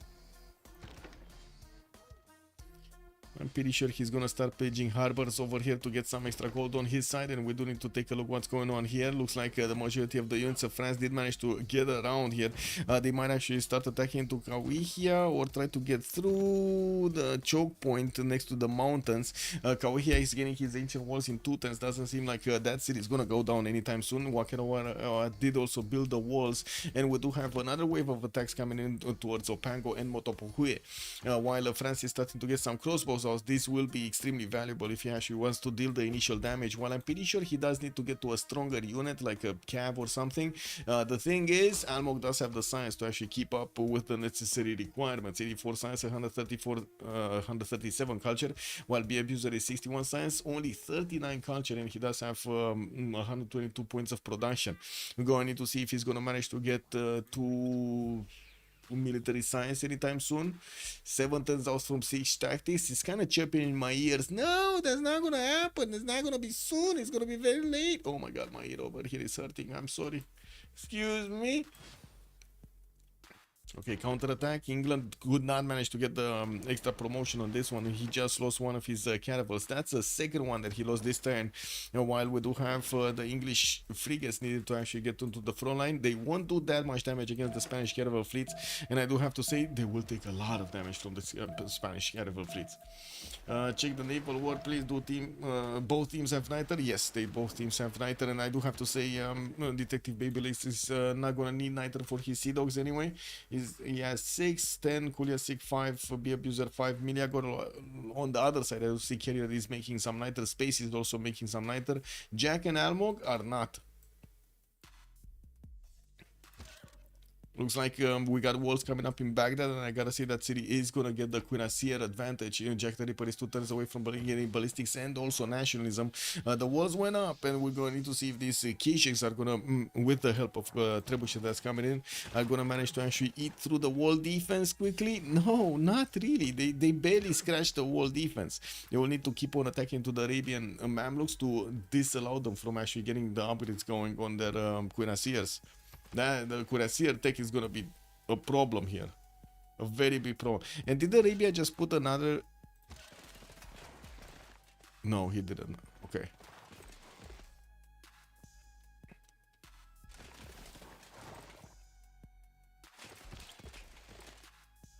Well, these Mamluks are dying left, right, and center. I gotta say, he's leaving some of them actually very weak HP, but they don't have the promotions on them.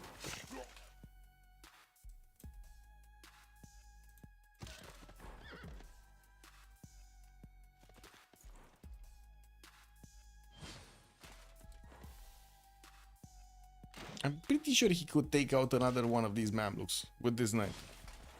It's not doing so. Anyway, quite a few Mamluks coming in next turn. We're going to need to see if Jack the Ripper is going to have enough production on these units to actually, you know, not get converted into Cuirassiers and slow down his build. Finally, England did manage to get his sea dogs in the water, and I gotta say there are still a healthy amount of caravels to actually keep his forward safe. We're going to need to see 1, 2, 3, 4, 5, 6, 7 caravels with the sea dogs, 2 sea dogs, and 1 frigate. Where's the second frigate? Oh, oh my god, he actually has quite a few more frigates coming in. What is the second frigate? Did he not send the second frigate? Oh no, it's still here. Actually, yeah, it's still there.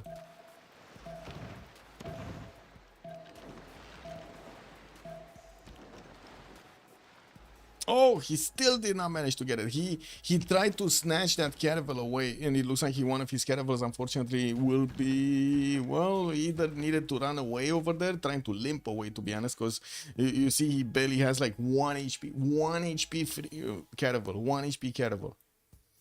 Cordoba could use a frigate in that pocket puddle. Cordoba, yeah, he could. I don't know where his caravel went from Cordoba. I'm pretty sure he had a caravel there. I have no idea where it went. Ooh, counterattack coming in from carrier, and this is the danger. He was exposing himself. Detective Babylegs not actually resupplying properly his forward city, his front line. It gave Spain the time to actually get more units out. He thought he's safe, man. He thought he's safe, but he was not safe. He was not safe from the great carrier. Well, Mongolia is looking at these Arabian cuirassiers and probably very angry right now. We do have him still with the knights around Baghdad, but that city center did manage to get the field cannon upgrade with the goal from his teammates. And I do notice, well, this field cannon is going to start eating through the Keshik and the night defenses quite quickly. Spain did send some of his units also to defend the city of Aleppo, make a line of defense there. Also with a general, Mongolia is trying to bring in his catapult to start attacking into Baghdad. His trebuchet. That's not going to work, no? It's just not going to work. There's not going to be enough time. Anyway, what's happening in Kupes territory? Kawihia did get placed down to half HP, but it did receive one of the coursers inside of it, so now it's actually much stronger. The coursers around the France that are next to that city center are going to need to spend a lot of health to actually do the damage against that city center. In the south, France kept on making these coursers to try to get against his opponent, but could not manage to get the higher technology. I do see Detective Babylegs is going for industrialization in 3 turns, while Jack is on his mass production. We got Carrier barely getting his education right now.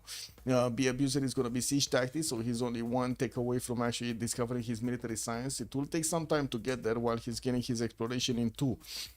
Miliagor did manage to get the goal pattern for his teammates with 122. I do see him on only 135 science and 65 culture. And Newton and Ibn Khaldun just got picked up. Arabia got both of them. Oh my god. Yeah, he got both of them. While he's getting attacked, he got both of those scientists. Beautiful. What is he? 257 science, 164 culture. Yes, losing goal per turn, well, minus 26, but doesn't seem to be that bad. It's also Catherine de Medici on the other side that's losing minus 23, so, you know, it is what it is. He did have a caravel. Yeah, I don't know what happened with the caravel in Cordoba. And I think actually all of the fleet of Detective Babylegs is just gonna crumble here. I don't know why he didn't actually get them back from the last time. Like, he should have just shift-entered back from here. There's no way he's gonna fight these units and come out alive. Oh my god, and he's just not lucky. Like, look at the Sea Dogs actually losing all of their strength here. Okay. Well, he managed to take 2 of those boats down. We still have frigates that can attack, by the way. So he's definitely gonna lose at least another caravel. If not 2. No, I think just 1. There's no more attack. Oh, wait, he could attack into this one with the archer kick. Ah, encampment. Can he get the encampment, or did it shoot it already? I don't know. Well, yeah. So 2 caravels are gonna go down. Oh well, this is what it is.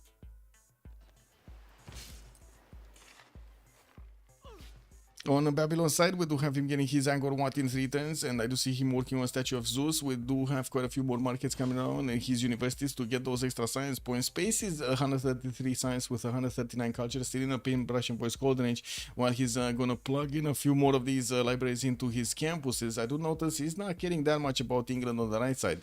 Amelia Gore is 132 science with 68 culture, not that far behind Hammurabi, while we do have England with 214 points of production, Space is 271. So they did manage to get Detective Baby Legs on 225 science and also 293 points of production. Biggest issue here is he's not getting these bows quickly enough. We did have him also managing to get the Merchant Republic, so he does have press gangs for a card here available for him. Uh-oh. No. Yeah, these units are not going to survive the next turn, are they? I don't think they're going to survive the next turn. Well, at least this one has a promotion, so if he shift enters out of there, he might actually get to keep it alive. He also did manage to get the caravel from the borders of Cordoba, but I do see in his main series he's starting to get another 3 of these, like 2 caravels and 1 of these sea dogs coming around. He only has 1 more quadrim to upgrade from and a frigate that he has in Plymouth, and that's about it. Okay, 1 caravel down, 1 sea dog down, Admiral pushed out. 3, that's another frigate taken out. Yeah, this fleet just didn't survive. Well, yeah, this is what it is. I do also notice at the moment Mongolia doesn't have any way to actually attack into the Arabian cuirassiers and, you know, be successful. So, especially with the field cannons in the side of the city centers and more field cannons able to be bought over there, it does seem like Mongolia at the moment, his full attack is slowed down to a crawl. I do have to say also, we do have 2 members from their opponent, from Battery of Full Charge Builders, B Abuser and Kuliasik, both actually quite low in their science and in the culture, and kind of irrelevant themselves against their opponents, but cannot actually irrelevant their opponents. That's the problem right here, because, you know, if their opponents would have actually been irrelevant, that shouldn't be an issue. We do need to see if Milagor and Detective Baby Legs are going to manage to actually carry this game, because they still have Jack, 328 science with 174 culture, good enough goal per turn from Babylon. Babylon is not getting anybody against him around him, and the carrier is managing to win the coast. He's actually managing to win the coast. He just isn't getting Venetian. Bro, I hope not. I hope he's not going to make the mistake of actually moving his production away from getting these boats out. We do have also England, Miliagor on the same coast, and he does have some courses coming around. Looks like these guys might... Oh, I love this. I love this. They might actually disembark in between Magium and Durikel Gazoo. They might even take some of those cities if they manage to get over there unspotted, unobserved, through the shadow. Did anyone lose a city yet? No, Echo. No, Echo. And I gotta say, I was thinking about what you're asking, what you're saying earlier.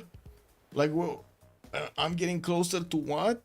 I'm getting closer to who? Because honestly, when I was making that song earlier, I was definitely not thinking about, I would say, Smoke on the Water over there from Deep Purple. So thinking of something else. Totally something, actually. Let's see about the planes. Yeah, Linda and Domation, and then you. Ooh, Cool Whip is already calling. Wait a second. So, oh my God, did you just totally disrespect Dave? Cool Whip, did you just totally disrespect Dave, putting him on the 3rd slot? Man, oh man, you're not gonna like that.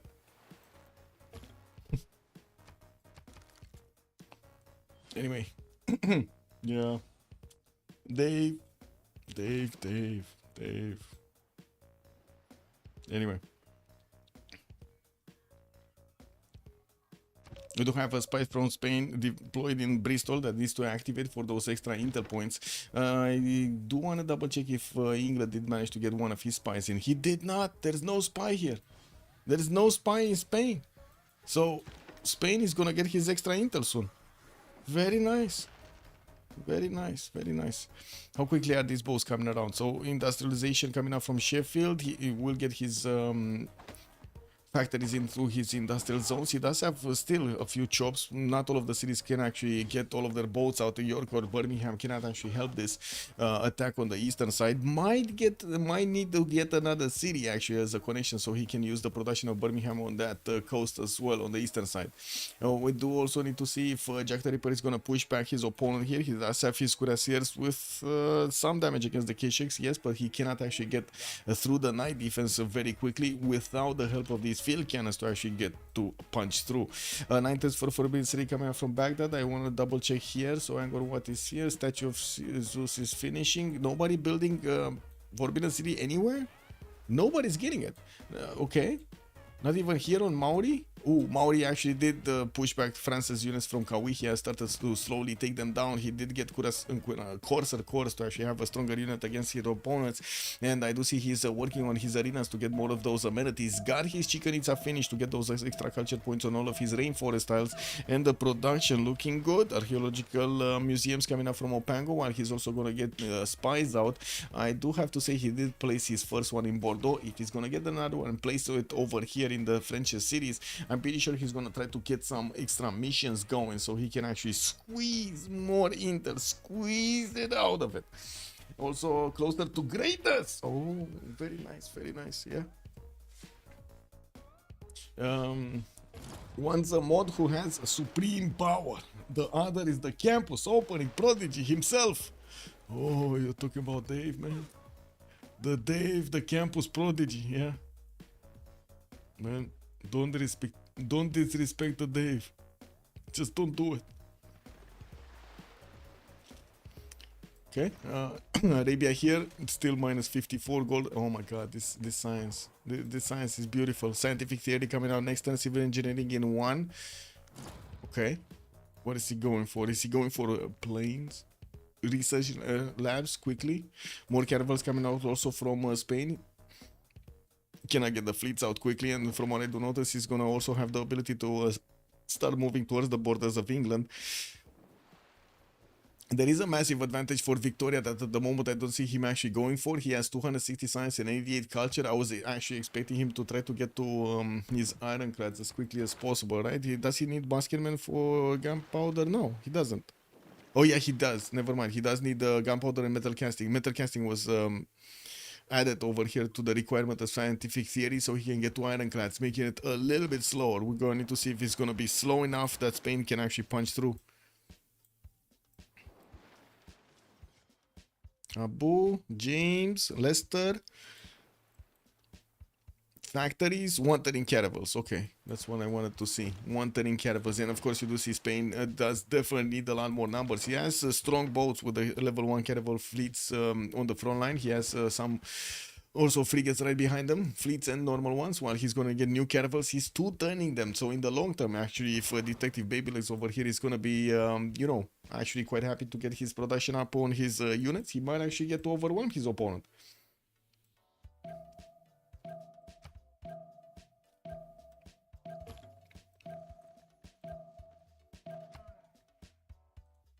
We still didn't have any city being taken out, by the way. No city takeover.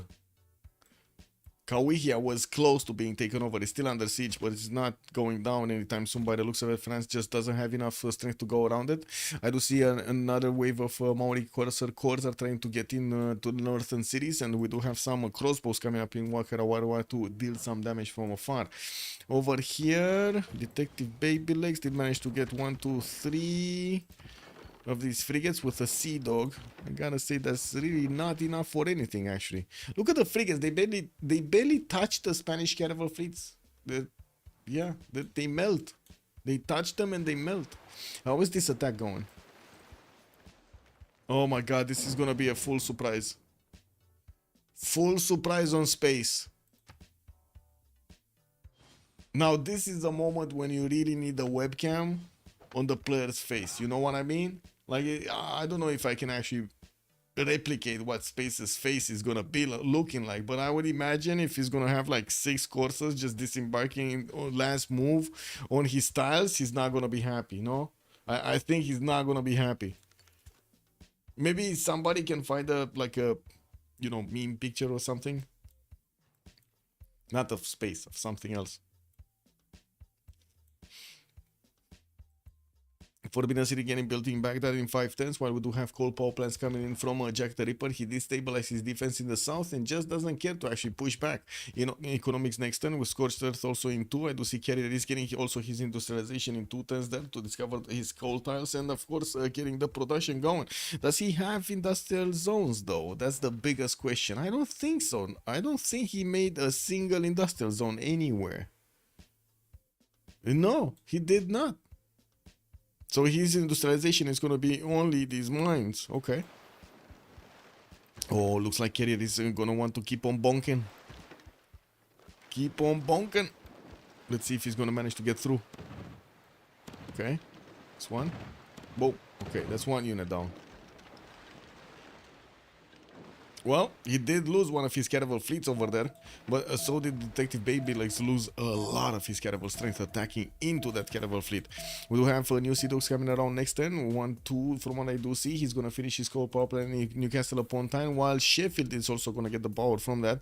It did start to build it and then stopped. Isotope of Milito still has one of its charges there, so does B Sheng, and we're going to need to see what happens in the first moves between Spain and his opponent here, Detective Baby Legs.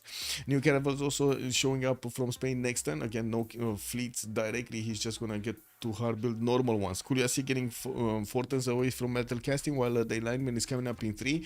We will need to start seeing them getting some era score points. Oh no, Detective Baby Legs, come back, Detective Baby Legs, man. They did him bad over here. He got disconnected.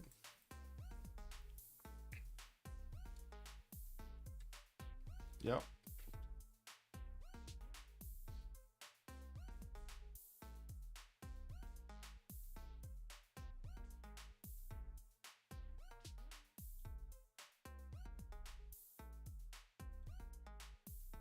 Oh well.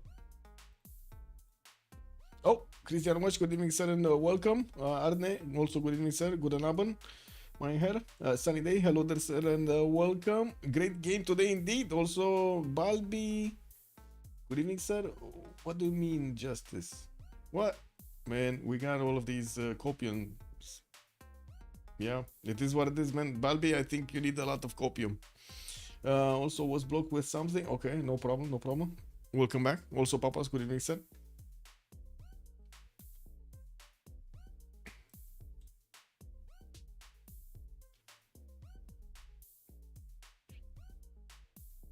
The Dank Psycho, good evening, sir. What are you asking? Isn't that isn't there a rule you can't use land units to block tiles on water? That's just Civ6, yeah.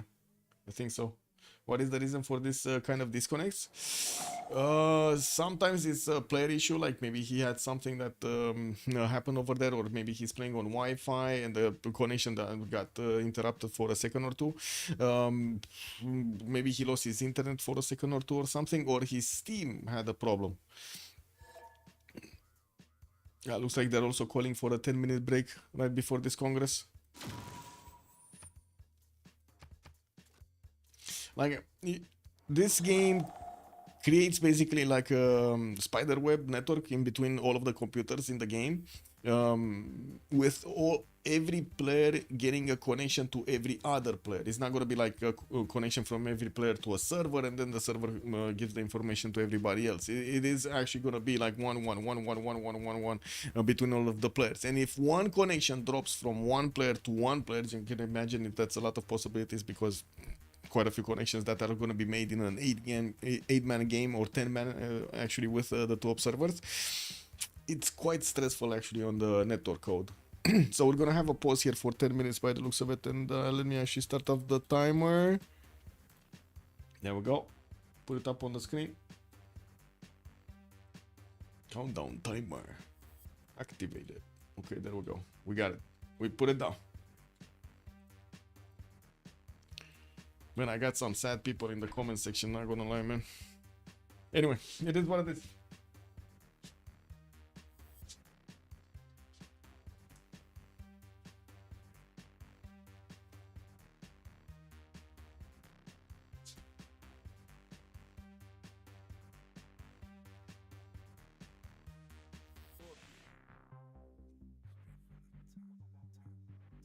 They don't know when I come on. Bang.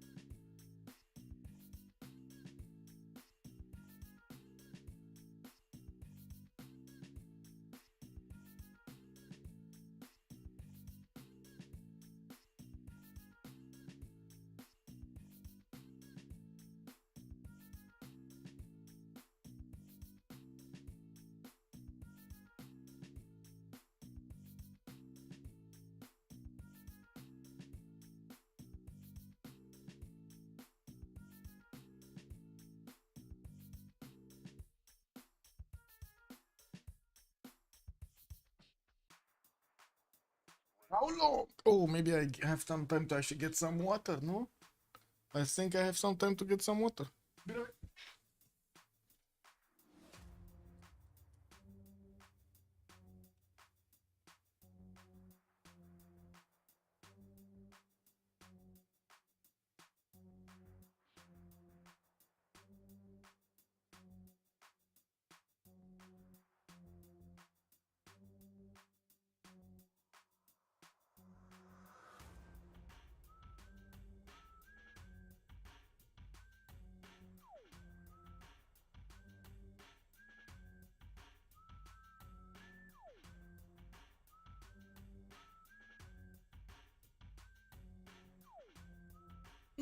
Right on time.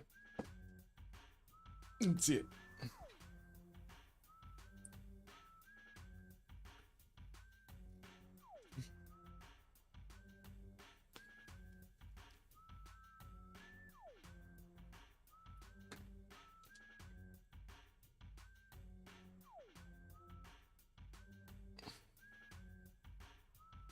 Oh, wait. Sandorios, wait, can that Spain level 1 caravel fleet get promotion? Which one? This one, I think it would need at least 2 or 3 hits to actually get a promotion. Also, who will conquer the first series pretty down? Like, who cares? I mean, it just worked beautiful in the last streams, Pandorius. Also, it looks like Jack has run away with this game. It's nice to see. Yeah. Yeah? I mean, what do you mean? I have no problem with Jack. Why are people assuming stuff from me? I have no problem with Erson either. Even though, I mean, he did spread a lot of lies. It is what it is. It's kind of funny and sad to see all of the comments.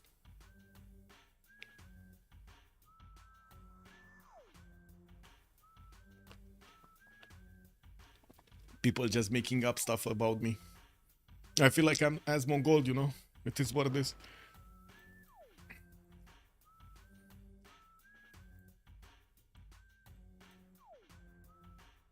Ooh, Taruga's gonna flip? No, 7 turns, he's gonna get his monument.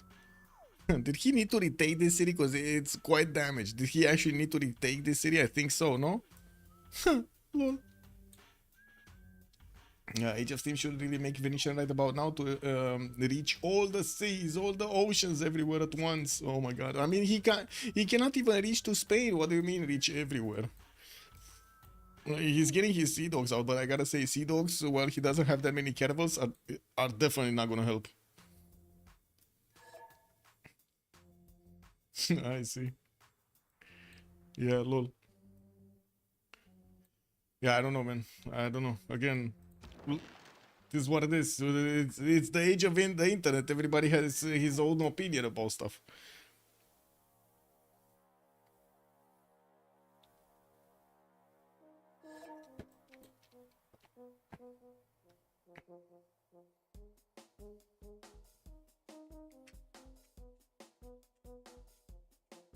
I gotta say, it is looking grim for battery full charge builders because of the 2 members that they have with relatively low science, like very low science actually compared to the others.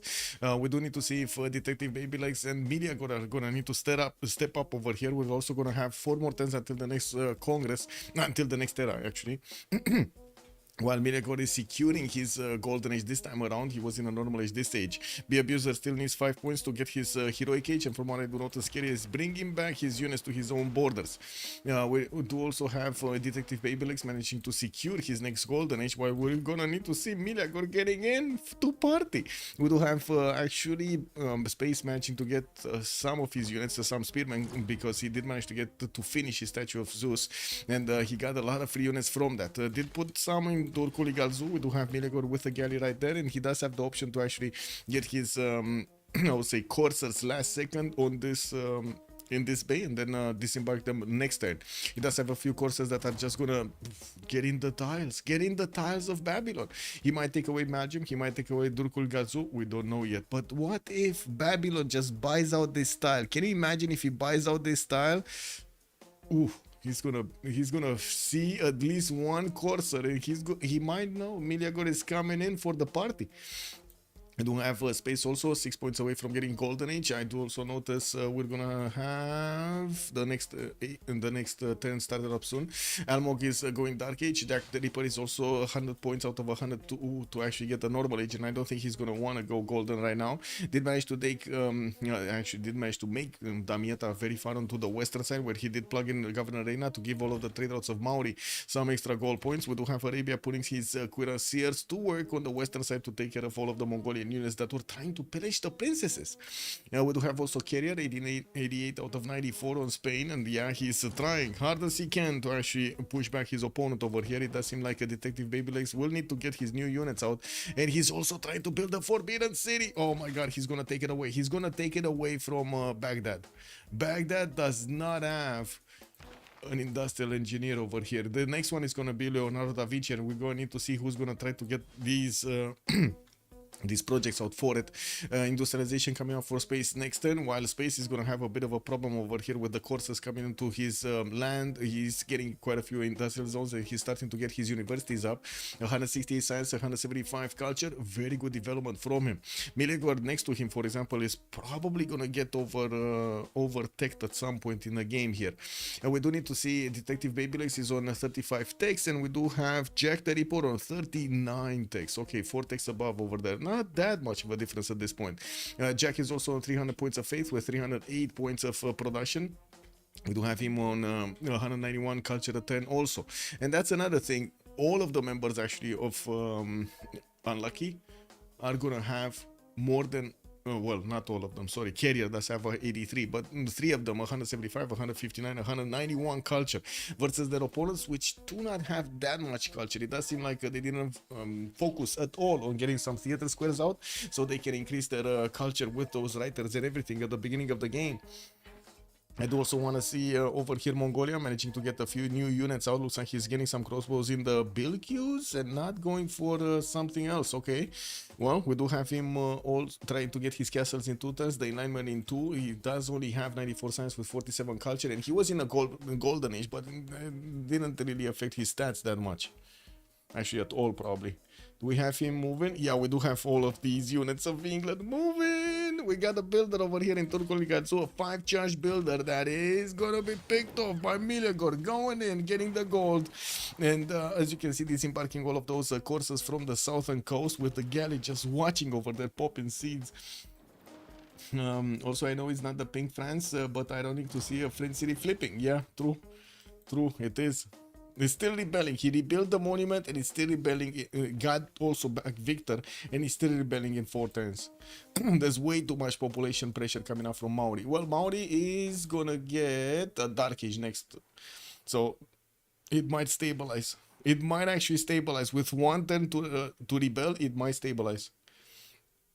You do have also Jack 104 out of 110 points. Still needs to chop something for Forbidden City, but I gotta say, Forbidden City is just gonna finish here. Isodor of Miletus is probably gonna have the honor of finishing this one. 3 turns away from Sheffield. I'm pretty sure Isodor is gonna shave off at least 2 turns from it.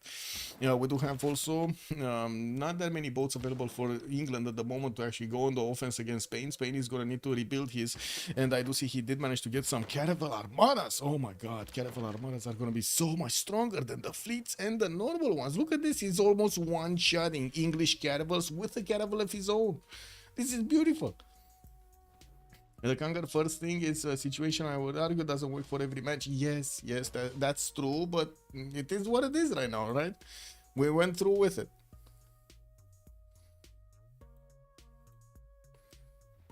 As in, the only option would be right now to give the points back and then, you know, make another one. So I would say actually don't do that.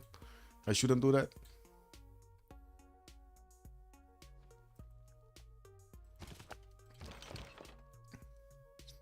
Wait, he still didn't finish it? Oh yeah, there we go. He shaved 2 turns, 1 turn Forbidden City in the city of Sheffield. And Ascor looks like the abuser is still going to need those 5 points. Miligor secure his golden. Detective Babylegs secure his golden. Space is going to need 5. And right now he's going for his knights. He's also going for gunpowder next turn, so he might have, well, another point coming out from his musket, possible musket. We do have quite a few of these courses managing to disembark here from the south, and some of his cities are going to be in danger. The question is, which ones? Is it going to be Magium? Is it going to be Turkuligazu? Or is Miliakor just going to want to step on the mines and pillage them? I think he's going to want to step on the mines and pillage them by the looks of it. Some farms also, because why not? You know, medpacks. Medpacks are medpacks. Ooh. Miliakor going also for the traders for the gold. Almo getting his cartography in 2 turns. We do have him with a few boats actually that... Oh. And he's getting... Oh my god. Mongolia is actually trying to get onto the coast over here of Maori. Well, he cannot really get here, right? He can only disembark on one single tile because all of these cliffs next to Wanganui. And then if he goes here, this is just not gonna be easy. We got so many mountains, very few tiles to actually make work of. Almog might actually need to send a unit to see what's going on the eastern side. He doesn't have a single point of vision there. While we do have him with a few galleys, he might actually need to get a few more if he wants to get his caravels out. And I do see him working on galleys and quadrims. We did not have Samarkand managing to get one of those connection cities here, and I do have to say Ulaanbaatar and Urumqi are in battleship range for Kupe, so we might see these cities being taken on, maybe even follow up with an attack next on the land. While the courses of France were not actually able to do that much against Maori, he did need to spend a lot of production to actually defend himself, and that slowed him down. We do have him on 107 science, 161 culture, and 266 points of production, definitely much bigger than Catherine de Medici 77, 56, and then 167. Now, while I do see Taruga is still flipping here, we're going to need to see if next age when Almog is going to be in a dark age, if that's actually going to stabilize or not, because Be Abuser might actually get a golden here. He's 65 out of 67, and even if he doesn't, he might actually get his normal age to give him enough loyalty anyway. Gunpowder coming up in 2 turns, alignment in 4. There is certainly a possibility for him to get to attack his opponent Maori with Guard Imperials. I do have to say Maori is going cartography right now, not for field cannons, not for a stronger unit on the land, and this might actually hurt him. It only depends on how quickly Catherine de Medici can actually get to that technology. Military science. He needs military science. Still no chateau? No. 0 chateaus. 0. Wait. Shouldn't have he gotten a chateau for the points? For the goal, for the era score? Like at least 1? No. We didn't get nothing. This would have been a chateau. Where was it? This one doesn't give him anything. This would have been a chateau.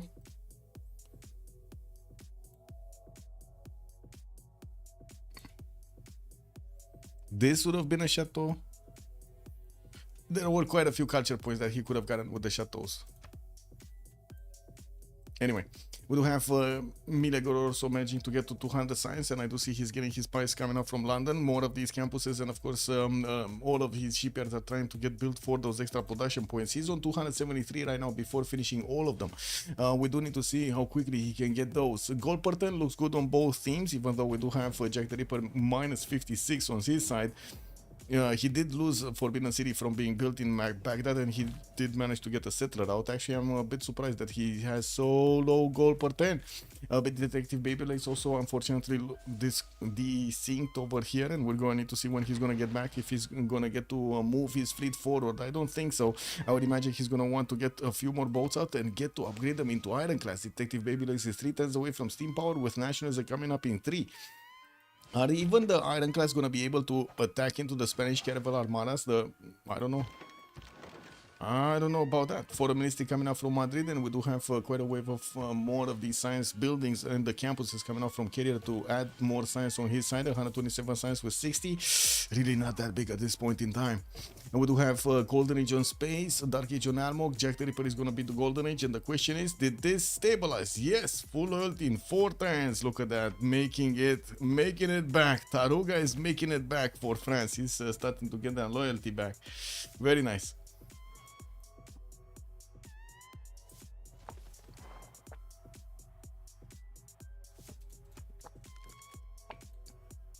And this land, by the way, of Maori does look beautiful right now. So many culture points coming out from his and production points coming out from his cities. 278 points of production at the moment for Almog. Spaces 351. Jack the Ripper is 300 plus the 246 faith per turn. I do also notice Almog did manage to figure out where Mongolia's units are, and he's just going to keep them there. Wait a second, Mongolia doesn't have cartography, right? So he cannot actually pass into the dark water, into the deep water. Oof, it's unfortunate. There was no shallow water tile. Okay, another attack coming in. Spain walking in. He can two-shot the caravels quite easy. He does have the frigate fleets that are also gonna do a lot of damage to the English caravels. We're going to see how he's gonna spread his damage here, and we're gonna have a pause of 2 minutes because we need to get through the Congress. Okay, nuclear power plants. Okay, Islam. Okay. I go B.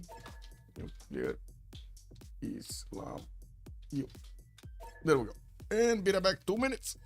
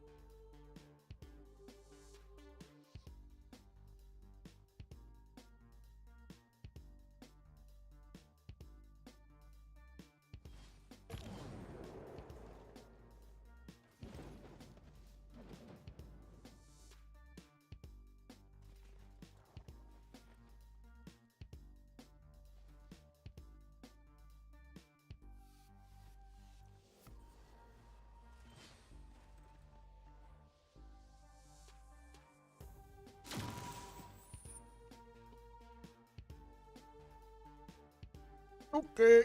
Oh, another disconnect. Uh-oh. Yeah. Maybe he's trying to fix it or something, hopefully. Guess it is what it is.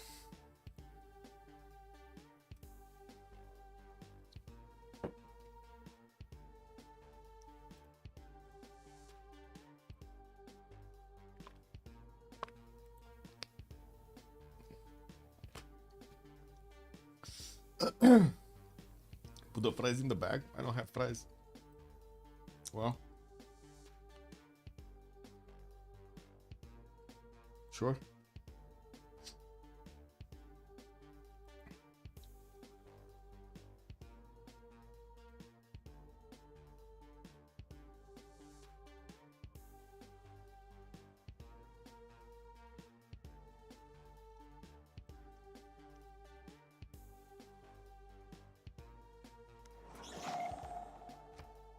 Okay, joining back.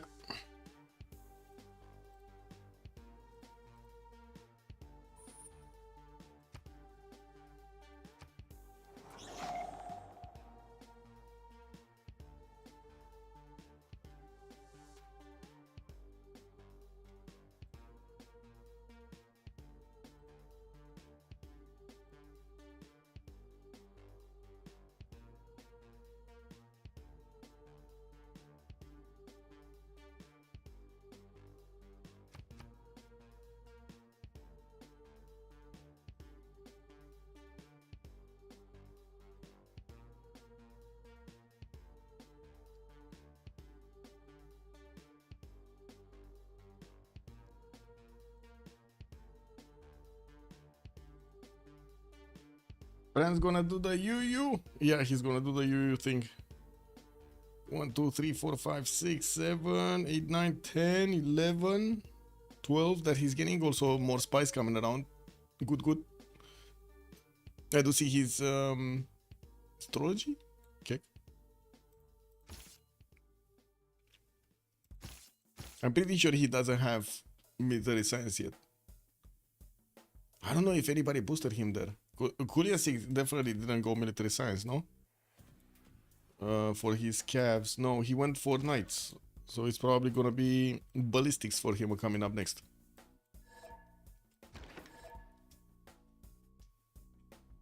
Okay, so this is the moment that we're going to see Spain start to attack into detective. Baby legs. Let's actually see if he's gonna be successful over here to attack.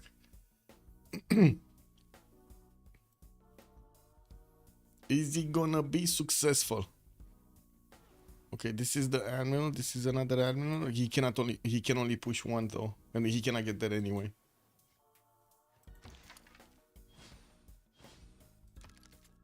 Okay, let's see it. For a ministry getting built in Madrid, and I do have to say he has 0 new units coming around on Spain. This might not be that great, especially if we're gonna have over here Detective Babylegs managing to get to his ironclads. He's going directly for ballistics though and getting nationalism into trying to get fleet ability on his boats. Well, unfortunately, he's gonna be late on getting ironclads. Ballistics is not required, no? For steam power. No, it's not. Or at least, I don't see. No. It's just metal casting required for scientific theory, and then scientific theory required for steam power.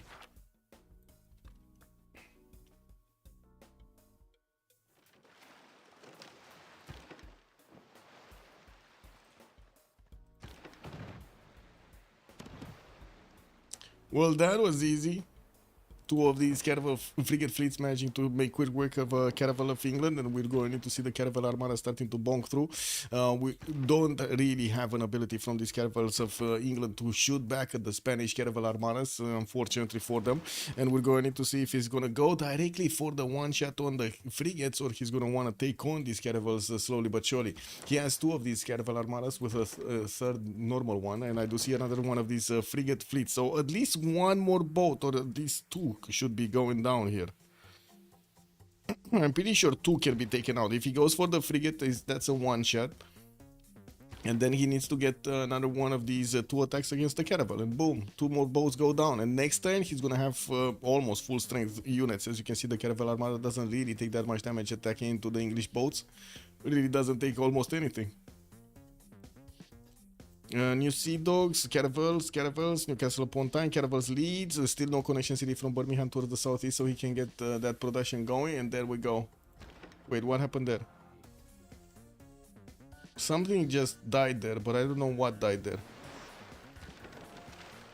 And did Carrier... Oh, he lost his movement. Let's see. Wow, that's a lot of shots. For the Caravel Armada to just get a level 2 promotion. Getting the reinforced hull is gonna be super beautiful here. And there we go. So these Caravel Armadas are gonna keep on going. Can one-shot the Sea Dogs. Wait a second, they might actually push back both of the Admirals next turn. Like, he just needs to take out this Sea Dog, and with the other Caravel... Oh, he cannot do it with the Caravel Armada. And I'm pretty sure this Sea Dog... Oh, yeah, it's not gonna be one-shot. But anyway, at least 3 more boats should actually die next turn. From England. He does have 1, 2 coming out next turn, so at least he's gonna get 2/3 out of that back. Detective Babylegs is also 3 turns away from steam power, and that's probably why Carrier actually wants to push in over here to get some extra advantages. Let's see if he's gonna manage to get them. Well, he did push back one of the admirals. He doesn't have his second Caravel Armada able to attack because he didn't need to promote it to get its health back. And we do have another frigate fleet that can do some damage. He did manage to recruit Isun Sin. No, this is not Isun, or at least he doesn't have the promotion right now. This might be Isun Sin. Give me a second. Did he manage to get Isun Sin? The admiral. No. Or at least, wait. No. Yeah, I don't see it anyway. Santa Cruz being the next one. But come on, there must have been... Did he take it a long time ago?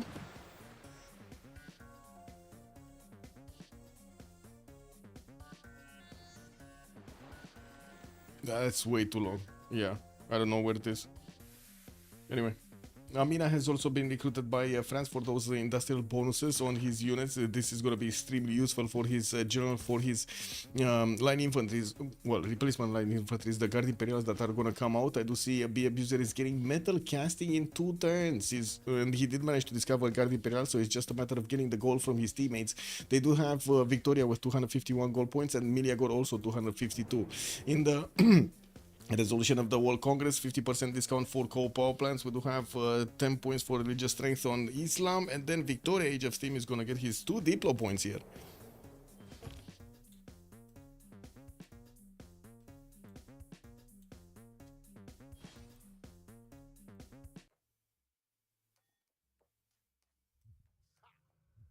Well, let's see on the land what's going on. Still no attacks from England against the Maori. Maori does manage to keep a decent amount of defense in the south, and he does have his Kunlite cores that are going to get his upgrades into Cuirassier cores ballistics in 3 turns. But I gotta say, these Guard Imperials are going to come quick on his borders. 88 strength units against the Knights, 67. Does look like that's not going to be that easy. I'm pretty sure the Cuirassiers are going to be required over here for his survival. We're going to need to see if Valmont is going to manage to also get some frigates in the water so he can push back his opponent with the frigates, with the extra shots from the coast. I do see he is pushing back almost all of the units of Mongolia here, catching them in the deep water while they were trying to survive. Let's actually see. This is not Itsunsin. Okay, he got the caravels. He got his caravels. He got his ironclads. I mean, sorry. So he got ironclads. He has 2 of them on the front line. I don't want to see the damage. So one of his, no, both of them are actually alive. Yeah, ironclad cannot do anything. It cannot do anything to the Caravel Armadas. Look at this. Actually, the Ironclad loses badly to the Caravel Armadas. It's +7 on the Caravel Armadas against him. Of course, that's a Caravel Armada with a level 2, and I'm pretty sure the frigate fleets are still going to do the damage if necessary. Now the question is, will he want to keep pushing? Because he still needs to get his foreign ministry, still wants to get a few more of these buildings in his cities that are on the coast, and trying to get his chancery up in Valladolid, trying to get also a spy from Barcelona. And I do have to say, at the moment, he could not manage to actually place a spy. Oh, he did in Bristol. Never mind. I didn't see this one in Bristol. So he did manage to place a spy over there. And we do have England placing a spy in Barcelona. On Babylon's territory, we do have the Corsairs. Wait, where are the Corsairs? Did they all die? In just 1 turn, they all died? Wow, that is incredible. Well, they did manage to pillage at least 3 of these mines, 1 campus and the library, 4 mines. So they did do some damage over there. Definitely, I think they paid for themselves with this. We do have Mont Saint Michel also getting built in Rapicum for those extra culture points on all of his floodplain tiles. Filippo Brunelleschi is going to help him build that while he's trying to get some more spies out from Karshamash. Space did manage to get reformed the coinage and is managing to get 200 points of gold per turn, while Carrier is only on 111. I do have to say Jack the Ripper is barely on 10 and Almog is 42. Does seem like we might have a very strong attack coming out from France against Maori, and this is going to require a lot more gold in the bank for them to actually invest into this gold that they might not have. Or the same thing can be said about Jack over here, or is Jack gonna just go planes? He did manage to get his research labs up, and I do see he's getting Rule Valley coming up in Cairo. Starting to buy out a few heavy chariots here and there, and I do see he does have, of course, for a long time actually, the Cuirassier upgrades. Going for flight and mobilization is going to allow him to get his aerodromes down soon, and he's going to definitely have his fighters out quite quickly, trying to get some source for higher technology. We're going to need to see if he's going to manage to get some of these some of these gold points extra. Spain moving forward, we do have England managing to get to fleet up one of his ironclads, making it significantly stronger actually than the normal one.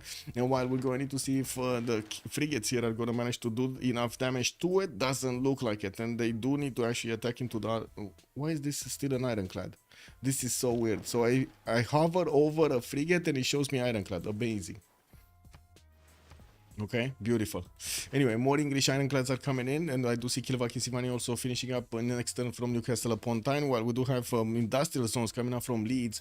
The production capabilities on Victoria did jump up to 500 points of production, definitely getting more than double whatever Carrier has, and he has more cities on the coast that he could actually use for this production capability. Carrier only can use Madrid, Toledo, and Cordoba, while I do see Plymouth, Sheffield, Newcastle upon Tyne, Leeds, and also Leicester with Bristol are going to be available to get some of these boats out. Now the biggest problem is here, his ironclads are not able to do that much damage against the Caravel Armadas of Spain, and well, of course, if it does actually pull off the attack against his opponent and doesn't manage to kill off these Caravel Armadas, the frigates are going to tax him with a lot of strength from those ironclads. You know, we do need to see also the upgrades coming in from France. France did not manage to get to nationalism, he's still 4 turns away, and I do see he's getting his Guard Imperials to slowly move towards Opango. He's gonna need the core if he actually wants to punch through this. I would imagine with Almo getting his ballistics next turn, by the time these Guard Imperials actually get to attack into the Maori units, they're just gonna get to upgrade themselves into cuirassiers. Bombards also coming out from France to try to do some extra damage. Definitely not gonna be easy to attack into the Night Corps or cuirassier corps with the bombards. Well, I do see the encampment is getting repaired over here or getting placed down. Where is this? This is the encampment? Oh, what? What? It's only the barracks village, right? Is this oh no, this is the second encampment. Never mind, this is the other encampment. This one is probably from Opango or something. Got it. Okay. Any last movers? No. England just fleeting up his boats over here in the face of his opponent. While we do have Spain getting his Caravel fleet back in Cordoba, Caravel Armada back in Cordoba, did manage to make another fleet over there and trying to get his universities up. Carrier is definitely not on the same science level. We do have also Jack in another Monumentality Golden Age, 16 gold a turn, 466 faith, science with 302 points of faith per turn. Okay, more Sea Dogs, more Sea Dogs, more Sea Dogs. Are we gonna be looking at... I don't think so, right? Gonna be looking at submarines anytime soon? Maybe. Maybe. Still no attacks coming in from Babylon against England. Babylon did manage to get to 238 science and 175 culture, while Milegor is 226 and the 85. Not that much of a difference between them. Also, production looking pretty good on Elizabeth I. He's starting to get a few more industrial zones down and did get his industrialization for the factory upgrades. He's definitely going to need to get some of those coal power plants, which, guess what, are 50% discounted. Getting some encampment training projects so he can actually get a general over here to the north so he can fend off any kind of attack from Babylon. Not gonna be easy. Not gonna be easy. Then let's see. Cuirassier Corps. Stopping these God Imperial Corps. We got them stopped at the borders. Maori did manage to get some field cannon corps, which are gonna get to eat through the Guard Imperial's damage. And from what I do notice, we're gonna need to see the encampment starting to get their walls up and put more defense on this south. On Mongolia, we do have the units actually fleeing away from the boats of Maori, while I do notice he's getting a few units in the north of Urumqi. I gotta say, this is probably gonna be plain waiting room. This is plain waiting room. I'm pretty sure Arabia is just gonna get his aerodromes, planes, fighters, bombers in the air, and he's just gonna storm through his opponents with these cuirassier corps able to actually attack and take over the cities. Guard Imperials incoming. It will be fascism tanks for Jax. I don't think he has money for fascism tanks.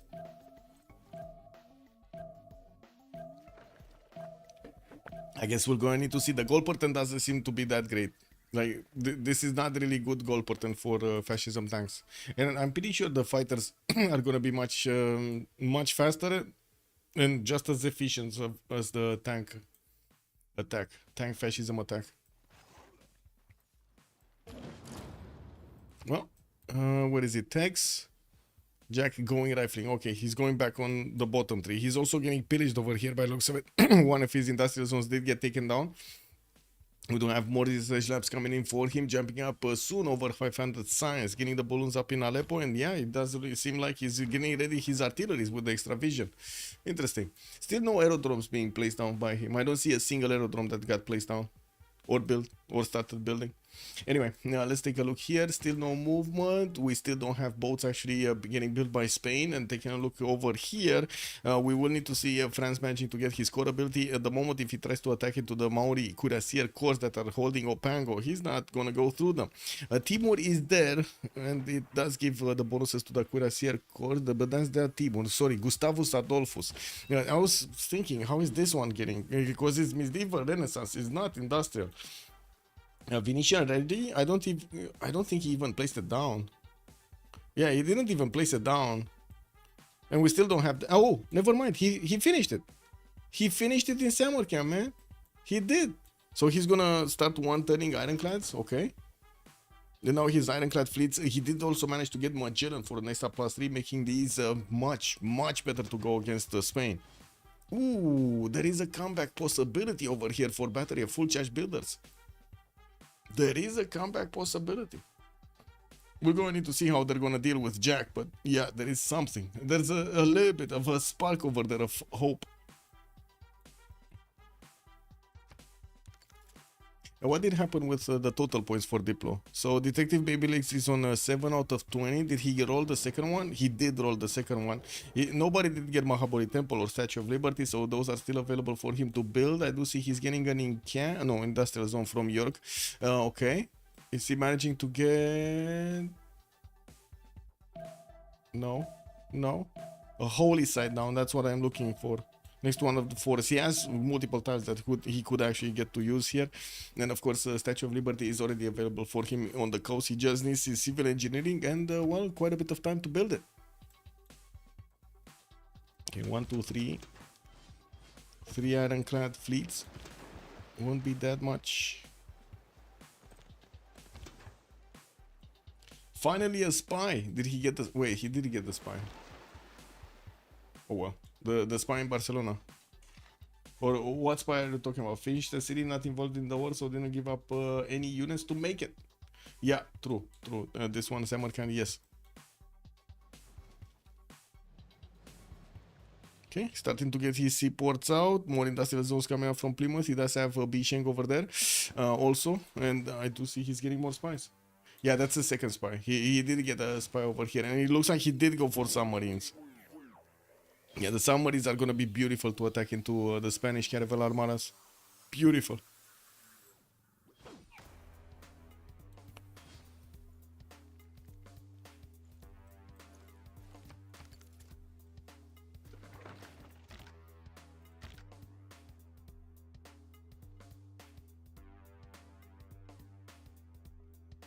After all the talk, Jack tanks it is. Yeah, seems like Jack tanks it is. But where gold? Where gold for all of those tanks?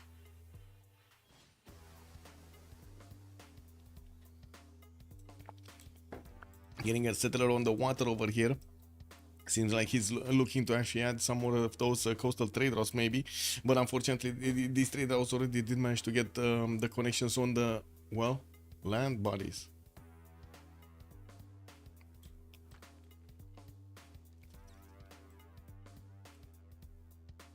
Okay, commercial hub investments coming out from Mongolia. What do we have here? Jacob Fugger. Gustav Eiffel is going to also be available on the engineer screen for the 240 points of production for the Wonders. And from what I do see, quite a few encampment training projects are also coming around from Mongolia for their modern general. Did we have any attacks started off? I mean, no, not really. We do have the field cannon corps that is starting to do quite a bit of damage. Oh my god, look at this, 93 against 92 of the French Guard Imperial. Next turn, be abuser. No, in 3 turns he's going to get nationalism. So he's gonna still need to keep these on the front line over there for the next 3 turns. Okay, now we do have those submarines getting upgraded here by England, and he will have the ability to actually start chewing through the Spanish defenses.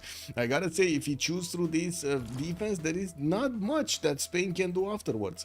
We do have bombards with observation balloons coming out from Arabia to try to save Madrid over here. They know what's coming, and they know it's coming quick.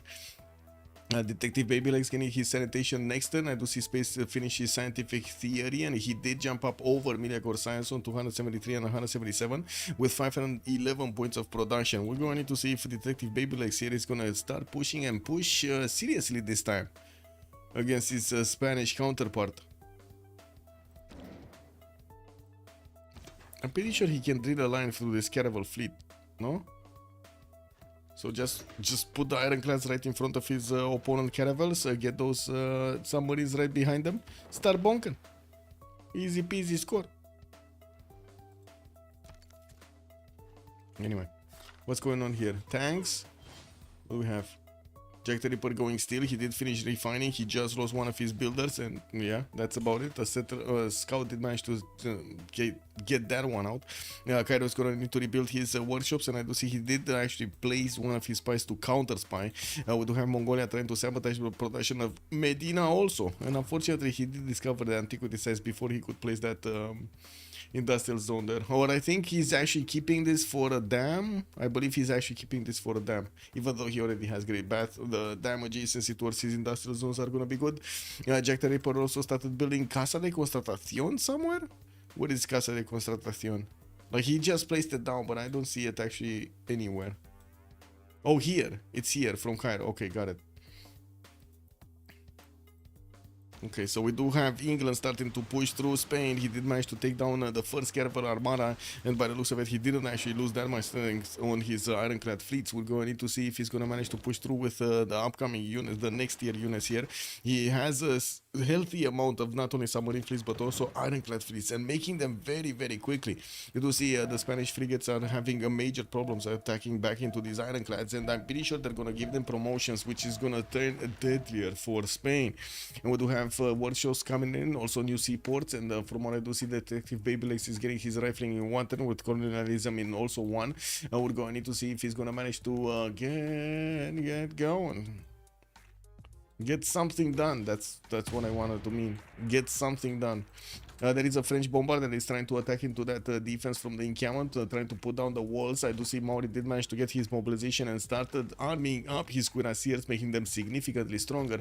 And while Maori is also getting his rifling in one turn, the abuser over here is going to take a while until he's going to get his next tier units. And I gotta say, they're not going to be on the combustion side. They're going to need to be on the top 3 over there, which is quite a problem actually, getting infantries after you get military science. You do need... Where is it? This one, replaceable parts. Look how middle tree actually. Excuse me. Look how long he actually needs to go through this tech tree. That's a bit too much. Also, these guys also seem to find the gold somehow. Yeah, they might go for some pillages. You never know. We do have Maori managing to win this coast against his opponent. He will have the opportunity to get those battleship attacks against Mongolia. At the moment, he's not actually getting some battleships out. Now we do have him with much bigger pressure, especially France putting so much of an attacking force against him, while France, yes, doesn't have the stronger units. Might get them. I also want to point out we do have a carrier over here with a Dark Age. So all of these trade routes are going to be pillageable. We're going to need to see if the English ironclads are just gonna get in and eat through each one of these. And now that he does have quite a few of his submarines, at the initial moment in time, he will get to attack into Cordoba and make it boom boom. Man, good evening, sir, and thank you so much for the raid. Much appreciated, sir. Welcome. Bonjour à tout le monde, or I should say bonsoir tout le monde. We do have battery full charge builders going against Unlucky. It seems like Unlucky had the advantage from the beginning. Detective Babylegs is working hard to get this back. We got also Miliagor in between two of his opponents trying to do something about it, but then Babylon is just taking away wonders from him like there's nothing. Also, Ludovic, good evening, sir, and welcome. Thank you so much for the follow, Tico Toko. Much appreciated, sir. Takeshi left. Welcome, sir. Good evening. We do have the attack of France going into Mauri's territory, and we were just talking about the cuirassier armies and the cuirassier corps that are getting upgraded here from Almog being good enough to actually slow down his opponents from actually pushing through. So it does seem like Almog is managing to secure this. There was also a big war coming up between England and Spain, and I do see Arabia showing up with a few of his bombers pre-builds for those artillery. He already has the artillery button, because look at that science, 650 science on Jack the Ripper. We do have Detective Babylegs starting to pillage these traders. And from what I do see, he's getting so much gold, 472 gold. But that's not the Jack the Ripper team. He's just sniffing all of the gold away from Spain, while Jack the Ripper is going to need to get his upgrades on tanks. He wanted tanks, now he needs to get his upgrades. Oh, do see Space actually did manage to get a bit more gold per 10 in carrier also, so maybe they will have the gold. Cyclox also, good evening sir and welcome. Thank you so much for the follow, Dean. Oop, much appreciated sir. Also, can you show tech lead when you get the chance? Yes sir. It would have been Jack the Ripper with 49 techs, and on the other side Detective Baby Legs has 44, so still there is a 5 tech difference between them, and Jack the Ripper being the one ahead. We do have also cuirassiers coming around from Mongolia. He did manage to upgrade them in the city of Urunki. Still trying to get his encampment training projects. And Cyclops, much appreciated sir for the follow. We do need to see if Arabia is going to start putting down aerodromes. He did get flight quite a bit of time ago, since he did manage to get a balloon out, but did not follow up with his next 2 units. Charles Darwin as a scientist. Let's actually see. The next one is going to be Alfred Noble. I do want to point out we also have Gustav Eiffel on this engineer screen. And Adam Smith is going to be the merchant for extra governor titles and some extra gold. The big thing here that I also wanted to point out, we do have Detective Baby Legs managing to get 7 out of these 20 Diplo points. But nobody got in the game. Mahabodhi Temple, Statue of Liberty, Potala Palace, those wonders are still available, and you can imagine 6 extra points would be extremely valuable. But I don't see right now actually Detective Baby Legs having the extra production needed to actually get one of those holy sites and try to build it. I guess he might actually want to get one here and try to get a religion. Can he even make a religion? Yeah, there's one religion left. Shinto did get established by Babylon for Jesuit education and scripture. We do have, oh, wait a second, England. Which one is this? This is Bradford. I think this is Elizabeth, right? Bradford. Yeah, this is Elizabeth. This is Bradford. Okay, got it. So there still is one great prophet available. Sure, you need to get 60 points, but you gotta get going quickly. And we're gonna need to see if the ironclad attack from Detective Baby Legs is gonna manage to actually take down the Spanish defenses. So 5 tech lead is actually insane. Yeah, 5 tech lead, usually actually 5 tech lead is very, very, very, very important. Is he gonna start taking out cities here? I don't think he actually sees what's going on in Madrid. Like all of these artillery is getting upgraded. These are gonna make quite a bit of a splash on the ironclads. Especially the artillery. I mean, look at this. Woo! Damage good, damage good. Big damage. Anyway, you do have England starting to get quite a few battleships from the city of Plymouth upgraded, and he will have the opportunity to use them against his opponent Spain. Spain did get to his steel walls, I believe. No, he did not yet. He's still getting his refining in 2 turns, so quite interesting that he didn't go steel immediately. And I do have to say England will have the opportunity to attack into Cordoba and probably take out the wall defense before Carrier is going to get his steel walls up. And we'll still have, let's say, yeah, there we go. There we go. The submarines are taking that city down very quickly. We still have quite a few traders in the water for Detective Baby Legs to try to pillage them, as you can see. We're gonna get in there, gonna get really big in there, and gonna get that gold. 472 a trader. That sounds like a lot of gold, no? Don't know why you gloss over it every time. Gloss over it? What do you mean? Gloss over it? What does that mean? As in just glance over it, like, how to say, brush it off? Over it. What does this mean? What does it mean to gloss over something? To avoid considering something such an embarrassing mistake to make it seem not important. I see. That's why you think it's not that important. I mean, most of the time I don't think it's that important for me because I always keep an eye out on the scientific difference per turn between the players, and most of the time the ones with the most science also have the most text. So for me personally, it's not that important. It is probably important for anybody that's coming into the game to see exactly what happened over there with the result of the research in the previous turns. Maybe that's why. I don't mean it, but it's just like, you know, it is what it is. I'm looking at all of the numbers all of the time. Taj Mahal has also been built in Babylon. He did finish Mont Saint Michel and starting to get a few military academies. Has 1, 2, 3 encampments, and from what I do see, he's starting to put his aerodromes down. He did manage to push back his opponent Elizabeth I from actually getting his pillages on his territory. And Babylon here seems like he keeps on going. We might actually see some tank armies and fascism coming up for him, so he can attack into Miliagor. While Miliagor is still trying to get his steel walls in 3 turns. He probably did discover refining because he does have the oil per turn. Okay, so let's see. Do we have this attack raging? I think so, right? The attack is raging against Cordoba. That city is going down. That city is going down. There we go. One city taken out, and I think he's just gonna raise it because he's in between his opponent cities over here. Wouldn't really make sense to keep it. But anyway, Carrier is building more of these mines by the looks of it with his builders. He did try to deploy one of his bombers in Toledo to try to fend off the attacks from the detective baby legs.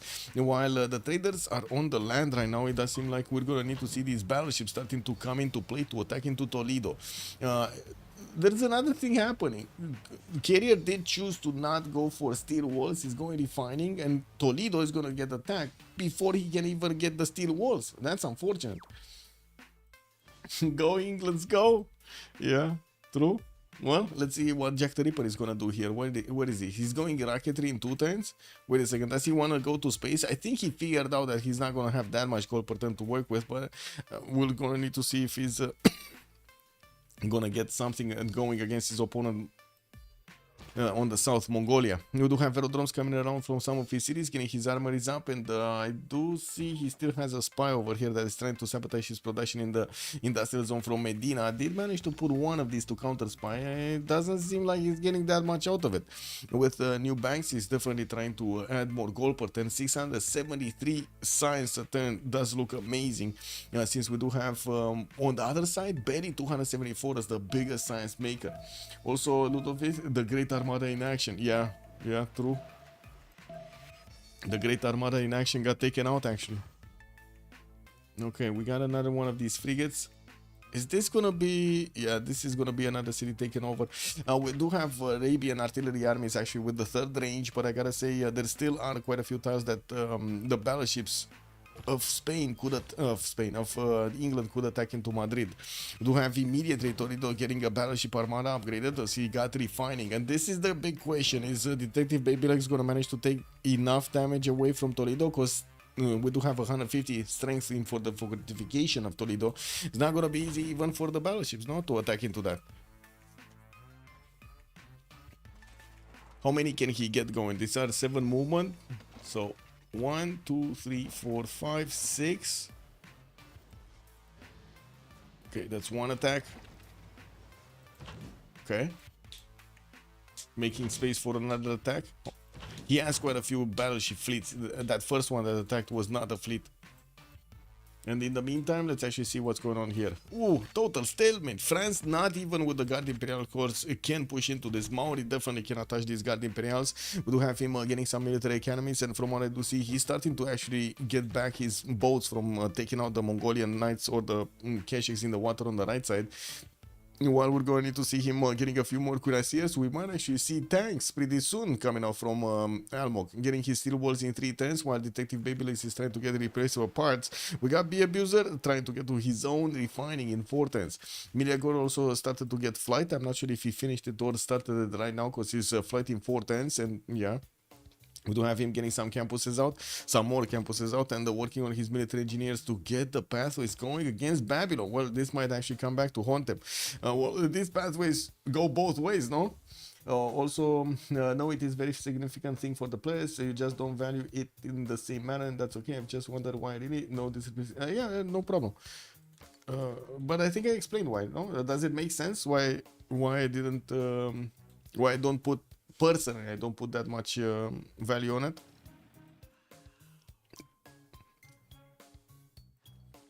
Okay. Ooh, so that battleship is still gonna attack. And these, look at the battleship armada damage. It does so much to the English ironclad fleet. We got some new bombards also coming in, and I'm pretty sure he didn't get to shoot with all of his battleships here. Yeah, I'm pretty sure he didn't get to shoot with everything.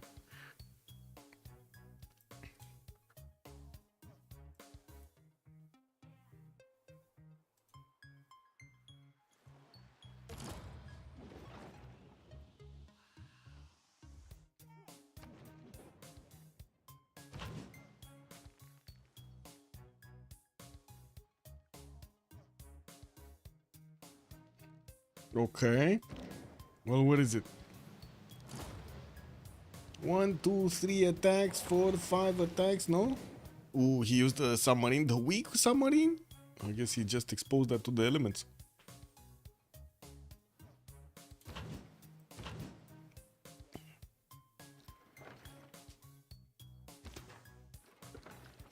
Steel walls? No, steel. Ooh, carrier gonna get next turn. The steel walls. Those walls are gonna be repaired. Looks like it's gonna be even harder for Detective Babylegs to attack into it if he doesn't actually take that city down right now. How many of these battleships that he has? Another at least 2, 3, but only 2 fleets and 1 normal one. That shouldn't be enough. That actually shouldn't be enough. Whew. Oh well, I guess that city is gonna remain alive. He's gonna need to get new units soon, and we do see some encampments coming from Plymouth. Line infantry is also coming in with new shipyards in the cities that he didn't build them.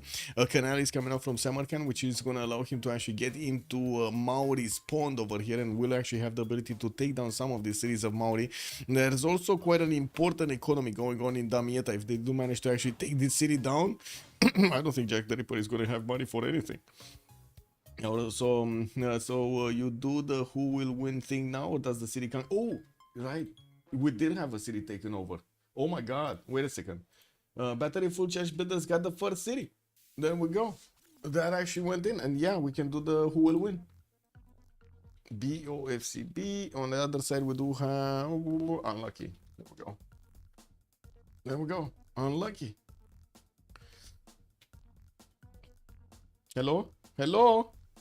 Hello? Yeah, detective did it. He did it. Now we're going to need to see if he's going to keep on going here. It looks like battleship armadas are getting out from Spain, trying to actually do some damage. They were getting counterattacked immediately by the English submarines and battleships, and I do see some ironclads are also getting deployed there.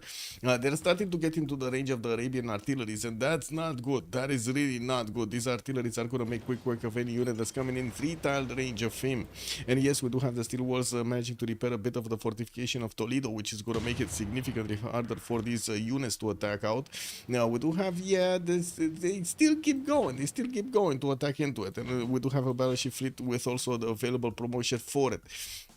More of these aerodromes coming out from Rapicum, and while Babylon is getting his military engineers to start building up the pathways, I'm pretty sure he's also going to need to get the railroads going in between him and Spain to add more gold on their side. Now, we do need to also take a look if anything's happening here. No, France total stalemate on Arabia. We do have level 2 French spies getting in. He's trying to get the Potala Palace, and looks like he might actually try to deny the culture victory here. He did manage to get homes on the coast, and did already manage to get that harbor down with 5 tens for one of those shipyards. And we do have Mongolia here that is just sitting. He did manage to get a tank. Whoa, he got a tank from the general. Wouldn't have it been more useful if he just had the general and not the tank? I guess he's not that quick on getting his other tanks out. He's refining in 2 tens, and I don't think he actually got steel walls. No, he did not. Yeah, unfortunate.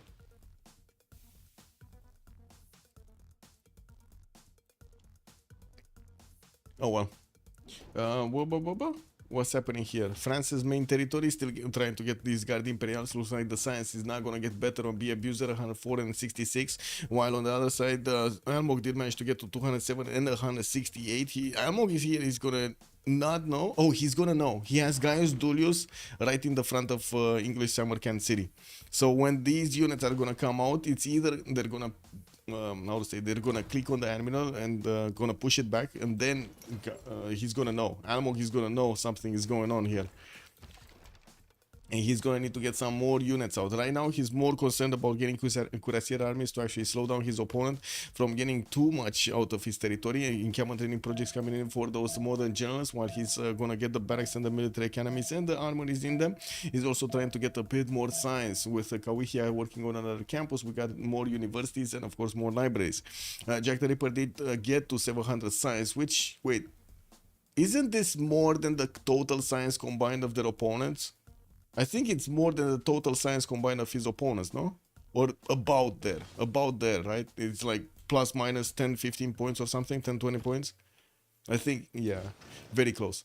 Anyway, Babylon getting combustion in 2 tens, fascism also coming up in 3, a lot faster than we do have Miligon managing to get there. Miligon is trying to get to flight, and he did not manage to get his steel walls yet.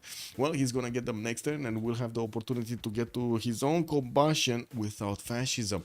He just doesn't have the same amount of culture, and did not have the same amount of culture during the game here. Okay.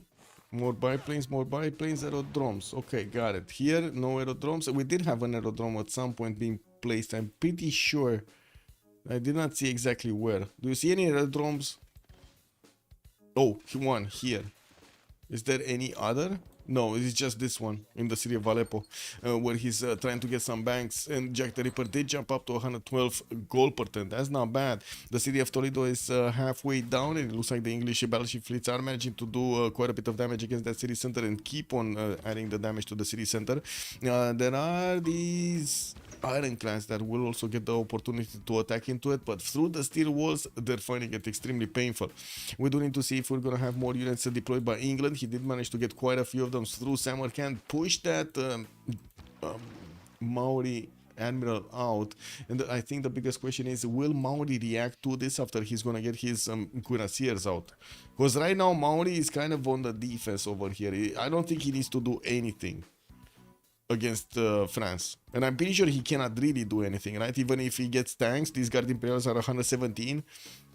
Unless he gets a lot of artillery, he's not gonna do much. Oh well. Spain. Getting more artillery from Toledo and from Valencia in 210s. He might actually not have the city of Toledo next turn. We do have the first tank of Mongolia managing to get the army upgrade. He got the army upgrade, and he's gonna one-shot quite a few of the units of Spain because they didn't get the upgrades. And I do see Arabia does have artillery corps over there that are gonna do a decent amount of damage to the Mongolian tank army. Maybe push it out. While Arabia is starting to get a few more production points, he did manage to jump up to 560. Not the biggest one from his team. Space has that slot with 601, and in the game, Victoria actually has 662 points of production on his side. With a more of battleship fleets getting 110 from Victoria. I do notice he just lost one of his battleships, and oh my god, did he just lose all of them? All of them? He lost all of the battleships? All of them? He did, no? He did all of them. Space Babylon looked good for the start. I said it right away. Yeah. Yeah. Well, I don't think. Wait, no. He's going to go tanks against Miliagor. He's going tanks against Miliagor. You see, he's getting his cuirassier armies, and he's also going to get fascism in 2 turns. Space is getting ready to tank his opponent with some fighter support also. What is he in the text? What is he? Space getting economics, 2 turns. Okay, I'm pretty sure he didn't get to his actual tanks, and I don't think he has biplane upgrades, because I see another biplane is getting built in Mashka Shapir, and another one in Durkoli Gazu, and another one in Drapicum. So 3 more fighters coming out soon from him. We're going to need to see how quickly he can actually get to his fighters. Advanced flight. Well, economics putting him a little bit closer to research labs, but not to advanced flight.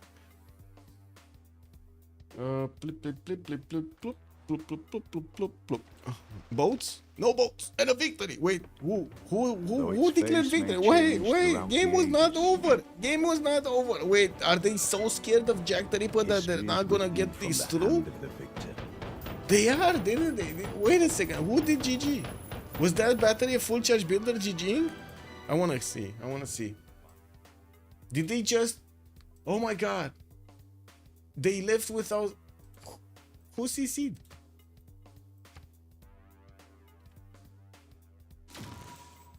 Yeah, they probably saw the big science number and... Well, said it's too much. It is too much. GG, yeah, GG. It seems like it's GG. Milia going disconnected, Kuliasik disconnected. Like 2 members over here disconnected from battery full charge builders. Uh-oh. I hope nothing happened on their team. They might have had a little bit of disagreement. Anyway. Civ6? Yeah, true. They didn't stay till the end.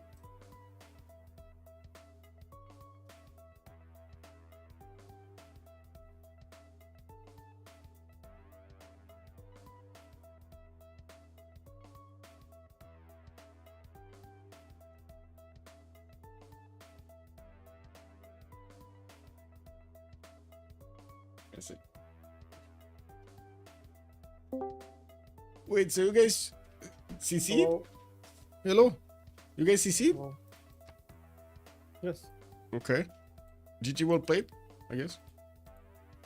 Yeah, we lost Mitla. When I found Mitla with my knight, we thought maybe that's the door. Yeah. And then carrier didn't use any single anyway, I guess. Except for. Oh, you played some suboptimally. Our friends is our war dog, and he's behind mountains, trying to get some war going, but the terrain was rough, and he misses second golden. Our Elizabeth missed second golden as well. Yep. And my logistics on, I think my opening and build, I mean my buildings were fine. My order was fine, but my logistics were bad. I should be taking that city of Jack. I had trebuchet generals that I didn't use for really long, and I had really good trades. I had for 4 or 5 turns that city was sieged. I could easily take it, but Yeah, the general was too far, way too far away. My arms were shaking when I'm playing against the Jack the Ripper himself. The famous Jack the Ripper, yeah. Yes, man, I started to play Civ because of his streams. But Nice. if I settled one more city towards him, I had the road there. Oh my god, that city is so dead. My trebuchet was walking for 6 turns. I could shoot all this time. That's just really bad play by me. I mean, experience. Well, I mean, at least we pressured this game. Our pressures didn't work, but we tried. So. I mean, my pressure in mid game was really good. Yeah, and the land between France and Maori was just insane to go through. So many hills, mountains. As I said, it's our war dog player, and yeah. I'm actually curious if Captain Ability would have just simmed over there without actually trying to pressure Maori so much. What would have happened if it would have been a bit different? I would have get out sim because I'm receiving 0 traders. Oh, really? 0 traders? Our invents were doing traders between them. I see. Yeah, I guess that's where the goal comes from. Yeah, I thought Meligor made, both of our Englands made a lot of gold. That was really good. Yeah. Beast Snatch Hypatia, really good.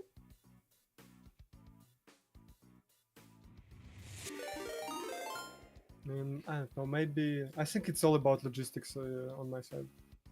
If I put one more city, I wanted to go towards Spain between both of them, but Warrior was there on Spain, so I went bottom. It was still a good city, but it would be way better if my city was on the fucking river left of Mohenjo-Daro.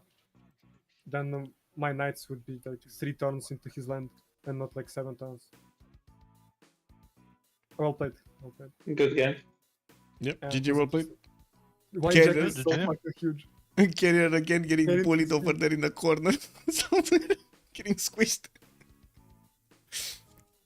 I think Spain is the only I gotta say, I thought that Detective was gonna wipe out your navy at Caravel's, but you managed to battle back very well.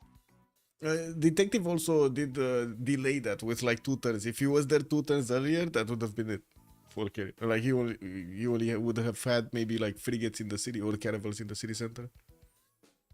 Honestly, we looked at your GPT.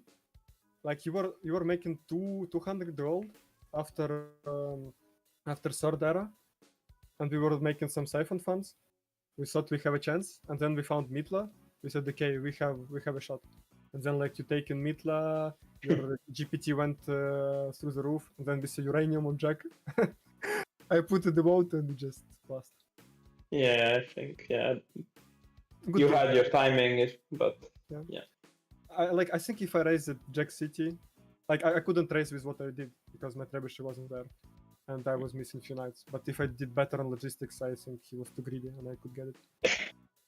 Yes. Well played. And Jack, if he was 2 turns earlier, he could have killed you. On what time? I mean, I think on the nights. No, I think you not being able to settle that city. My warrior was really in your way. Yeah. That fact is really hard. I should have made 2 more settlers. Maybe one more at least. And Mohenjo was such a bad city state to kill actually. I needed some investment. GG. Were you GG? scary at any point, or you just knew everything? I mean, I knew I'm between Mongolia and a naval fight, so I was not very happy with the position. But Yeah. I kind of invested a lot into my defense against you, like defender and general, so I was kind of safe there. I just like honestly in this position I should be taking the Victor City. Just better roads and Trebuchet General faster. Like it was just going left and right. I didn't use it for a really long time. That was branded by me. Good luck in the next game. Yeah, thank you very much. Yep. No, you No, don't. if no GG, well played. questions.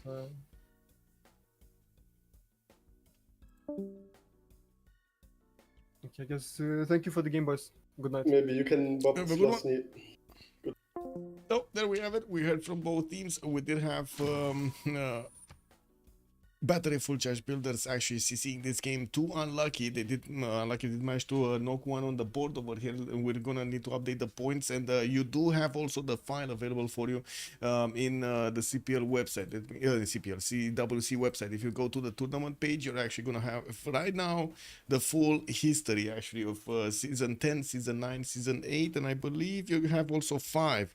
Amazing work, by the way, from Mambaleto on this file that you have over here. Tournament page, lore. Just wait for it to load. Unfortunately, sometimes you might actually need to click something over there so you allow embeds on your on your browser. Have a good evening, and thank you so much for the follows and of course for the raid, man. Much appreciated, sir. So I do hope you enjoyed your show, the show of the games tonight, and I do hope we're gonna have quite a few amazing ones next time. 3rd week started off soon of the CWC. Have a good one. Bye bye bye.